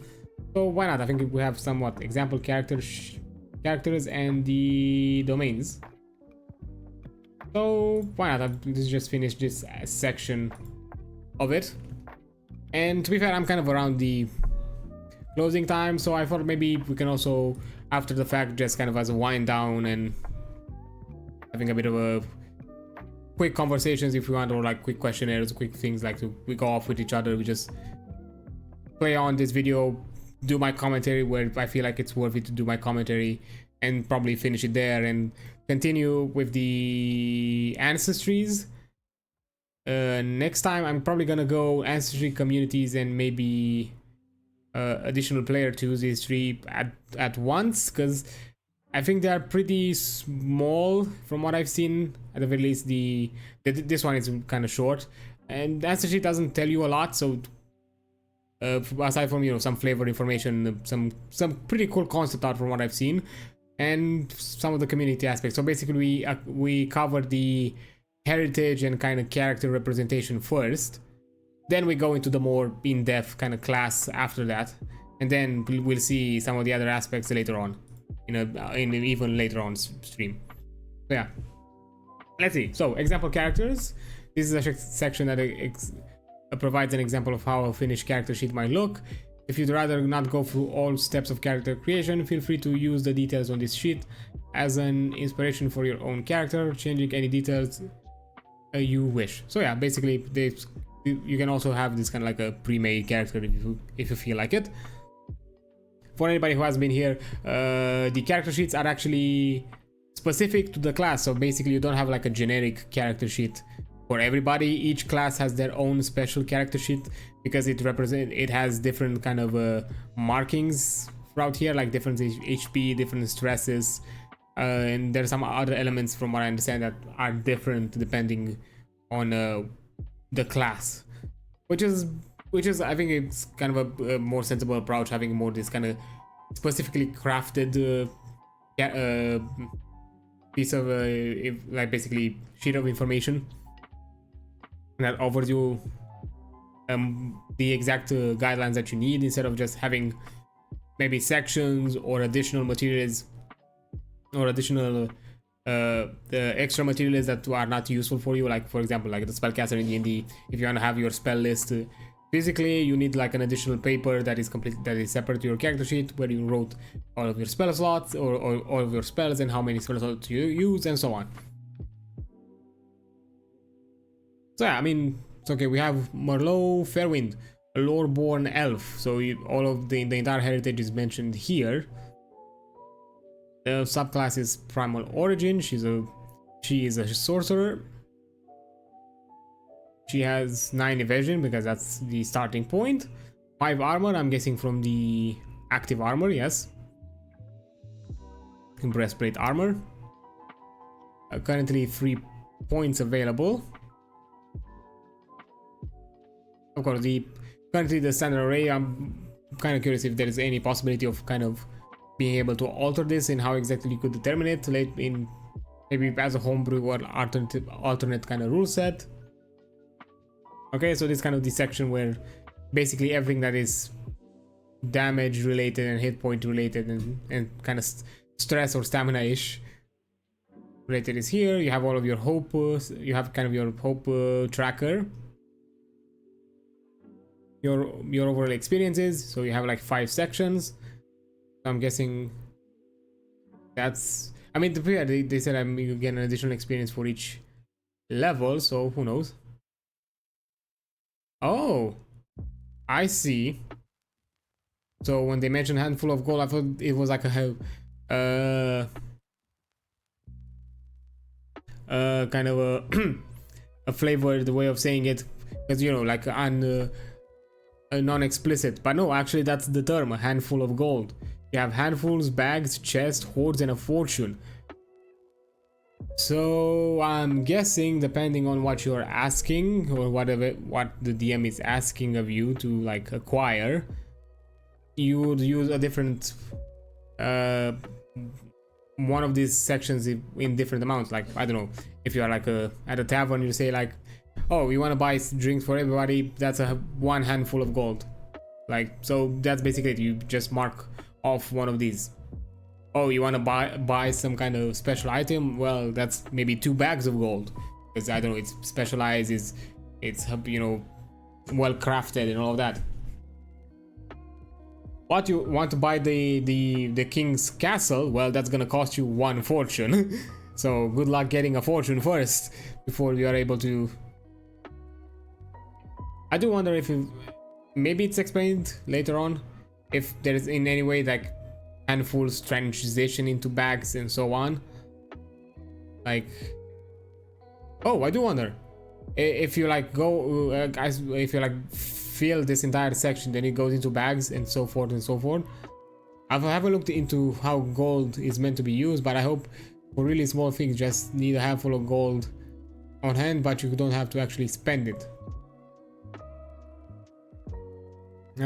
Again, my idea of it is probably more of a, again, DM kind of discretion interpretation of how they take it. You know, handfuls of gold, you know, like 1 point of handful of gold, for example, could be, I don't know, you covered the meal for the entire party or with 1 handful of gold.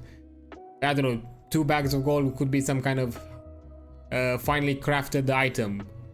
Chests, I don't know, something even more special. Hoards, I don't know, maybe go into like highly, you know, high built kind of fortifications, fortunes, even more insanity. But I wonder if how exactly keep track of them separately, or if they increase. Like, for example, if you fill this entire section of handful of golds, does it then turn into a bag? Like, do we have like quote unquote measurements?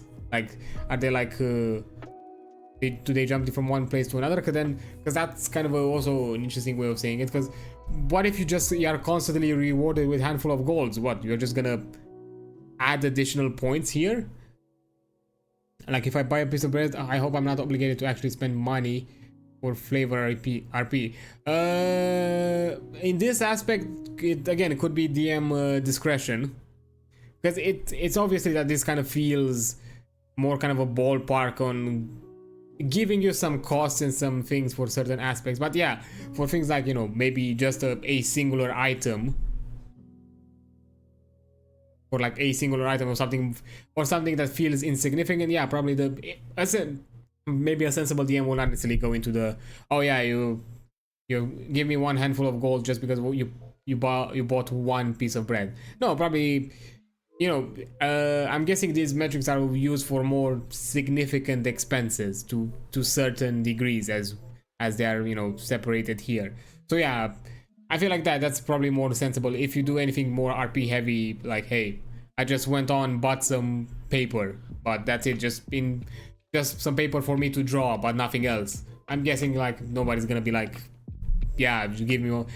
Probably any sensible DM be like, nah, I'm not gonna ask you to actually use some of your resources. Here, you can have it. Considering that it's keeping it very abstract in kind of up to interpretation. If it was something more specific, like how it is in D&D, where you have like actual coins, actual numbers, actually, you know, actual currency, then yeah, in those aspects, yes, you can say like, I bought a piece of bread, okay, it costs you 1 copper, you remove 1 copper. Here you don't have those kind of incremental values, so I'm guessing for anything that doesn't go into this kind of significant handful area, probably it's not going to be asked of you. Of course, if you pile on multiple insignificant things at once, maybe the DM will start to, you know, will slowly at a certain point will kind of go into the ballpark, hey, all of these many insignificant things that you add kind of pile on, so maybe they will get into the handful territory. But again, if you add multiple of them, not just the one. And yeah, I guess all those handfuls could turn into a bag, I guess. So yeah, probably they're not necessarily yet fully explained. I'm guessing that's just me speculating and just me having a way of kind of move on the tracker further on, like, you know. And so you no longer have to keep adding multiple tracker points to the same section. Especially then if you later on encounter something that requires you maybe something in the higher tier, and you'll be like, well, I have, I don't know, let's say you double this, you have a total of 10 handfuls of gold. How does that transition into bags? Or how does that relate to, how does that kind of compare to a bag of gold? So, you know, I'm guessing. Because it kind of makes sense, because from what I see, it's kind of progressive, you know. It's 5 for handfuls, it's 4 for bags, 3 for chests, 2 for hoards, 1 for fortune. So I'm guessing it once, and it kind of would make sense at the very least in a logical way. And at the same time, it's kind of easily understandable in a visual sense, which can also help you if you go, like, if you reverse engineering it. It can also kind of help you, like, detract it. If you, let's say, I don't know, you did an adventure and you earned a chest of gold and that was it. You found a chest worth of gold. I don't know, you go back in town and you find things that don't necessarily require you a chest of gold. Well, then just break it down. You start to, you know, to break it down to have the idea of what exactly you can expend it to. So I'm guessing this is where they're going with it.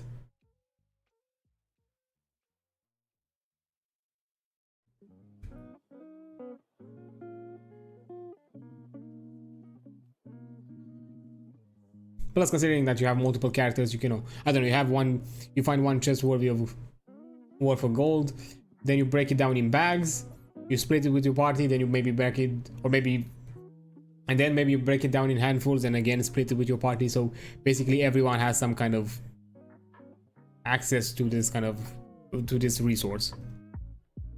Yeah, class features: arcane sense. You can sense the presence of magical people and objects when you're close to them. Roll with spellcast, minor illusion. Roll with spellcast. On a success, you create a minor illusion no longer than yourself within close range that is convincing to anyone in far range or further. Okay. So basically, if you are too close to it, they'll quickly realize that yes, this is an illusion. Interesting that they go more into the aspect of distance as to discern the illusion than necessarily I think I like how D&D does it, where it's more of a check.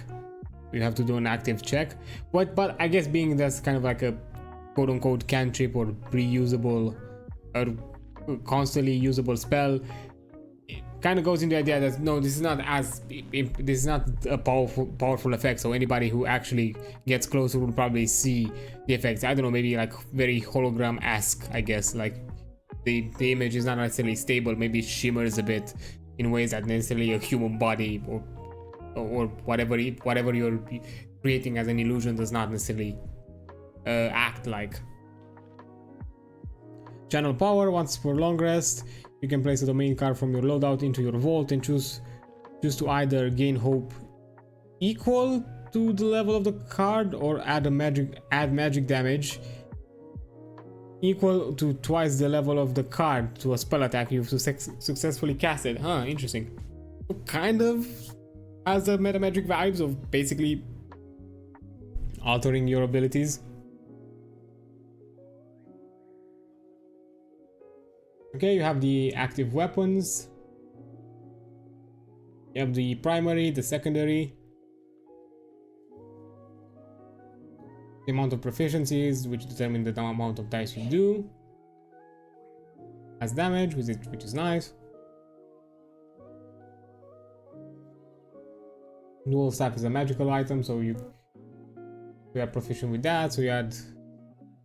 I'm not sure exactly how it's measured that you add the +2, but I'm sure that's going to be mentioned later on. The breastplate, again, I like that you have like this kind of section of features in case you have an item with some special effects. You have to have like a place to actually add that, not just the obvious, range and damage dice and name. The inventory section and whatever inventory weapon. Oh, so you have like an additional location for the inventory weapon or item.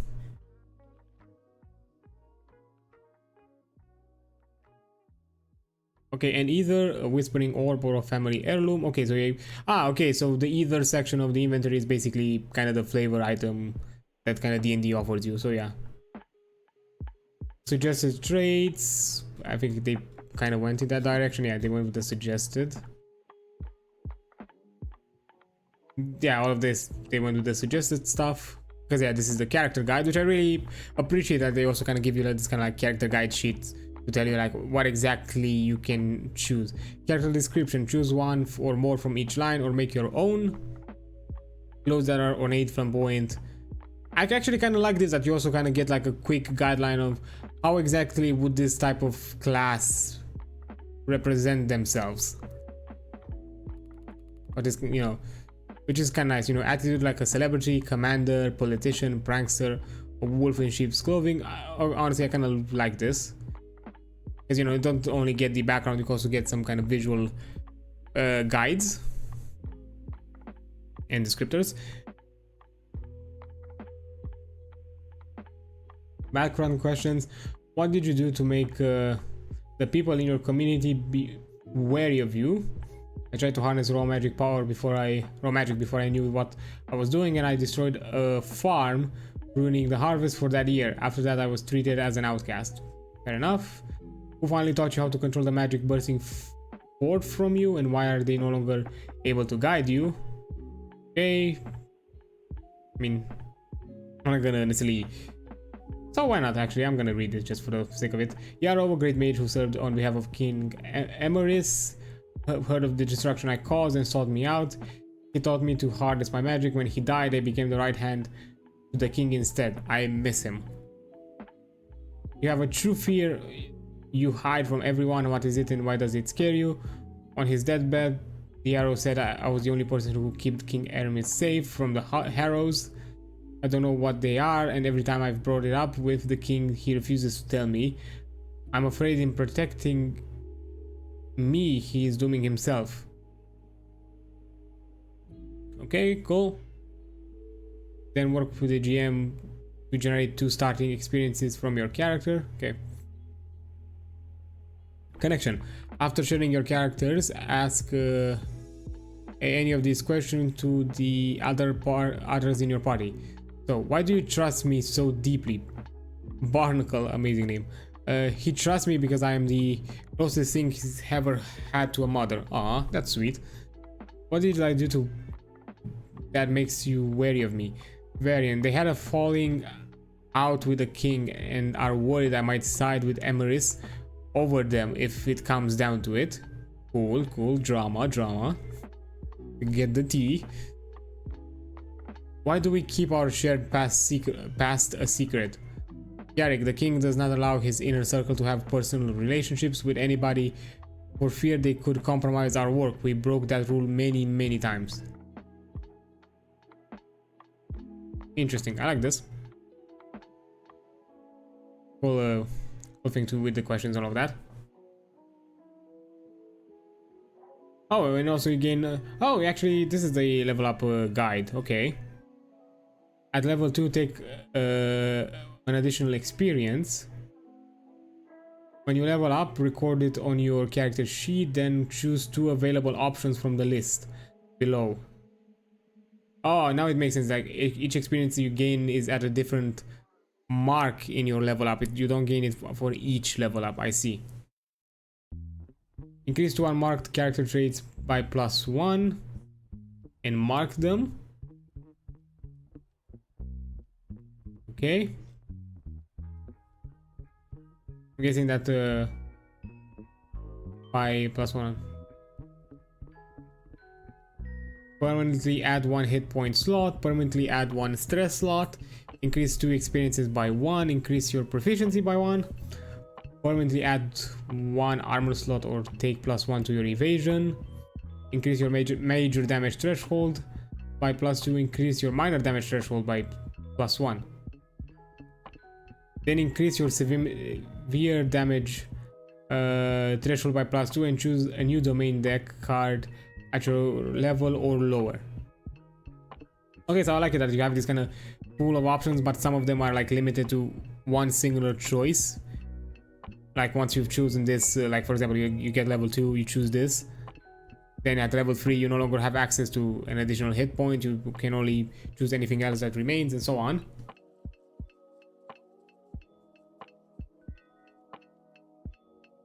Although I do wonder what, because I don't think they mentioned what an unmarked trait means.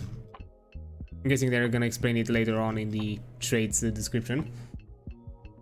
At level 5, you get an additional experience. Clear all marks on your character traits. When you level up, record it on your character sheet, then choose 2 from the list below or any unmarked above the or any unmarked above and mark them. Increase to unmarked character traits by +1 and mark them. Permanently add 1 hit point slot, permanently add 1 stress, increase experience 2 experiences, increase proficiency. Yeah, these are the same. Take an upgraded subclass card, then cross out the multiclass option for this tier. Or multiclass, choose an additional class for your character, then cross out an unused, take an upgrade card and the other multiclass option of this sheet. Okay. So choose an additional class for your character, then cross out an unused, take an upgrade class subclass card and the other multiclass option to this on this sheet. Oh, I see. So you mark this and you also mark this. So then you later on you only have access to 1 more of this. That's what they're telling me, because that's kind of what I'm understanding. So you technically are able to multiclass up to 3 classes. That's what I'm getting. So if you multiclass, you can no longer take an upgraded subclass card in this level bracket, but you could technically still have the opportunity to take an upgrade subclass card in this bracket if you choose not to multiclass. You can only multiclass, basically either multiclass or take the subclass. You can only multiclass twice. Okay, so yeah, I got it. I see. So this is kind of like a shared thing, and this is depending on. Which, yeah, I guess it's cool because you can kind of mix and match. Maybe you just want to specialize, you just want to add some kind of additional abilities from another class, but later on would still like to specialize in a subclass. So you can run a class on level 5, then advance your subclass on level 8. Yeah, so yeah, I got it. Yeah, that's nice. I like it. It's kind of it balances out a bit. I mean, keeps it simple, balances a bit out. We don't probably kind of avoid situations like in D&D where, you know, I don't know, you get a coffee lock, or, you know, you go you know, whatever. Oh, your warlock, I multiclass, I dip in, or, you know, the famous level 1 dip in Hexblade or whatever, or the 2 level dips in Fighter just because I get the the second wind and all of that. So yeah, it kind of remove some aspects where maybe some kind of subclass would be, maybe 2 subclass combos would be too powerful together, so be like, okay, you only have access to 1 subclass if you really want a multiclass.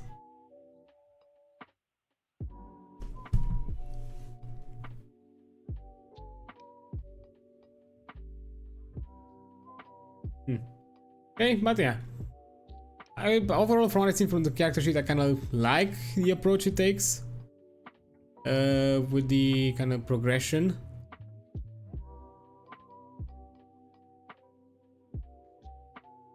From the way I understand it, you can swap it out your level 1 cards for from your class with the ones from your multi-class, which is really useful. Okay, that's kind of cool.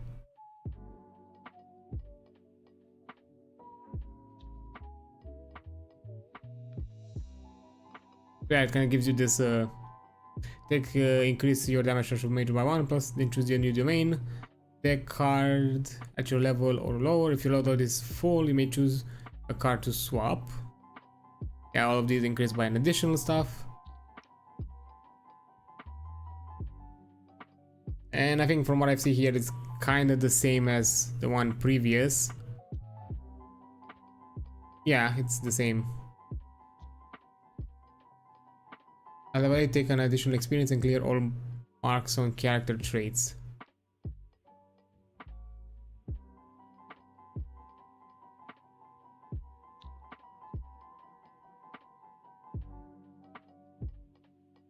Ah, okay, I understand the mark. So the mark is basically telling you, because I was for a second confused. The mark is basically telling you, okay, you've increased this ability. Until you get to the next bracket, you're no longer allowed to increase this ability. You can only increase any other ability that has not been marked. And when you get to level 5, you remove all of the marks, and you can then increase this ability further. So let's say if I choose finesse on level between level 2s and 4, until I get to level 5, I'm no longer allowed to increase finesse. Okay, so yeah, that's kind of also kind of how the good decent way of kind of balancing out, so you don't overstack an ability. So yeah, this basically allows you to increase free abilities by +1, and then later on, if you want, you can increase the same exact abilities, and so on and so on. So technically, by the end of it, so basically by level 8, you can only increase an ability with an additional +3. So at best, you can have a +5 and at your best stat. At the very least, from the character level up. Purely from character level up, I'm not mentioning anything that is related to, I don't know, magic items, anything else that could impact that.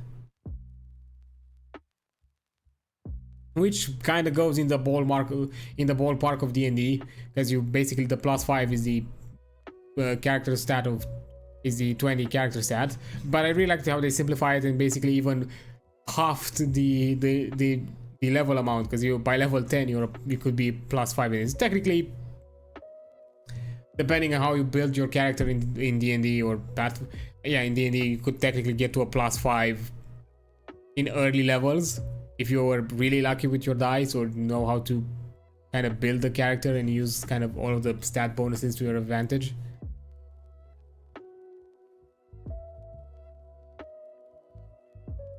Yeah, now also kind of a quick overview of the domains. Domains are the core themes that are make up each class. The combination of two domains form the basis for each class's abilities and spells, which you'll gain from your domain cards. Below, you'll find explanations for each of the 9 domains. Okay. Arcana is the domain of the innate and instinctual use of magic. Those who walk this path tap into the raw magic, enigmatic forces of the realms to manipulate both the elements and their own energy. Arcana offers wielders a volatile power, but is incredibly potent when correctly channeled. So yeah, anything magic related, be it of nature, something more esoteric like the weave of magic if you use D&D terms, or like D&D lore, or anything else that kind of goes into that kind of aspect of power, is Arcana. So it's not necessarily just simply nature magic, I don't know, or like school types of magics or that kind of thing. It's a more of an all-encompassing effect, like a all-encompassing kind of, not necessarily effect, like all-encompassing domain, because at the end of the day that's why it's uses the name domain. Blade, this is the domain of those dedicated their lives to the mastery of weapons, whether by blade, bow, or perhaps more specialized arms. Those who follow this path have the skill to cut short the lives of others. Blade requires study and dedication from its followers in exchange for inexorable power over death. Okay, bone is the domain of mastery of swiftness and tactical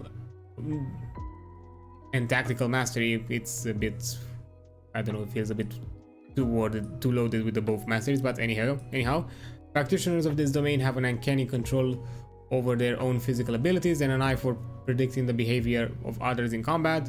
Bone grants its adherents unparalleled understanding of bodies and their movements in exchange for diligent training. So yeah, bone is more on the kind of swift, roguish kind of maneuverability, while the blade was more like kind of full-on weapon mastery, weapon skill. Codex, this is the main of intense magical study. Those who seek magical knowledge turn to the recipes of powers recorded in books, on scrolls, etched into walls, or tattooed on bodies. Codex offers a commanding and versatile understanding of magic to those devotees who are willing to seek beyond the common knowledge. So yeah, this is kind of the differentiating factor that, you know, we even see it here. Because yeah, the sorcerer has Arcana, but the sorcerer doesn't innately, for the sorcerer it is an innate power. A sorcerer never studies the magic. They only learn how to wield it. They never necessarily learn the inner workings of it to the same extent that somebody with a codex, which most likely a wizard is. I think it was already mentioned, a wizard is Arcana and codex. It's not only about them using the magic, but also understanding it on a fundamental level, how it works. Grace, this is the domain of charisma, rapturous storytelling, clever charm, or shroud of lies. Those who channel this power define the realities of their adversaries, bending perceptions to their will. Grace offers its wielder raw magnetism and mastery over language. So yeah, it's more about kind of slyness, wittiness, charisma, of course, deception, all those kind of social aspects of, you know, presenting yourself. Midnight, this is the domain of shadows and secrecy, whether by clever tricks or cloak of night. Those who channel these forces are practiced in that art of obscurity, and there is nothing hidden they cannot reach. Midnight offers practitioners the incredible power to control and create enigmas. So yeah, kind of all about secrets, all about kind of staying hidden, roguish, and kind of syndicate kind of crime organization, but also can be, because, you know, being about secrecy and all that can also be like hidden societies of, I don't know, of archived societies, something like that. But I don't know, they hold secrets of untold powers, because even sorcerer was again part of this, the Midnight. Sage, this is the domain of the natural world. Those who walk this path tap into the unfettered powers of the earth and its creatures to unleash raw magic. Sage grants its adherents of the vitality of blooming flower and ferocity of hungry predator. Okay, so Sage is more of It's actually the full-on kind of nature. So yeah, Arcana is full-on like raw magics. Sage is more like the magical, the powers of nature. And kind of it's more of the primordial powers, while this compared to so yeah, the druidic counterpart.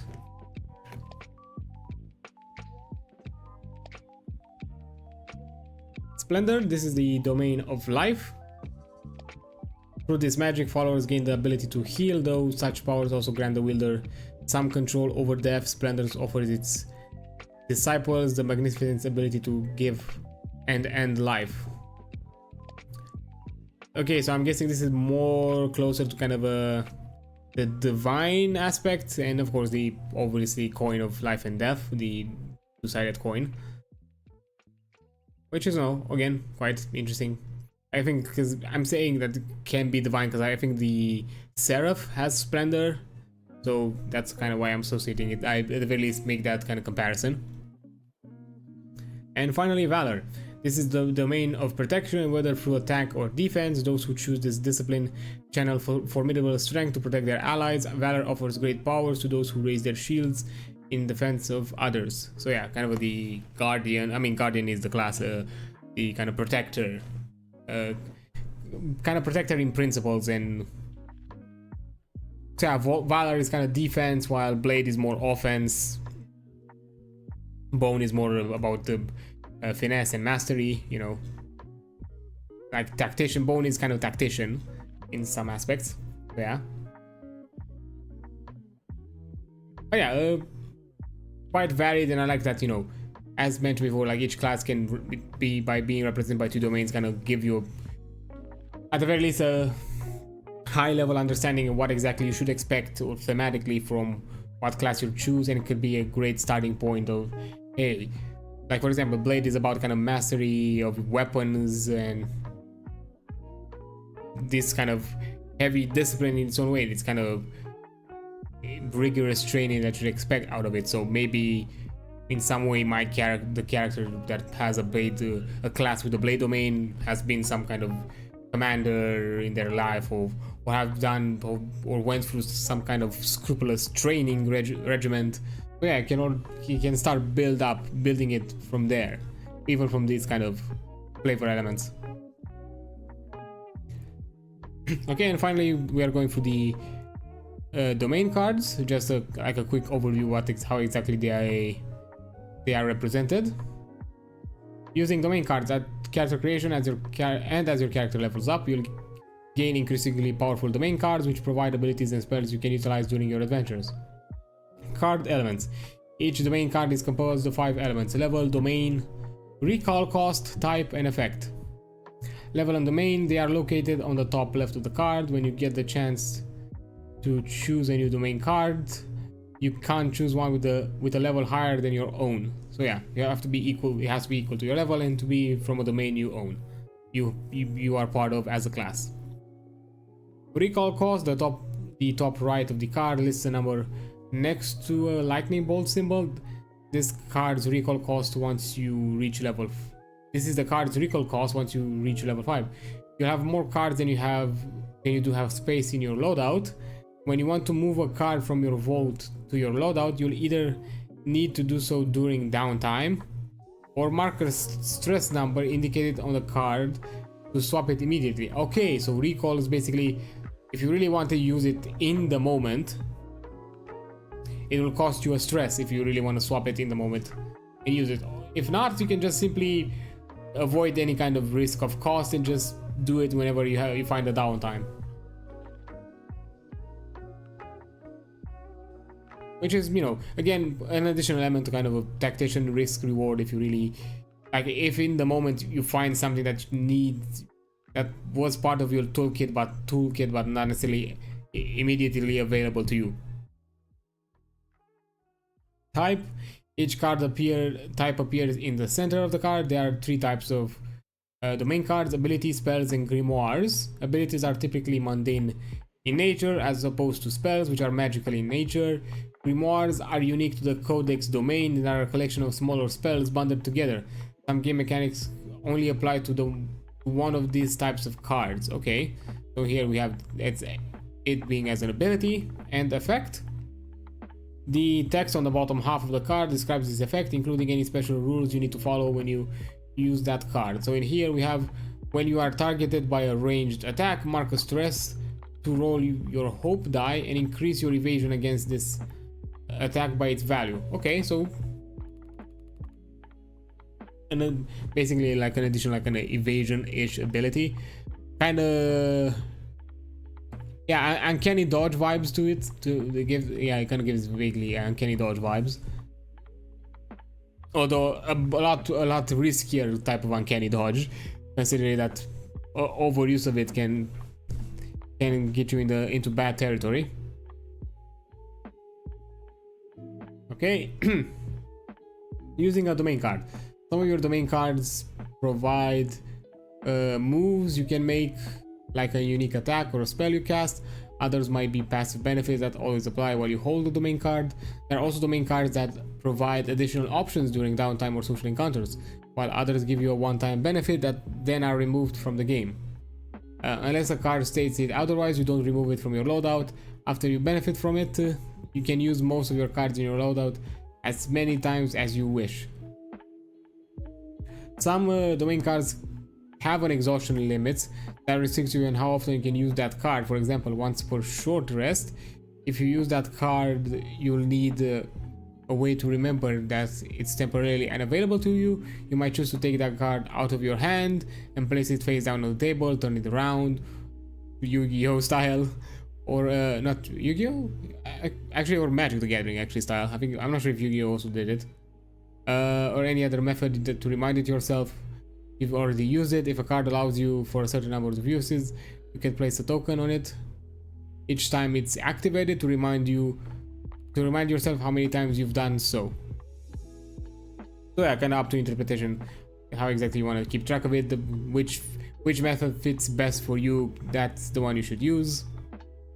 Again, kind of going into that makeshift, not necessarily having all of it built in for you, because maybe, I don't know, maybe a point tracker is not necessarily the best way for you to keep. Maybe you need something more visual, more easy to remember, like, you know, just rolling the card, having it face down can instantly give you the idea that, oh yes, I have this card face down, so I know I can't use it. You don't necessarily have to look too much into the details. Loadout and Vault, you can only have a maximum of 5 domain cards active at one time, along with your subclass, ancestry, and community cards. At lower levels, you won't have enough cards for this to be an issue, but once you reach level 5 and above, you'll need to choose which domain cards to keep in your loadout and which to store in your vault. Cards in your loadout can be held in your hand or placed on the table next to you, next to your character sheet. Do whatever makes easiest to access them. Any cards in your loadout are considered active and can be utilized or benefited from during play. Your vault holds any domain cards that are inactive and not currently in your loadout.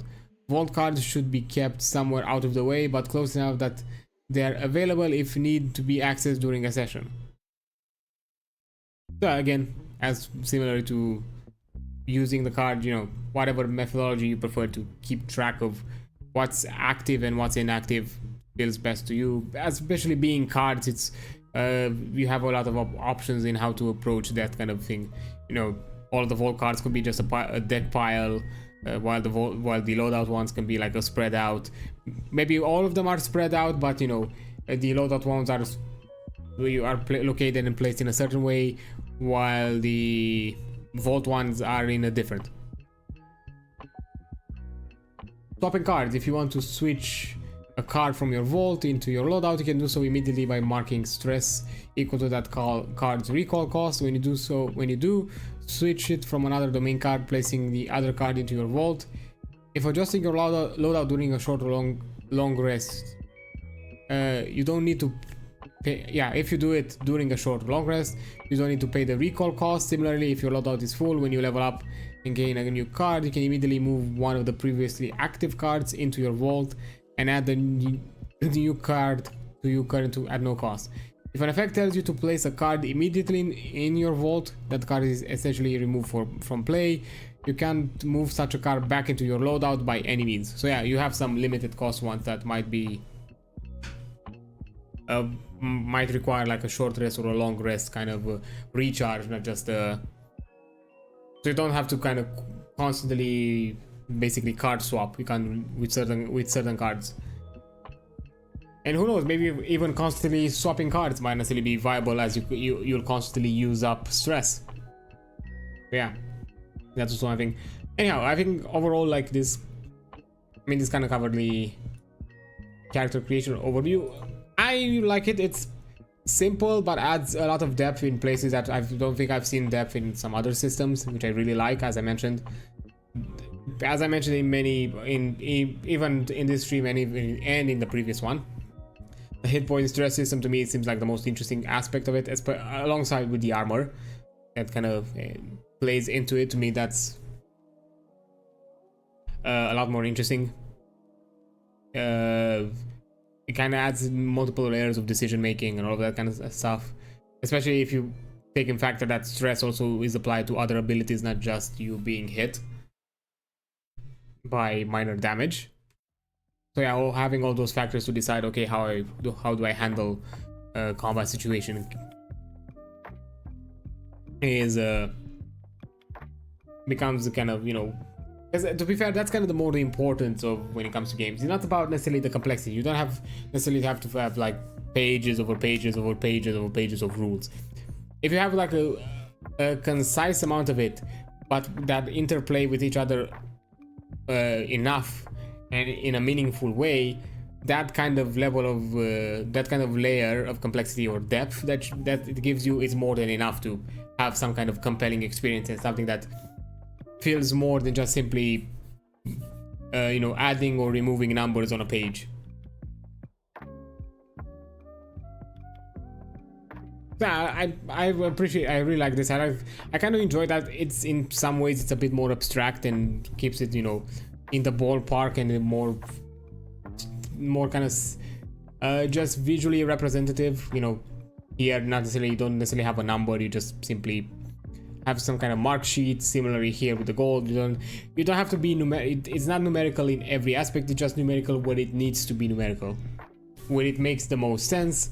Certain aspects can be just more open to a general representation. Of course, all of this like minimizers VR, I'm assuming they've been heavily playtested, and I'm guessing that these thresholds are gonna change even after the fact, because the more people play and the more people they offer like the required data, the more better understanding you get, because internally you don't know how much they've kind of stressed this out. I'm guessing enough for quite a while until they got to a point where they felt it was right, but who knows, maybe at a larger scale of playtesting, maybe, I don't know, 13 feels like a high number or too low of a number. Who knows, depending on what kind of encounters other people are building, what exactly they are expecting out of this game. But yeah, this kind of covers it, and as I kind of mentioned beforehand, if I didn't go through all of it, I would have continued with the ancestries and all of that. If I went around the kind of the intended schedule with this one, I would have kept it at this, but you know, just kind of as a quick wind down, and you know, maybe have some opportunities to maybe either talk about this one or maybe have other like ttrpg conversation, because as I mentioned, yes, these streams are about, you know, talking the playtest material. But if anybody, you know, jumps in, because I've done it like in the previous stream, if anybody like in the previous like Daggerheart stream, if anybody jumps in and just have some kind of maybe generic ttrpg questions, I can maybe offer you some insight from my personal experiences, and maybe somebody else in chat can also offer you as well if they're present. So you know, we can also have that kind of conversation, if not necessarily about the playtest material itself. Now, as I said before ending, as kind of a wind out, I thought it would maybe be nice to just also take a quick look at the character overview. It's like 30-ish minutes long. I'm not sure if I'm gonna add too much to it, as I think only if maybe they cover some aspects that I haven't necessarily mentioned here, were not necessarily mentioned here or not detailed as clearly yet in in this section of the playtest material, because I'm guessing they're gonna also mention some of the more in-depth aspects of the certain components of the character creation. But yeah, I'm gonna play this, stop it and have my own thoughts on it where I see fit. In the meantime, you can watch along with me. If you want to also talk about something, you can also do it in chat. If not, you can just go through this, finish it, and be done for today. So let me make sure that it starts at 0. It's pretty great. So you're now at 7 hit points with 4 armor slots. This is the best character you've ever seen. You can just say it. It's pretty great. You heard it here first. Yeah. I love these dogs. Hey guys, I'm Matthew Mercer. I'm Travis Willingham. And we're here to talk about Daggerheart. Specifically, do an example of character creation as we sit here and I work with you to build out Bertrand Bell. Yes, In the Dagger. myth, the man, the legend. So as we go through this, we're going to be creating him at level 1.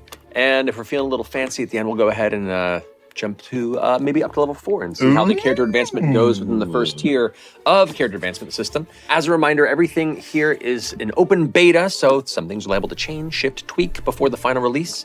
But if you have any further questions around this, we do have our How to Play Daggerheart video, which you can see linked somewhere around this video where links are. So you know where to find it. It's up here. Yeah, I think so. It's down here. Let's go ahead and start first by choosing a Bertrand's class.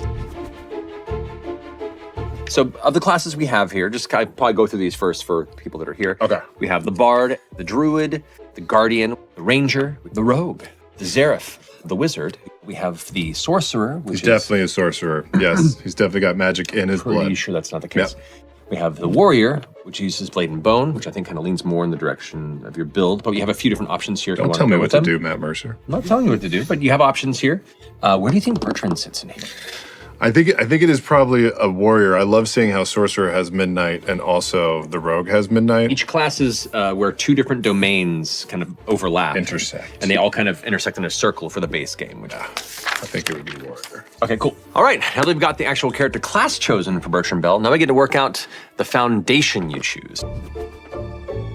Now, the foundations are kind of the various paths, the various subclasses you can take, and the foundation is the initial kind of level 1 card of that subclass. So the 2 foundations you have to choose for a warrior, you have the Call of the Brave or the Call of the Slayer. The Call of the Brave enables you to stay brave-faced and endure in the face of true danger. The Call of the Slayer gives you some benefits to actually slay things a little nicer. So if you want to take a look at those and choose what you think best fits Bertrand, things a little nicer. Let me just stop here and also, because I also want to, even though we're not going to go fully into it, just I want to look at it. Okay, so Call of the Brave. When you fail a roll with fear, you gain hope. You gain a hope once per long rest before you attempt something incredibly dangerous or face off against a foe who clearly outmatches you. Describe what ritual you perform or preparation you make to clear 2 stresses and gain 2 hope. Interesting. So it's kind of cool how it is kind of, even though you fail, you still kind of gain something out of it, especially, and it's kind of in the theme of being, even brave, even in the face of perilous danger. Call of the Slayer. On a roll with hope, you may choose to place a single 1d6 Slayer die on this card instead of taking a hope. You can store a number of 1d6 Slayer dice equal to your proficiency, and can pick up any number of these dice and roll them, making the weapon attack and damage rolls to add their value to your total. Discard any used this way, and at the end of the session, clear any remaining Slayer dice on your sheet and gain that many hope. Okay, cool. So at the end of the day, even if, considering that you don't necessarily have, they don't give you like specialized trackers for everything, you just simply be like, yeah, oh, you have unused damage dice, no worries, just gain hope instead. That's totally fine, which a cool way to still making sure that you didn't lose anything, you don't lose any kind of resource. So if you want to take a look at those and choose what you think best fits Bertrand. I'm gonna slay. All right, Because let's be honest, BB totally slayed in the day. On a roll with hope, you may choose to place a single 1d6 Slayer die on this card instead of taking a hope. You can store a number of 1d6 Slayer dice equal to your proficiency and can pick up any number of these dice and roll them when making a weapon attack or damage roll to add their value to your total. Path. Slay! Before you is the Call of the Slayer. All right, so with that foundation card chosen of your subclass, let's go ahead and jump into choosing your heritage.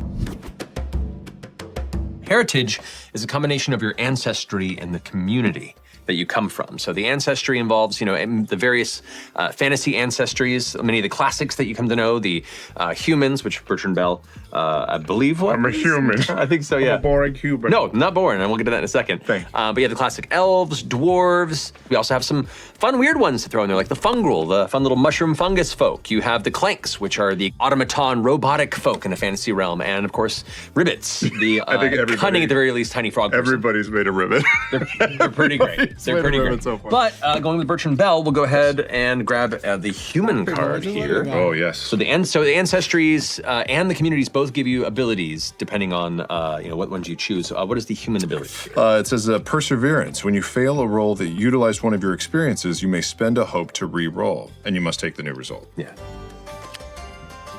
Spend a hope to.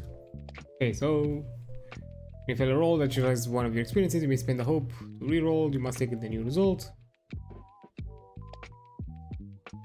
So yeah, kind of the human advantage. Not necessarily advantage, but it's a re-roll. It was not. I know the human luck. It was kind of similar to the luck feat, I guess. Although the luck feat allows you to, I think, still choose between them.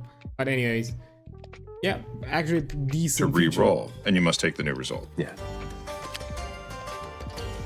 Now we get to choose your communities that you come from. And so we have a lot of choices here. They all kind of represent the communities that you grew up or shaped you. Here, you just flip through here. This Wanderborn, Underborn, and these can be applied to pretty much any community specifically in a setting or a place you want to create in your mind. This is where your character came from. You can. Nope. What have you got it down to now? Highborn, it says being part of a highborn community means you were born into a life of elegance, opulence, and prestige, usually within the upper echelons of the cities. But the other one that's interesting is Slyborn, because it says being part of a Slyborn community means growing up in the underbelly of a society surrounded by criminals and con artists. And it says Scoundrel, you have advantage on any rolls where you're negotiating with criminals, detecting lies, or finding a safe place to hide, which is pretty good since she's such a coward. I mean, you tell me. Let's do Slyborn just cause. Okay. I'm not saying this is canon. It's just what we're doing. All right. We're building a character. Exactly. We're taking chances. So between human and Slyborn, your ancestry and community, that is your heritage. So you get to write down on your character sheet under heritage, you are a Slyborn human. Slyborn. Humi. Character traits are agility, which is your ability to sprint in and out of danger, to make big leaps from place to place. You have your strength, which is your ability to break, smash, push, lift, crawl, and hit things harder. Finesse, which is the ability to do more controlled, direct, dexterous sort of maneuverability. Very specific. As well as pinpointing and precision. Instinct is your ability to kind of instinctually understand the world around you, being able to follow your gut, if you will. Your presence is your ability to affect and change people's opinion based on your presence, whether that be your charisma, whether that be your strength of words, your boldness, whether your that humor, your charm. Yeah, that's your presence. Okay. And then knowledge is the knowledge that you've accrued in the world around you. That can also help you to analyze challenges and details in the world around you and try and pick up the pieces of mysteries and puzzles. Now across the board here, everyone starts with a number spread that you get to decide where they go. It is a -1, 2 zeros, Okay. 2 +1s, and a +2. Okay. So Right. I've got a 0 in knowledge, a 0 in finesse, +1 in agility, +1 in instinct, +2 in presence, and a -1 in strength. Oh man, those Because years he's are a silver creeping up on fox. him. Yeah, Yep. it's rough. It's rough. That's a tough go. When that cartilage goes. Okay, now that we got the traits figured out there, we move on to your character's damage thresholds. Now, the thresholds are unique to each class at level 1. And you can see here on the sheet under your hit points and stress, you have your minor threshold starts at 5, major starts at a 10, and severe at a 15. Based on certain domain card choices you make as you level up, and as well as points you get to spend as you level up, those can adjust and get higher and give you a better ability to soak damage. Like the minor damage threshold itself, any time you take damage, you look and see if it's above or below any some of the thresholds here. So if you take 7 damage, that's between your minor of 5 and your major of 10, which would only cause you to mark 1 hit point. Sweet. If you take damage above, equal to or above a 10, but below a 15, between your major and your severe, you take 2 hit points. And anything that's equal to or higher than your severe damage threshold is 3 hit points. Things can get deadly pretty quick if you're not paying attention. But you don't have to do any math. When you take the damage, you just look to see where it lies and then mark the hit points accordingly. Now, every class has its own base evasion. Warriors are fairly combat-centric, so they actually started at 10, which is not bad at all. I can just put it in? Yeah, just put a 10 right there. That can be adjusted based on different factors, like the equipment that you carry might weigh you down and lower your evasion. Certain effects in the game can improve or decrease that. Next up, we're gonna go ahead and fill out your character's hope. Not like that evasion is not necessarily armor related, it's more about, other aspects of the environment, while the armor is more about the actual damage protection. It's a different spin of it. You don't no longer use armor just simply to determine a hit threshold. The hit threshold is determined through other factors, and the armor should be probably the more obvious thing. It's about making sure that it takes the blow. Of course, I think it was mentioned. I've actually also talked about in chat. There are certain armors that actually improve your evasion instead of your damage reduction, at the cost of probably lower damage reduction, which basically kind of plays more into the idea of having like light armor, easy that offers you like more maneuverability compared to maybe some more heavier armor that takes the brunt of the hit. So hope is an expendable resource and a constantly regenerating resource in Daggerheart. But you get to spend the hope on all sorts of abilities that you can use to help out your friends, as well as to fuel certain domain card abilities that you can choose as your character advances. So since hope can max out at 5, and it kind of regenerates fairly often, depending on how often you roll in your game, you don't want to sit on it too much. You kind of consider it a fluid resource. But you do start with 2, so you can go ahead and fill in 2 of those there. I'd recommend lightly, since you'll be erasing them and filling them in often through the game. So now let me... Which kind of, I just mentioned, because being a fluid resource and it kind of have a limiting factor, kind of goes well in play with the Call of the Slayer, because you can, instead of getting a hope die, you can get a Slayer die, so you can make sure that you are never capping that hope amount. You can always basically pile on into your actual damage die pool, and at the same time still keep a decent amount of hope dice that you would probably use for other aspects of the game, for other mechanics, for other features. So yeah, you can have this kind of cool kind of synergies and interactions between them. And your hope and your damage thresholds, we can look into getting your equipment, starting with your starting weapons. So let me go ahead and get this equipment sheet here for you. This is the spread of basic equipment available to you at level 1. So any of these weapons, I'm just gonna spoil myself a bit. So, battle axe. Okay, so we have strength. So you have trait requirements. Basically, tells you which of the traits I'm guessing it's used to determine the damage.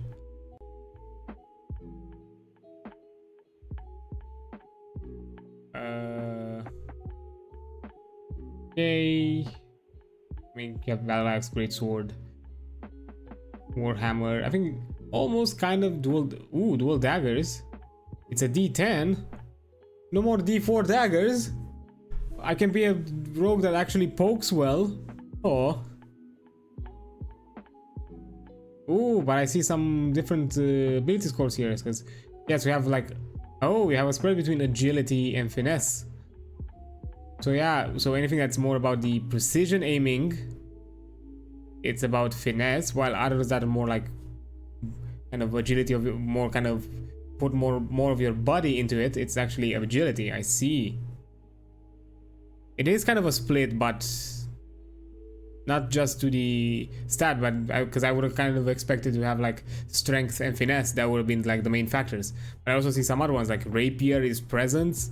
I really like that, so you basically can focus full on the charisma stuff and just basically be kind of some kind of showmanship.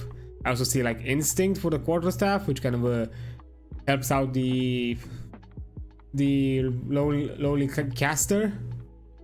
But of course, I mean, of course, this is kind of for the physical stuff, because now I look at it. You can see it beyond their names. It tells you what trait they utilize. Stop.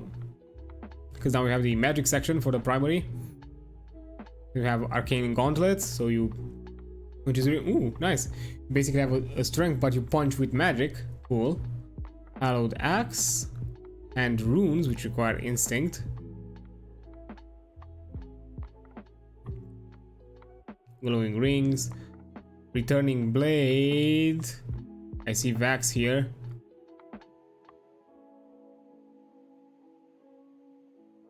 Versatile. Also, I haven't looked at the features. Warhammer, large, -1 to agility, makes sense. Greatsword, massive, -1 to agility. Roll 1 extra die and drop the lowest. Cool. Reliable, +1 to attack rolls with this weapon, to all attack rolls to this weapon, sorry. Dual short swords, quick, mark stress to attack 2 targets in range. Okay, small, +1 agility. Longbow, cumbersome, -1 to evasion.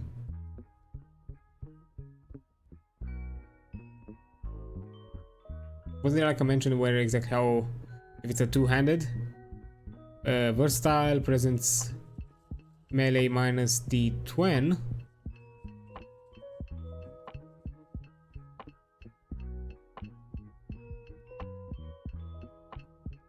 I don't. Quarterstaff, powerful, roll 1 extra damage die and drop the lowest. Don't fully understand the You get to add the versatile. bonuses or Presence melee. Oh, I get it. So if you attack within melee range, it's a D10. If you attack anything far that is farther away from melee, it's a D8. penalties of the trait that are present for each weapon based on how you did your trait spread. It tells you the range of them, you know, melee, very close, far, very far. You have your primary physical weapons and your primary... Oh, it shows here like burden. Okay, it wasn't just showed on the roll stuff, so... Actually, let me just quickly... You know, melee, very close, far, very far. You have your... I wanted to look at... Because it mentions something like some places dual stuff. Not here. Here. No? Dagger... Is this completely different? What? Am I going mad? Because was there like a dual dagger thing mentioned here? Here it's just dagger. Anyhow,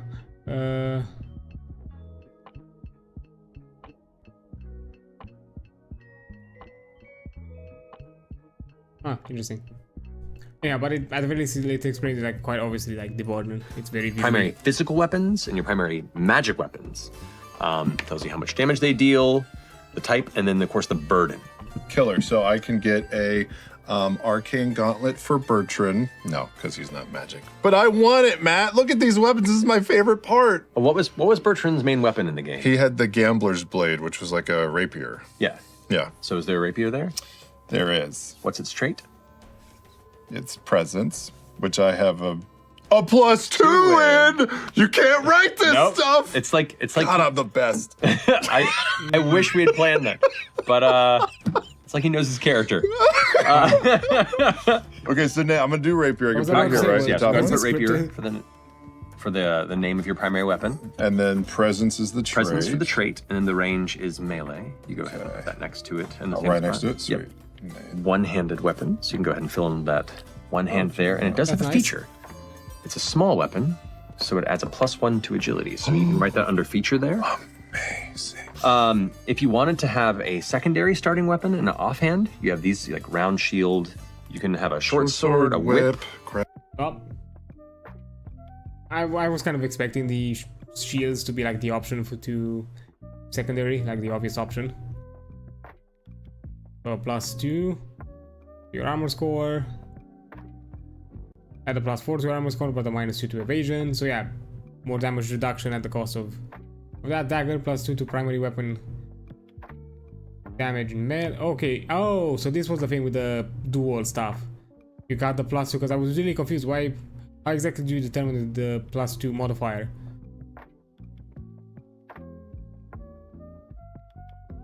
That was mentioned here. So yeah, grappler hook. On a successful attack, you may also pull a target into melee with you. That's actually really cool.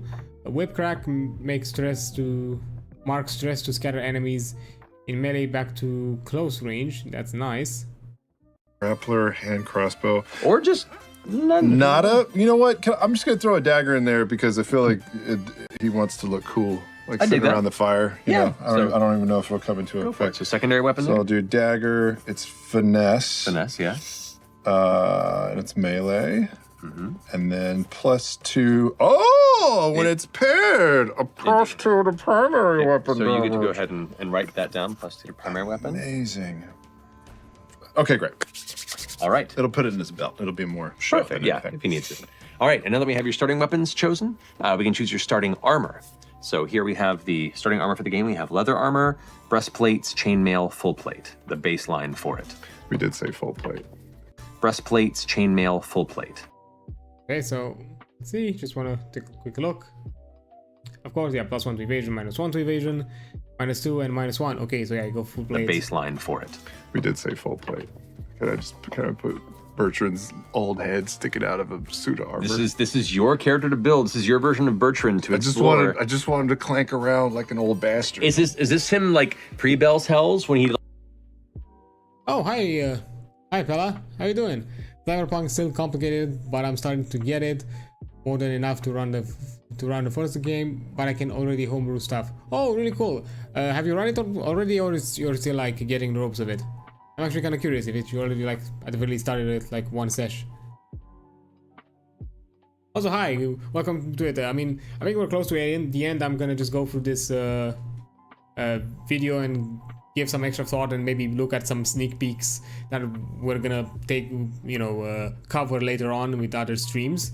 But while this is running, as I mentioned, we can still continue discussing about the playtest material, as well as having other like conversation about general like ttrpgs as we had previously with the other stream. Not yet, my friend. Do not feel ready yet. I mean, that's totally fine. Again, as I mentioned, don't stress it out too much. Again, because even believe me, this is coming from an overthinker. I stress the details too much, and you can realize that certain things you can just wing it, or just get the gist of it as you go. But get to a comfortable position where you feel like hey, I can just go on with it and have at the very least some interesting experience. And take it from there. Every session is a new lesson to learn.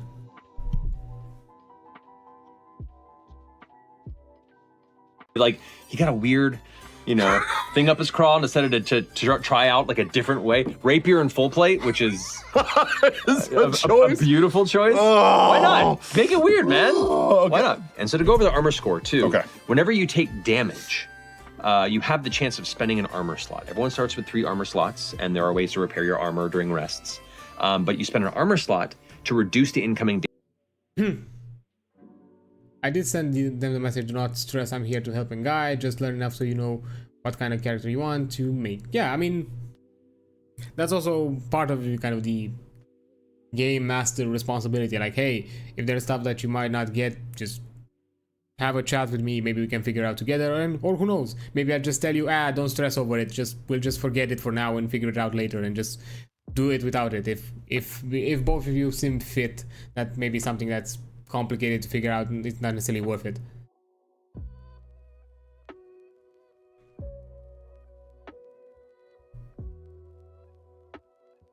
But yeah, I can understand also from the player side kind of the overwhelmness of getting into it. I did a Discord server for us to share guidelines and tips. I mean, that's kind of the go-to. Like all of my campaign sessions have had like a separate Discord group. Like for every campaign I've run, I've had like a Discord group. Initially, I kind of wanted to make like a general one. Initially, I started with a general like Discord group where we did different types of campaigns and one-shots and all together because it was the same group that we were a part of. But you know, if you have then interchangeable groups, maybe it's best to keep it separate so stuff doesn't necessarily meld together. Yeah, I think the Discord server it's starting in the right direction. Again, just be there whenever, you know, if your friend needs help, you know, assist him. And as I mentioned, if there is anything that maybe both them and maybe you feel like it's not worth over stressing, just who knows, maybe it could be something worth avoiding and not necessarily deal with it in that moment, and maybe you can run the game even without it. In future, I want to make it more open, to invite more people there, just more easily to share. Of course, I mean, if you feel comfortable about, you know, having more of an open community and offer kind of the possibility and be able to kind of create the building blocks of, you know, this kind of like online community, and or like, you know, organized online play within the group, even the best, because even better, because there might be people who might want to take a break, either from GMing, from playing, from other stuff, and while within that Discord server you might find others to, you know, join in, do something different, change it up, keep it fresh, aside from, of course, you know, riffing from each other, learning from each other's experiences, and, you know, be like, hey, look, this is how I do it, this is how you do it, maybe this would be better for you, or maybe this would be more in the right direction, you know, offer advice to each other and basically altogether improve your overall experience. But yeah, that's kind of cool. I'm not sure for the Cyberpunk Red if there are like any specific platforms that kind of offer like online kind of matchmaking. I think like Demiplane, for what I remember, offers you like this kind of like allows you to like search for groups, but for like, I think like specific game systems, I'm not sure if you can do for all game systems, but I think you can also do that, where you can like mark yourself as a DM and be like, hey, look, I'm here to I'm willing to, you know, start a campaign, who's interested. I'm not sure exactly how full on that system works.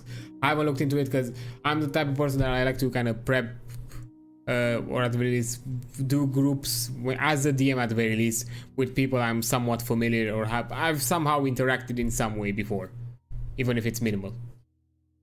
I've managed to realize this for me. You effed up, well, just wing it and don't do it next time. And if you effed up big time, ask a player, do they want to roll back? Yep. And that's a good mindset. Like, you know, hey, you made a mistake, whatever. As long as it's not that too impactful, sure. If it's really shit and if you realize, oh no, that's probably not how it should have gone, yes, you can either roll back, or an additional way you can do it, depending if it's something like, I don't know, maybe character related. I don't know, let's say, for example, oh, I forgot this character had a resistance. So, but up until this point, I've applied the normal damage. Well, for the next few turns, maybe he's no longer gonna take damage, or the damage that character takes is even more reduced for like a few turns until I apply the normal rule. So you can also do that kind of on the go. I will build more from friends to friends to friends. Yeah, that makes sense. You know, have some people that, you know people, have some kind of common ground, because yes, having completely new people that are strange to everyone else, it's odd. Both the individual that joins can feel like the odd man out. At the same time, you might not necessarily be fully aware what this individual is about and might not necessarily be for your group. So at the very least, having the additional person there that, you know, can be the common point and be like, hey, maybe this person is not, and also can be kind of a confidant in case maybe other situations kind of arose. Hey, you know more about this person, what are they like, stuff like that. Be more about like, okay, they might be a good fit for my group, they might not be, but that can also be a thing. Damage by the So anyhow, continuing on. Amount of your armor score. Okay. So which means if you take like 10 damage and 10 is your major threshold, you can mark an armor slot to reduce it and take it into a lesser threshold and thus take less hit point damage. But look at full plate armor, that's 8! It's 8, but it's also very heavy because you -1 to evasion and agility. So I know, but he would just look like a little bean in a spacesuit. if that's what you want to make, man. I kind of want to do it now. Do it. All right, we got this. Bertrand's in full plate. We're doing for this it. particular build, which is awesome. You go ahead and write down full plate first. The armor score for that is 9. And the ability to get this is very heavy. Heavy. -2 to your evasion. -2 to evasion.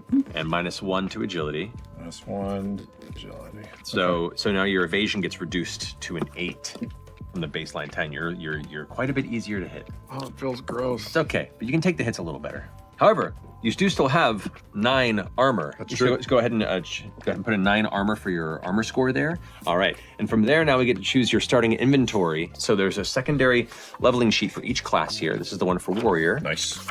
And so when you see up here where it says under inventory, write down the things that you take automatically, and then a few things to choose to be added to that starting inventory. Torch. 50 feet of rope. Thank God you always need rope. Necessary stuff. I like how it says just basic supplies. So you can come up with what that is in your head, right? Yeah, Like you're the things that you would just You don't want to generally like be doing your Generally taxes, you know, when it comes to everything in your bag just to survive. And then the final choice you make is either the drawing of a lover or a sharpening stone. I mean, have. This is incorrect. Can we make an edit? Sure. Drawing of lovers. There you go. Definitely. It's more of a sketchbook, really. Yes. It's a calendar. Okay, so with that, your inventory is complete, and now you get to work on your character's description. Okay, so I'm gonna stop here. I've collected like 10 hours worth of videos of a lot of reading material, printed core rulebook pages for my friends who do not have access to it because it's behind a paywall. Yeah, of course, because you know it's. Isn't there like wasn't there like a basic rule set? I'm guessing the starter set or at the very least the starter. Oh, actually no, even the starter set I think was like it was a bundle. Not do they have like a basic rule set, the Cyberpunk Red, that it's free? I don't remember. I know the starter set that was released before the full core rulebook. There is a free version, but it's very limited. I kind of expected because you wanted to go with the core book simply because you know it's more expanded in this systems. But hey, who knows? Maybe the starter set would have been a better point for your friend. As you know, because it doesn't. Because one of the kind of drawbacks, or at least some people why they kind of are held back by ttrpgs is simply because of the load of information of basically being like here's like a heavy book, here's like a 100-page book that you all of a sudden feel like you need to learn. Maybe starting with the kind of starter edition could offer you at the very least kind of like a starting point, and at first just getting to that, getting the understanding of that one maybe would be a better starting point and feel more confident into getting into the game. I printed stuff only related to character creation and weapon information. Yeah, you literally did the same thing I did. Because I've asked my group, like the first group that I ever DM'd, I've asked them, hey, what class do you want to play, what race, whatever. Once they confirm what were the things they wanted to play, I literally downloaded just that information that they needed for that specific class and send it to them. So basically be like, hey, look, this is the only thing you need to know. I did the same thing, which can work, but you know, again, there are people who just, you know, see walls of text and feel taken aback even if it's just a few pages and feel like it's kind of overwhelming and takes a while to go. They don't need to know more for the first time, they learn as we go. I mean, yeah, that's kind of the way I approach it, and that's kind of my philosophy with most things. I don't necessarily stress people to be like, hey, learn the rules, learn the things, you know, get a general understanding of it if you can. I'm gonna be there across your journey, especially like in character creation and all of that. If you're like a first player, I've always done that. Like during character creation, I've always been like kind of present to assist and offer them kind of like a general idea.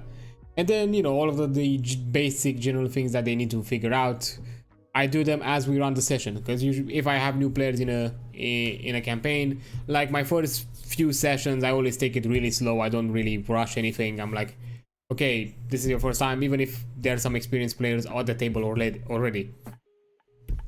which is also another trick. If you have experienced player, group them together. Like make sure that they are kind of spread around. Like have an experienced player around the new players, because they can also offer guidance in the moments when you cannot. Or maybe they need something that already the experienced player might know and just be like, hey, I can help you out. You don't need to ask the game master. And that is way more fun, as none of them have any experience in TTRPG. It's really fun. It has to be fun, or then they're never.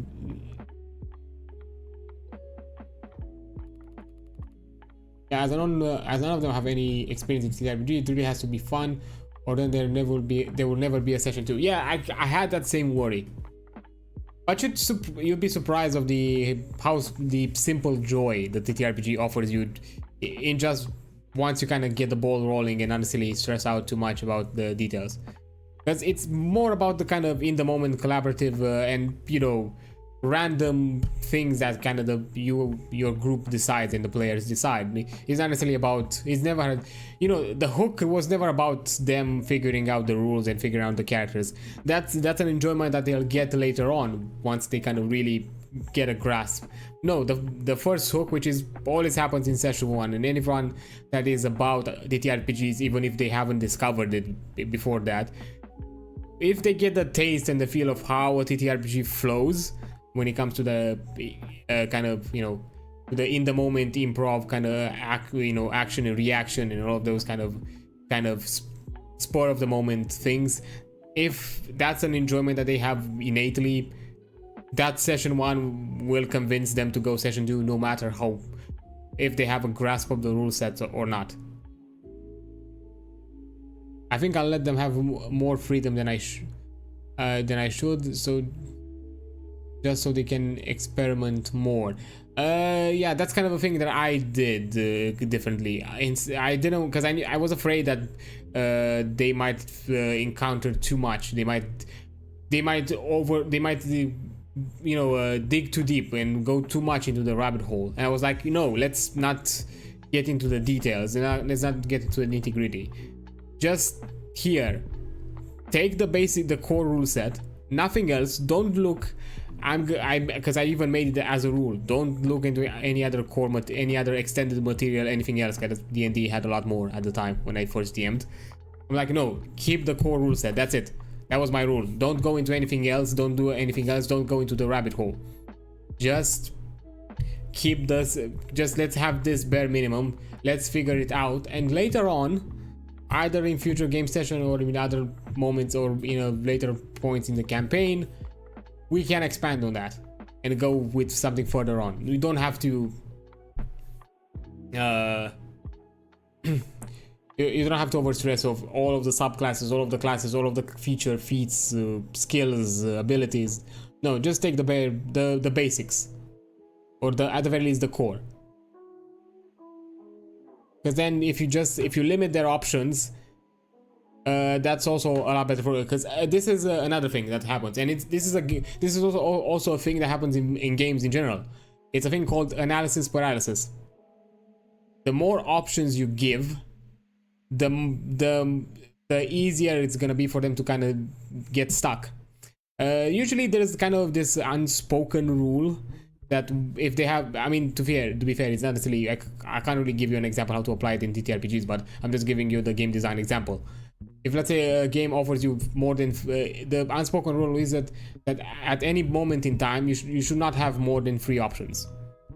If you have more than 3 options, the player is gonna freeze, because they'll start considering each of them too heavily and start looking into them too heavily and never fully realize which of the choices feels best for them. Because at a baseline, we're still a habitual creature. We still look for the best option. We think it's good, it's better for us. We still innately optimize, even when we don't want to. In whatever way for us optimizing is, it could not necessarily mathematical. It could be just optimizing the fun or enhancing the fun.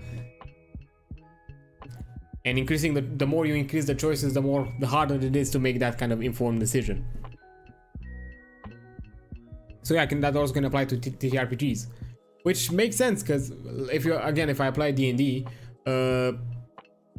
aside from like a few classes, all the other classes didn't have more than 3 subclasses as a choice. So even if they wanted to go further in and plan out what kind of subclass they want to go in, or if they started with the class that's at level 1, gave them a subclass, they didn't have a ton of options to choose from. They didn't have like all the extended stuff. They just had the required minimum. The core required.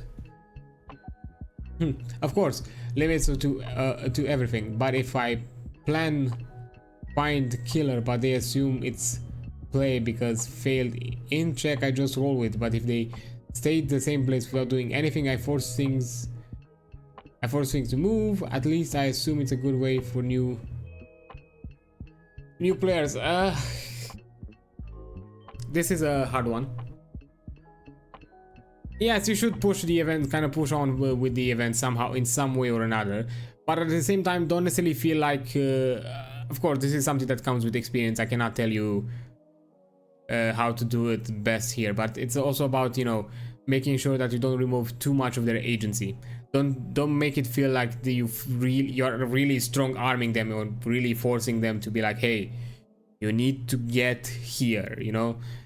If somehow they get into a direction that is maybe more in what they kind of enjoy, I don't know. Yes, find ways in how you can incorporate what you wanted to do with the story, the module, or what was exactly the initial goal. Maybe you can find a way to incorporate it with the new direction that the party is going.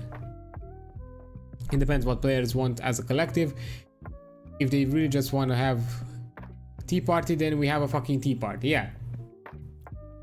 As I said, depending on what depending on what the group kind of wants and pushes on with, maybe you can find ways to weave in whatever objectives, goals, or encounters they should have had while doing the activity that, you know. Sometimes you kind of have to make it feel like it's a choice, but at the same time, you know, you put in the things that you need to do. Because at the end of the day, behind the veil, behind the game master screen, they'll never know. As long as you don't tell them, they'll never know that, you know, the event that you placed in the moment that they decided it's their own, it's also the event they would have gotten if they went along with the narrative or with a paved road given by the module. Even if I was planning them to find, so basically if the party wants something, they'll get that, even if the plan was fighting the planet killer. Yeah.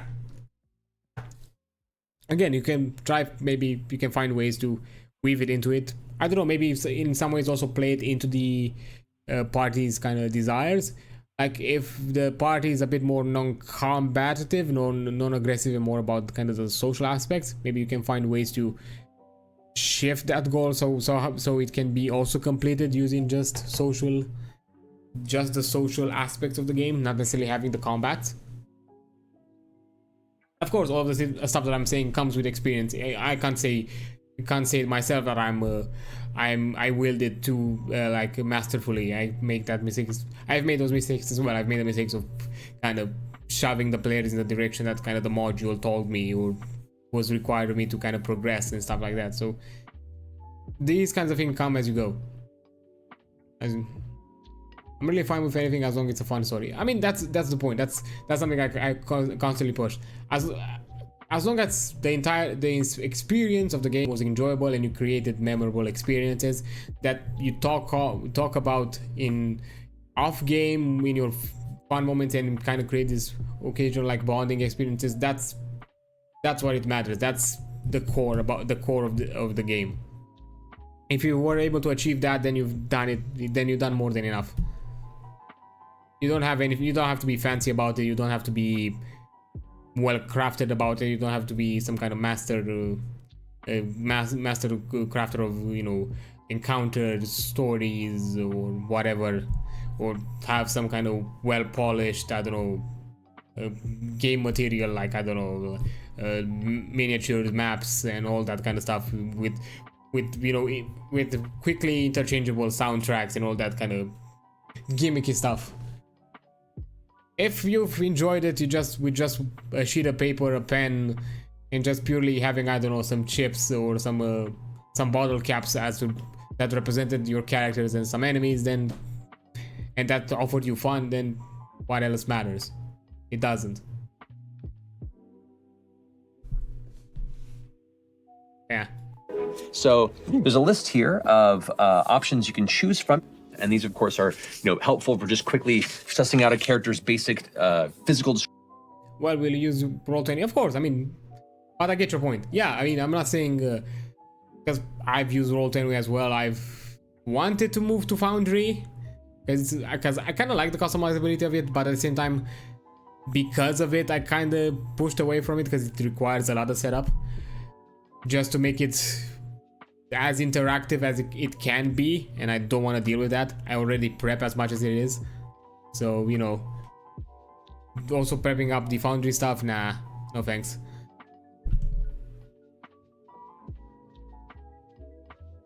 But yeah, it's more about the enjoyment of the experience. It's not necessarily about the tools that you had around, because the tools can just be the minimal of things.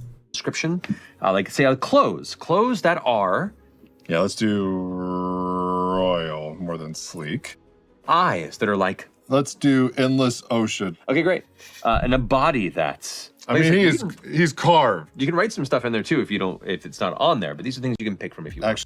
Actually, Like one of the players is my best friend for 18 years. We literally once drunk beer and watched the paint dry.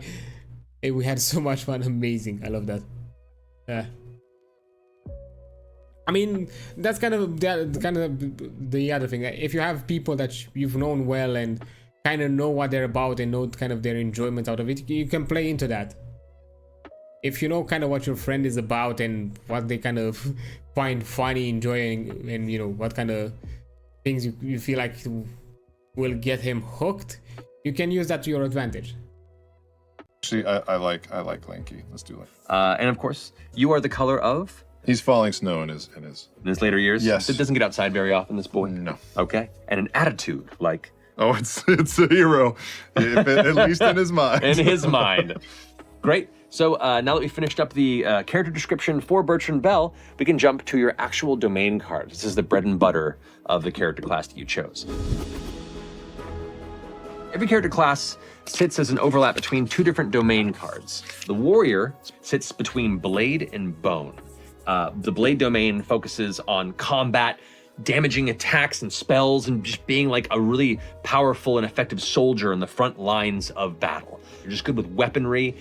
Well, the other one is same friend's girlfriend, and last one is my sister's husband's little brother. Okay. I mean,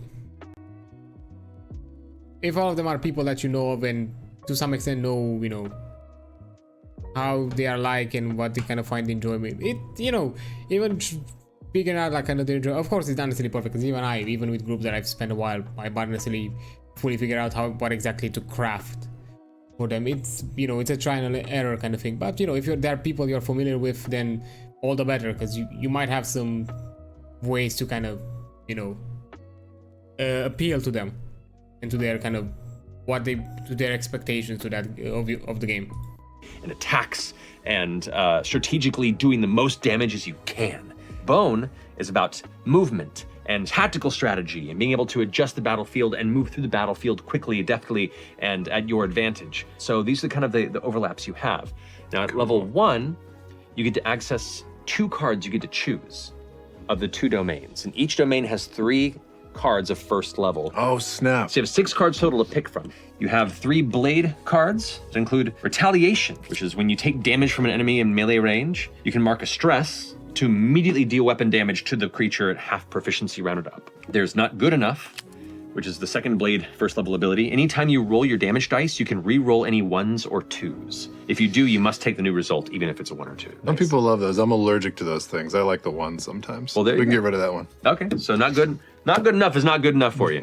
The last one we got under blade is whirlwind. When you make a successful attack on an enemy in melee range, you may also spend a hope to use that roll against every other enemy in melee range. But that roll you made is now effectively put against all enemies that are around you, and then any that it does succeed against, they take half damage. I got it. So it's well, not that's actually pretty good if you wade into somebody and it's like one hit. You can choose 2 of the spread, meaning you can choose 2 bone and ignore all of blade, or 2 blade and ignore all of bone, or 1 from each. Okay. You just have 6 to choose from and 2 that you get to pick. Okay. So on the bone side of things, you have nimble. It says while this card is in your loadout, meaning it's a card that you've chosen for your character to be active, you add your agility score to your evasion. The second bone ability at level 1 is I see it coming. When you're targeted by a ranged attack, mark a stress to roll your hope die, which is a d12 of your duality dice, and increase your evasion against the attack by its value. The last one you got here is called Deft Maneuvers. Deft Maneuvers is you can spend a hope to move anywhere within far range without making an agility roll to get there. So normally in Daggerheart, if you move beyond close range, which is like roughly 30 or so feet, you have to roll an agility roll to get there. So with this, Deft Maneuvers, you can spend a hope to go anywhere within far range and not have to worry about a roll at all. This makes full plate a little bit more palatable, the Death Maneuvers, but I think I'm really feeling I see it coming and retaliation. Okay. Yeah. That's a solid spread there. All right, cool. So next up, we get to go through background questions for your character. Now, background. Yeah, as I mentioned, I didn't go because I could have stopped some of the stuff here, but overall, yeah, I really like kind of the interplay of the domain cards, how they work, and how they kind of have multi-functionalities. Some can be passive, some can be on use, some can be limited, some can be indefinite, and all of that. Of course, once we kind of get into the classes and all of that, I'm probably gonna talk more about those abilities more specifically, those domain cards. So yeah. It's kind of cool. It's really cool. I really enjoy it. Background questions are not absolutely necessary. A lot of people who especially have experience in RPGs, you have a strong idea of your backstory and how you want to define your character. But these are great questions to either layer on top of that and help maybe think of things about your character's history that you hadn't before, or if you have no idea and you just want to make it up on the spot or find something to jump off of and then build off of, these are great questions to kind of start that internal conversation. So for here, background questions include, who taught you to fight and why did they stay behind when you left home? If he came from a criminal background or something like that, let's say that in his younger years he was caught and arrested, and maybe there was like a law enforcement person that was like, you have to be able to take care of yourself. Let me show you how you might be able to do that. Okay, what was their name? Sean. Sean, all right. Yes. Sean Milmore. Oh my God. Ah. Alrighty. So your second background question as a warrior, somebody defeated you in battle years ago and left you to die. Who was it? And why did it feel like such a betrayal? Dang. Let's say after Vox Machina, and let's call the group the Heralds. Okay. Anybody in the group specifically that defeated you and left you to die? Yes, of course it was. That bitch Sandy.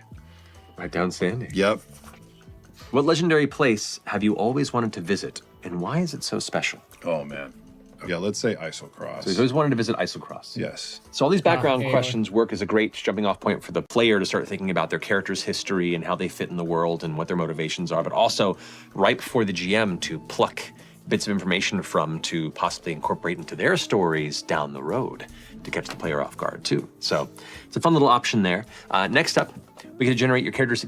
Yeah, the thing I kind of also enjoy about it, because it's a good guideline for those who already kind of, as mentioned here, have the experience already, may not necessarily use it, but you never know. Because I think even as I was talking here about new players and how they can be introduced, having that as the bare minimum requirement for the players will be like, hey, you don't have to give me like some kind of interweave backstory or some kind of dissertation level essay or some sort of that. Look, the game offers you these background questions or this background. If you give it if you give me that information, that's totally fine. Is it like 2 a.m. or for you at the moment? I'm getting close to midnight, actually, within my time zone. To be fair, I want to just finish this video, have this conversation, and that's kind of it. That was kind of my plan. I just wanted to go through the generic the character creation overview, which I already did. But I felt like, you know, as kind of a wind down thing, and kind of offering kind of a bit of a downtime to, you know, add a, you know, a bit of conversation and things like that. Let's go through the video kind of as a full-on summary, because, you know, it's within 30 minutes what I covered in like almost 6 hours. So yeah. Are we around? Wait, are you around me? I thought we'd be a couple hours ahead of me. I'm Eastern European time zone. That's I'm in the Eastern European time zone, EET.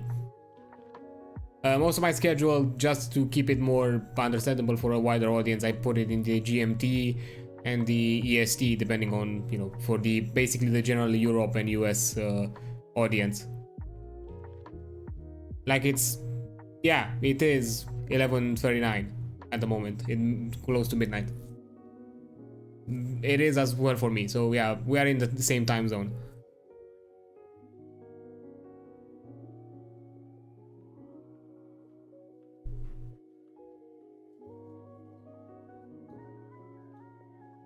Yeah, GMT +2, Eastern European time. I'm not sure if it's called any other way around. Yeah, I usually keep it in the general GMT, my schedule, just for anybody who uses GMT like I do it right now, GMT +2, just they have a general understanding of ballpark when my stream start. And I also use EST as well for anybody in the US audience that might jump into the stream. Huh, yeah, look at that, coincidence. I mean, I'm not sure if the... I don't know how you found out my first stream. So I don't know, could be also the Twitch algorithm be like, hey, this dude is in the same time zone as you, so maybe check him out. That could also be a thing. I don't know.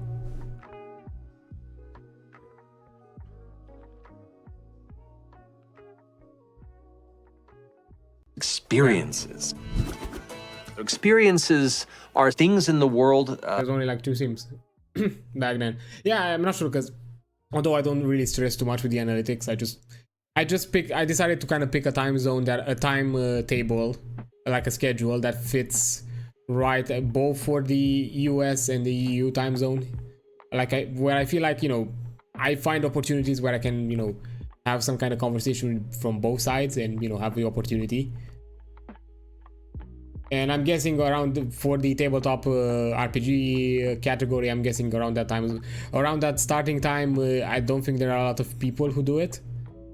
Because I think when I looked at the analytics, there are a lot more in the middle of the night and stuff like that, or closer to night, like closer to my current hour. Because I think I know I think I know another like I've seen another like Eastern European GMT2 streamer who also covers ttrpgs and usually does it a lot later in the day. Like I think around right now their stream would be on, I think. Or at the very least, they've already been started recently for like an hour or 2, while I've been here already for like 6. So yeah, I kind of like, you know, to give opportunities to, you know, jump in at any kind of point. You know, for the US time zone, they're more of a morning stream. For the European time zone, it's more of a more of a evening after work kind of thing. So, you know, I think like we can cover nicely both ways. And sometimes I also extend, like I did my celebration stream 2 days ago, and I did it for like 8 hours, and it started around the same time for the pure reason of getting kind of covering the entire kind of section of EU and US. And to be fair, I've extended it to 2 hours without even realizing it, because I lost track of time and basically streamed for a total of 10 and basically got close to evening or afternoon in the US time zone. So a lot of people, so other people who were able to had the opportunity to jump in that section of the world, of the globe. Yeah, I do like to, you know, have the opportunity to offer the opportunity for multiple people to jump in here, not just I would like to have a more diverse audience. I feel like, you know, diversity can offer a meaningful conversation, more perspectives, and get a better understanding, not only of yourself and other people and the world, and even whatever you're conversating, like we're doing right now, this kind of D&D conversation. You know, maybe we might find some peeps in the US who do this more often than I do, or, you know, because the TRPG culture from where I'm coming from, it's a lot barren, for example. So maybe I can talk with people that have done it more and been more around simply because they had those kinds of communities on their side of the world. So that's also a reason why I prefer to somehow push myself in between those kind of schedules. Not schedule, time zones. Experiences that your character has had that's defined their skills and abilities, the things that they're generally better at, or at least more trained in than the other average person. So here on your character sheet, it says experiences. You start with 2, and you get to add a +2 to one of the experiences and the +1 to the other. Now, these experiences, they can be somewhat broad about your background, like stuff like charlatan or social climber. Could be options. And what you can do as a player is you can spend a hope to apply that bonus to a role that fits within that experience. So for charlatan, you're trying to convince somebody, do this deal where obviously this is extremely expensive gold that requires top dollar, regardless of the pyrite type materials of it. You might say, well, I'm gonna go ahead and use my charlatan experience to add my +2 to that. So you spend a hope and you get to add that bonus to your roll. So I as you were saying it, I came up with the phrase, do you know who I am? So a +2 to like anything that might be saying that he was an important part of Vox Machina, or all the beasts that he's slain, or the countries that he's visited, or maybe the royals or dignitaries that he has befriended, and maybe leveraging and applying like intimidation and pressure on anyone he might be interacting with. That's cool. I love that. So yeah, like they're meant to be open and flexible and applying to narrative moments that make sense should both the player and the GM agree upon it. It just costs a hope to do so. So it's another use of that resource as you go. And you get more experiences as you level up, and you can apply bigger bonuses to the experiences you have. So those are your character's experiences. Now that we have the bulk of your character pretty much ready to go, now we get to write in your pronouns, and now we get to work on character connections with other characters in the group. So these are also questions. Before we jump in, as I mentioned before, like I really like the experiences being this kind of open-ended, simplistic way of basically saying, like, I have a set of skills that I'm good at, Liam Neeson style, I guess.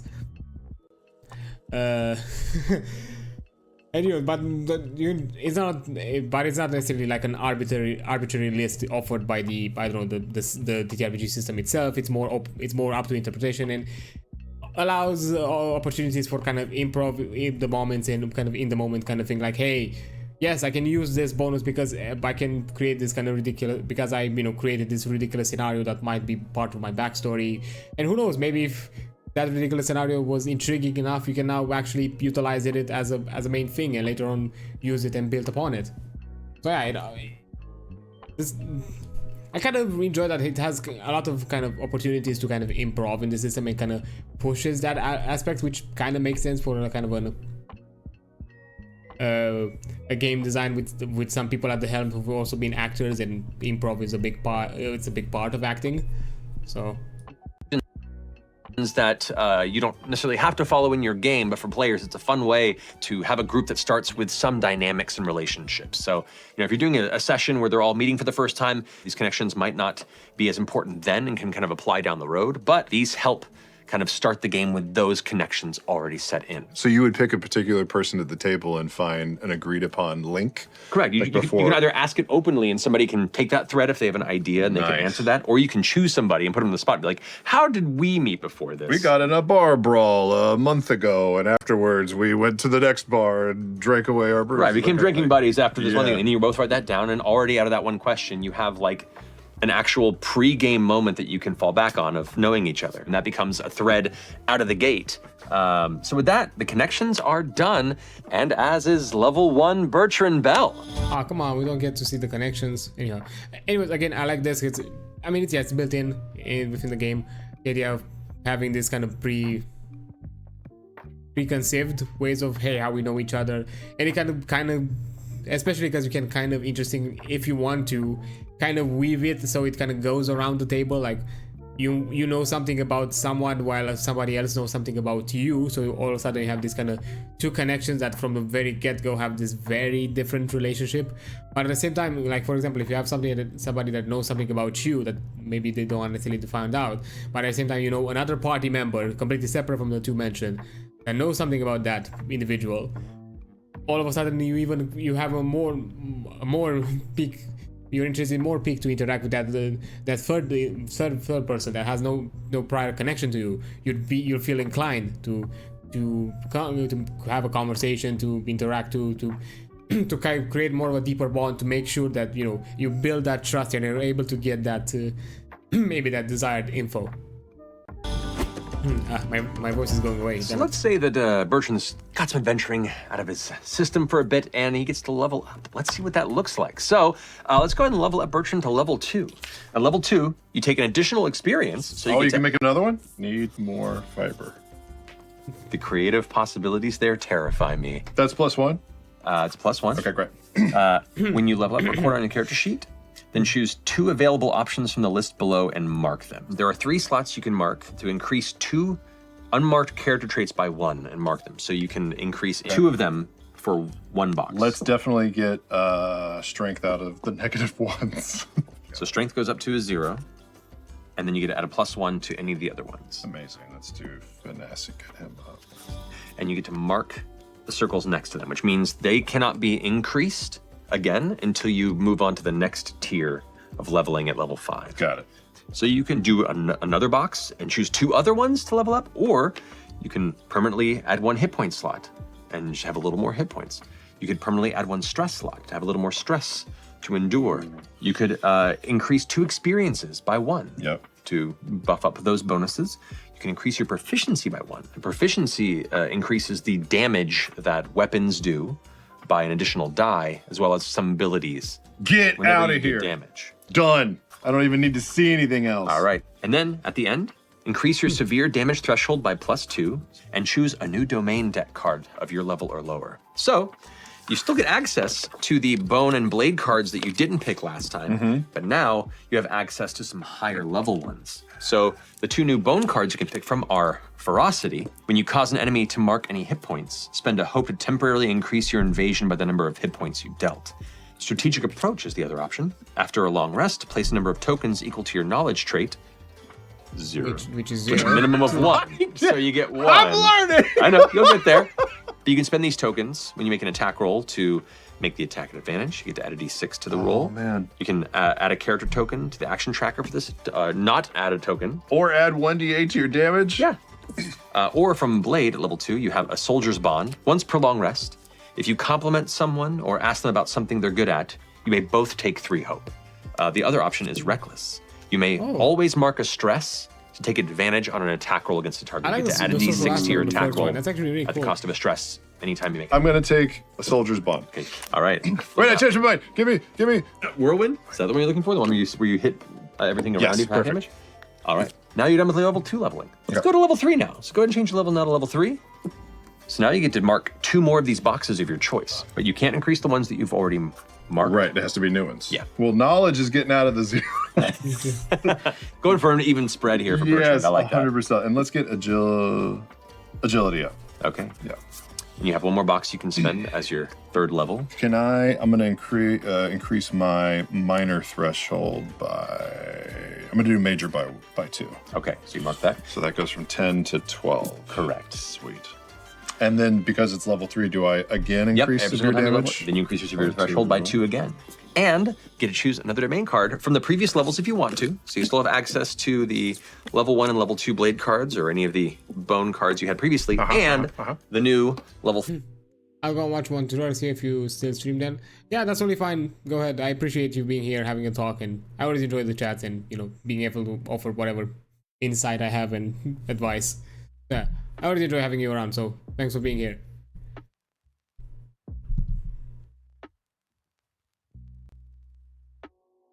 Three ones, which for the blade are Versatile Fighter. You can choose to use the character trait of your choice on an equipped weapon rather than the trait it calls for. Ooh. And then when dealing damage, you can mark a stress to take the maximum value of one of your damage dice instead of rolling it. You got Scramble, which is once per short rest. When an enemy in melee would deal damage to you, you can avoid the damage entirely and safely move out of melee range. They just whiff. Dude, I like these news. This is great. It's pretty fun. And then for the bone, you have Brace. Whenever you use an armor slot to reduce incoming damage, you may also spend any number of hope. For every hope you spend, reduce the incoming damage by the value of your proficiency. Or Tactician. When you help an ally, which you can spend a hope at any time to help an ally and describe how you help them to add the advantage d6 to their roll, The advantage die you roll, however, is a d8. So you're better at helping people as a tactician. Whenever you're making a tag team roll, which is a fun thing you can do in the game by spending 3 hope, and you and another person can team up your maneuvers together. Whenever you do that, you roll a d20 for your hope die instead of the d12. But I'm selfish, so I'm gonna go with scramble. We do the final level 4 leveling. Level 4, going up to 4. 2 more boxes. I'm gonna add an armor slot, and I'm going to permanently add 1 hit point slot. You got it. Because I feel like I've been getting rocked by this point. Increase. Oh, yeah, and increase your threshold. Sever? Sever damage? Severe. I'm pretty sure it's sever. Severe. We'll reach out to Oxford. There you go. So 21. Your severe damage threshold is now 21. That's pretty slick at level 4. So you're now at 7 hit points, an armor score of 9, which is pretty high with 4 armor slots, which is pretty slick. This is the best character you've ever seen. You could just say it. It's pretty great. It's pretty great. You heard it here first. And for your final domain card choice, we now get to the 4th level. I'll do bone first. Okay. We have redirect. When you successfully evade a ranged attack, you may roll a number of d6s equal to your proficiency. If any of them are a 6, you can mark a stress to redirect it to instead damage an enemy. Dang. Close ranged. Or boost. If you have an ally in close range of you, you can mark a stress to boost off of them and into the air to perform an aerial attack at an enemy within far range. You essentially like speedball special yourself across the battlefield, which gives you advantage on the attack, and you get to add a d10 to the damage. Then you end in melee range of the target. You get literally boost off and thrown towards an opponent. You can just see screaming open helm, full plate armor, Bertrand Bell, like screaming across the, Which is fun. And then for Blade, we have Deadly Focus. Once per short rest, you can apply all your focus towards a single target. Choose that target. Until you attack another target, you defeat the creature or the battle ends, you add +1 to your proficiency. Whoa, so this would be 3d8? No, it would be 3d8 against that one target until you either defeat them, are defeated, or you choose to hit something else. Definitely Hunter's Mark. Or fortified armor. Increase your armor total by +2, and while this card is in your loadout, and then once per short rest, you can use an armor slot without marking it. So you kind of get like a phantom 5th armor slot. Already really stacked on armor. Let me see if else. This is that was the Bertrand rocket you were talking about. Yes, Bertrand rocket. Thank you for reminding me. So with those choices, at level 4, as Bertrand Bell, you have Retaliation, I See It Coming, Whirlwind, Scramble, and Boost. Now, is there any time you would change out a card? Like you could switch them once you've got it, you've got it. So at this level, you have 5 domain cards in your loadout, and 5 is the maximum that you can have in your loadout. Whenever you take a rest, you can change out cards. So at level 5 and higher, you're gonna have 1 card that you kind of put in your vault. However, you see this little number in the upper right-hand corner? I do. That's the recall cost. That's how much stress it takes to swap it with the card in your vault. So even the cards that you don't pick for your loadout, you know, the cards that are more utility focused, you can leave them out. And then if a situation happens where it's really useful and you're like, oh, I wish I put that in my loadout, you can spend the number of stress to swap it in with one of the cards. On a rest, mark a stress. You can swap it for free on a rest, but you can do it in the moment. Oh, that adds a lot of value to one that has a 0 stress. Exactly. Ooh, so some of the 0 stress cards might be not quite as powerful as other comparable ones, but being 0 stress means you can kind of keep them out of your loadout at the higher levels and just swap them in if you need it. That's pretty great. You know, you got options at your disposal. Okay. All right. It's a pretty solid build. This would be a fun combatant, I think. Bertrand in his full plate glory. His odd Cosmonaut days. Bertrand. Yeah. Oh no. But nevertheless, thank you so much for joining us for this little building character creation process of Bertrand Bell and Daggerheart. You can learn more and join our open beta playtest at daggerheart.com. You can dive in. Please break the game. Tell us what works. Tell us what doesn't. They're breaking the game? Well, please, we're just what the whole point of open beta is. Break the game. Break it. Tell us what you really love about it through our official surveys. We want to help craft this into the best game it can be with your help, so all of us get to enjoy it in its final version being the best it can possibly be. And the more people who play the game, the better we can make it. So jump in, destroy it, tell us all the things that you enjoyed and want to see improved. We are so extremely excited to build this game with all of you, not just for you. So please play often and submit your surveys to us. And thank you for joining us. You can also send all of the Cosmonaut Bertrand Bell art directly to me. My socials are above and below and around. We're not doing that. Okay. But thank you, Travis, for being our guinea pig on this, and thank you for joining us. Hope you have fun building your characters. Yeah. I think I'm gonna do that. I want to do probably after I finish going through the entire material, or at the very least most of the character creation stuff. I would like to make a character just for the fun of it, for that it was kind of based around me. I think I'm gonna do like a what if Adrian Solf was a character, was a playable character in Daggerheart, just, you know, kind of as a one down kind of thing. Once I go through the entire kind of character creation stuff and I get an idea. So yeah, that'd be kind of cool. But anyhow, I think that kind of covers it. Overall, from what I've seen so far with the character creation, the introductions, I really like where this is going. I like some of the openness, the simplicity of it all, the kind of easy approach to the more abstract elements where you don't necessarily need the metric stuff, the numerical stuff, and then numerical stuff is only there when it's necessarily. Of course, there's still some few things where I personally still need to kind of, still takes a while for me to get out, like learn. Like for example, the proficiency stuff, I still wasn't exactly sure how it applies, and some of the bonuses stuff, but I'm getting there. That's fine. As I've mentioned it beforehand, this is a learning, you know, experience. It's about, you know, just you learn it as you go. You don't necessarily have to stress out about, you know, not having it all figured out and all grasped in one go. You know, by playing, I think that's the best way to learn it, because you collaborate, you do it with other people. You're not just there alone, you know, looking at a wall of text and try and be like, hey, what the heck is this going on? What's this all about? But yeah, I mean, that's gonna cover it for the character creation. Next week, I think on Friday, I'm gonna go with I'm gonna look at the ancestry community and probably player tools, because I feel like these three are kind of short-ish, and, you know, kind of want to go through them in one go.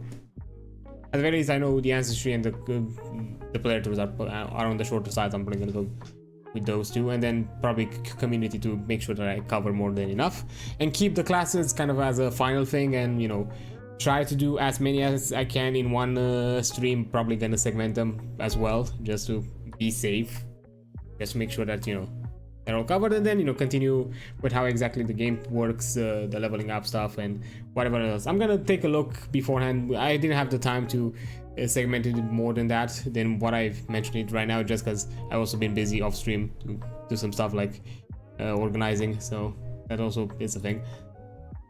But yeah, I feel like that's kind of it for now. Again, as any like in the other streams, I've kind of extended it, because at the very least I want to cover the main intended chapter. Then this one was the character creation overview.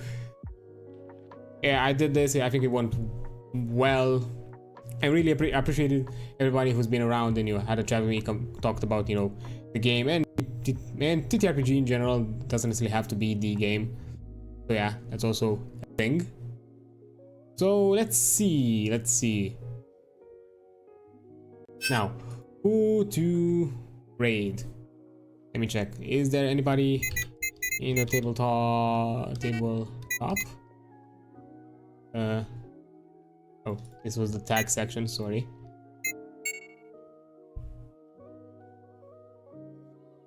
Let's see, any tabletop RPG stuff. Any VTuber friendos?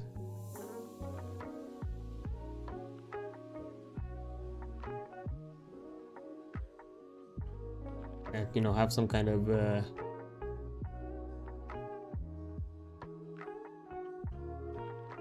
actually, yeah, let me check the tag. Daggerheart. Let me see if there is like peeps that are using the Daggerheart as a tag aside from me. I think that's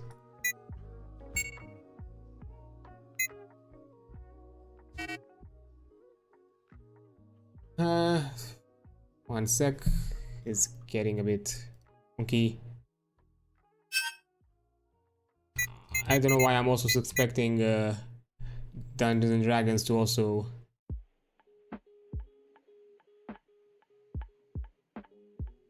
have its own one, considering that it's Critical Role related.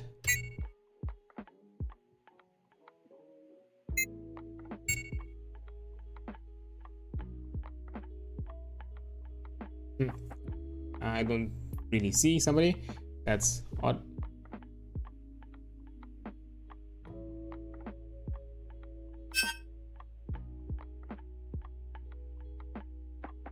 Okay, then let's see.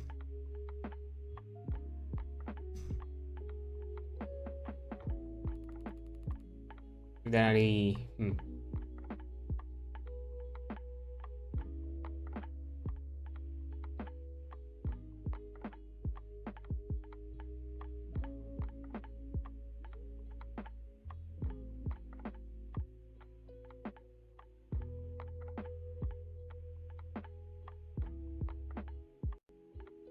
Oh boy, always waiting is fun to figure out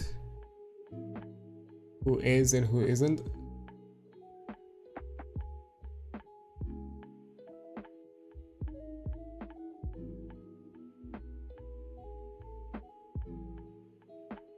Ooh, another category that I can look at actually. Holders 3. Let's see. There's got to be people in the boulders guide stuff. They're like doing things right now. I would be amazed if they weren't.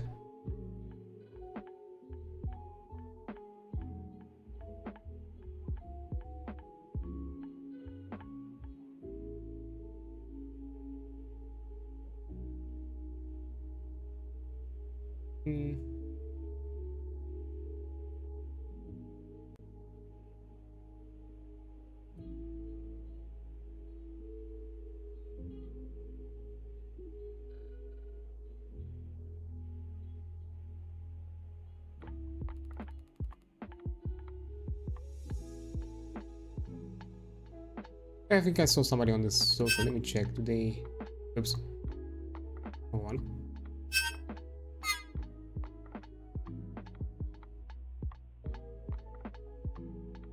I was expecting there to be fucking dialogue. No, we're just killing people. 150 cellular sweeping. Oh god. You fool, it's time for me to commit identity I specifically fraud. requested you to not commit identity fraud. The big I think I'm gonna ask somebody for a Baldur's Gate stream. The Starkey Morph. Yeah, they're currently like streaming on the Baldur's Gate. I haven't, because I wanted to look like for some like VTuber that are doing some kind of ttrpg stuff related, but that looks very racist. It was so kind of wild that I wasn't sure, and I didn't necessarily want to jump into a campaign because I don't necessarily have the context with that, so I was hoping somebody... That looks racist! Yo, I've seen kids named like that. Alexis, but anyhow. No, it is racism. For everybody new here, when we raid, I'm gonna go with this. I usually do use this message, so yeah. Let's see. 1 second. Damn it.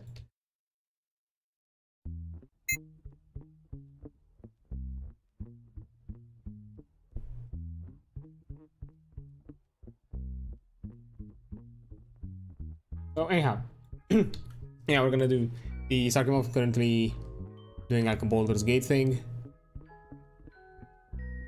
I feel like, you know, Baldur's Gate, ttrpg, Daggerheart, it's somewhat related. So I like, you know, just to show some love to other ttrpg fans, or at the least RPG enjoyers. That's a cool thing to do, in my opinion. So yeah, again, thank you all for being around here. I appreciated the conversation. I appreciated you either if you lurked, had a conversation with me, you know, both related or not to the topic at hand. I love to offer, if I can, I would love to offer any assistance that I can with this ttrpg design. So yeah, anyhow, thanks for being around, and I'll see you tomorrow for tomorrow for the game archives. I'm continuing with the Doom 2. I'm gonna go with the master levels, see how those are going, and then, you know, on the weekends, on Saturday, I'm also gonna continue my indie showcase with Solstice. So hope to see you then. Okay guys, I'll see you tomorrow.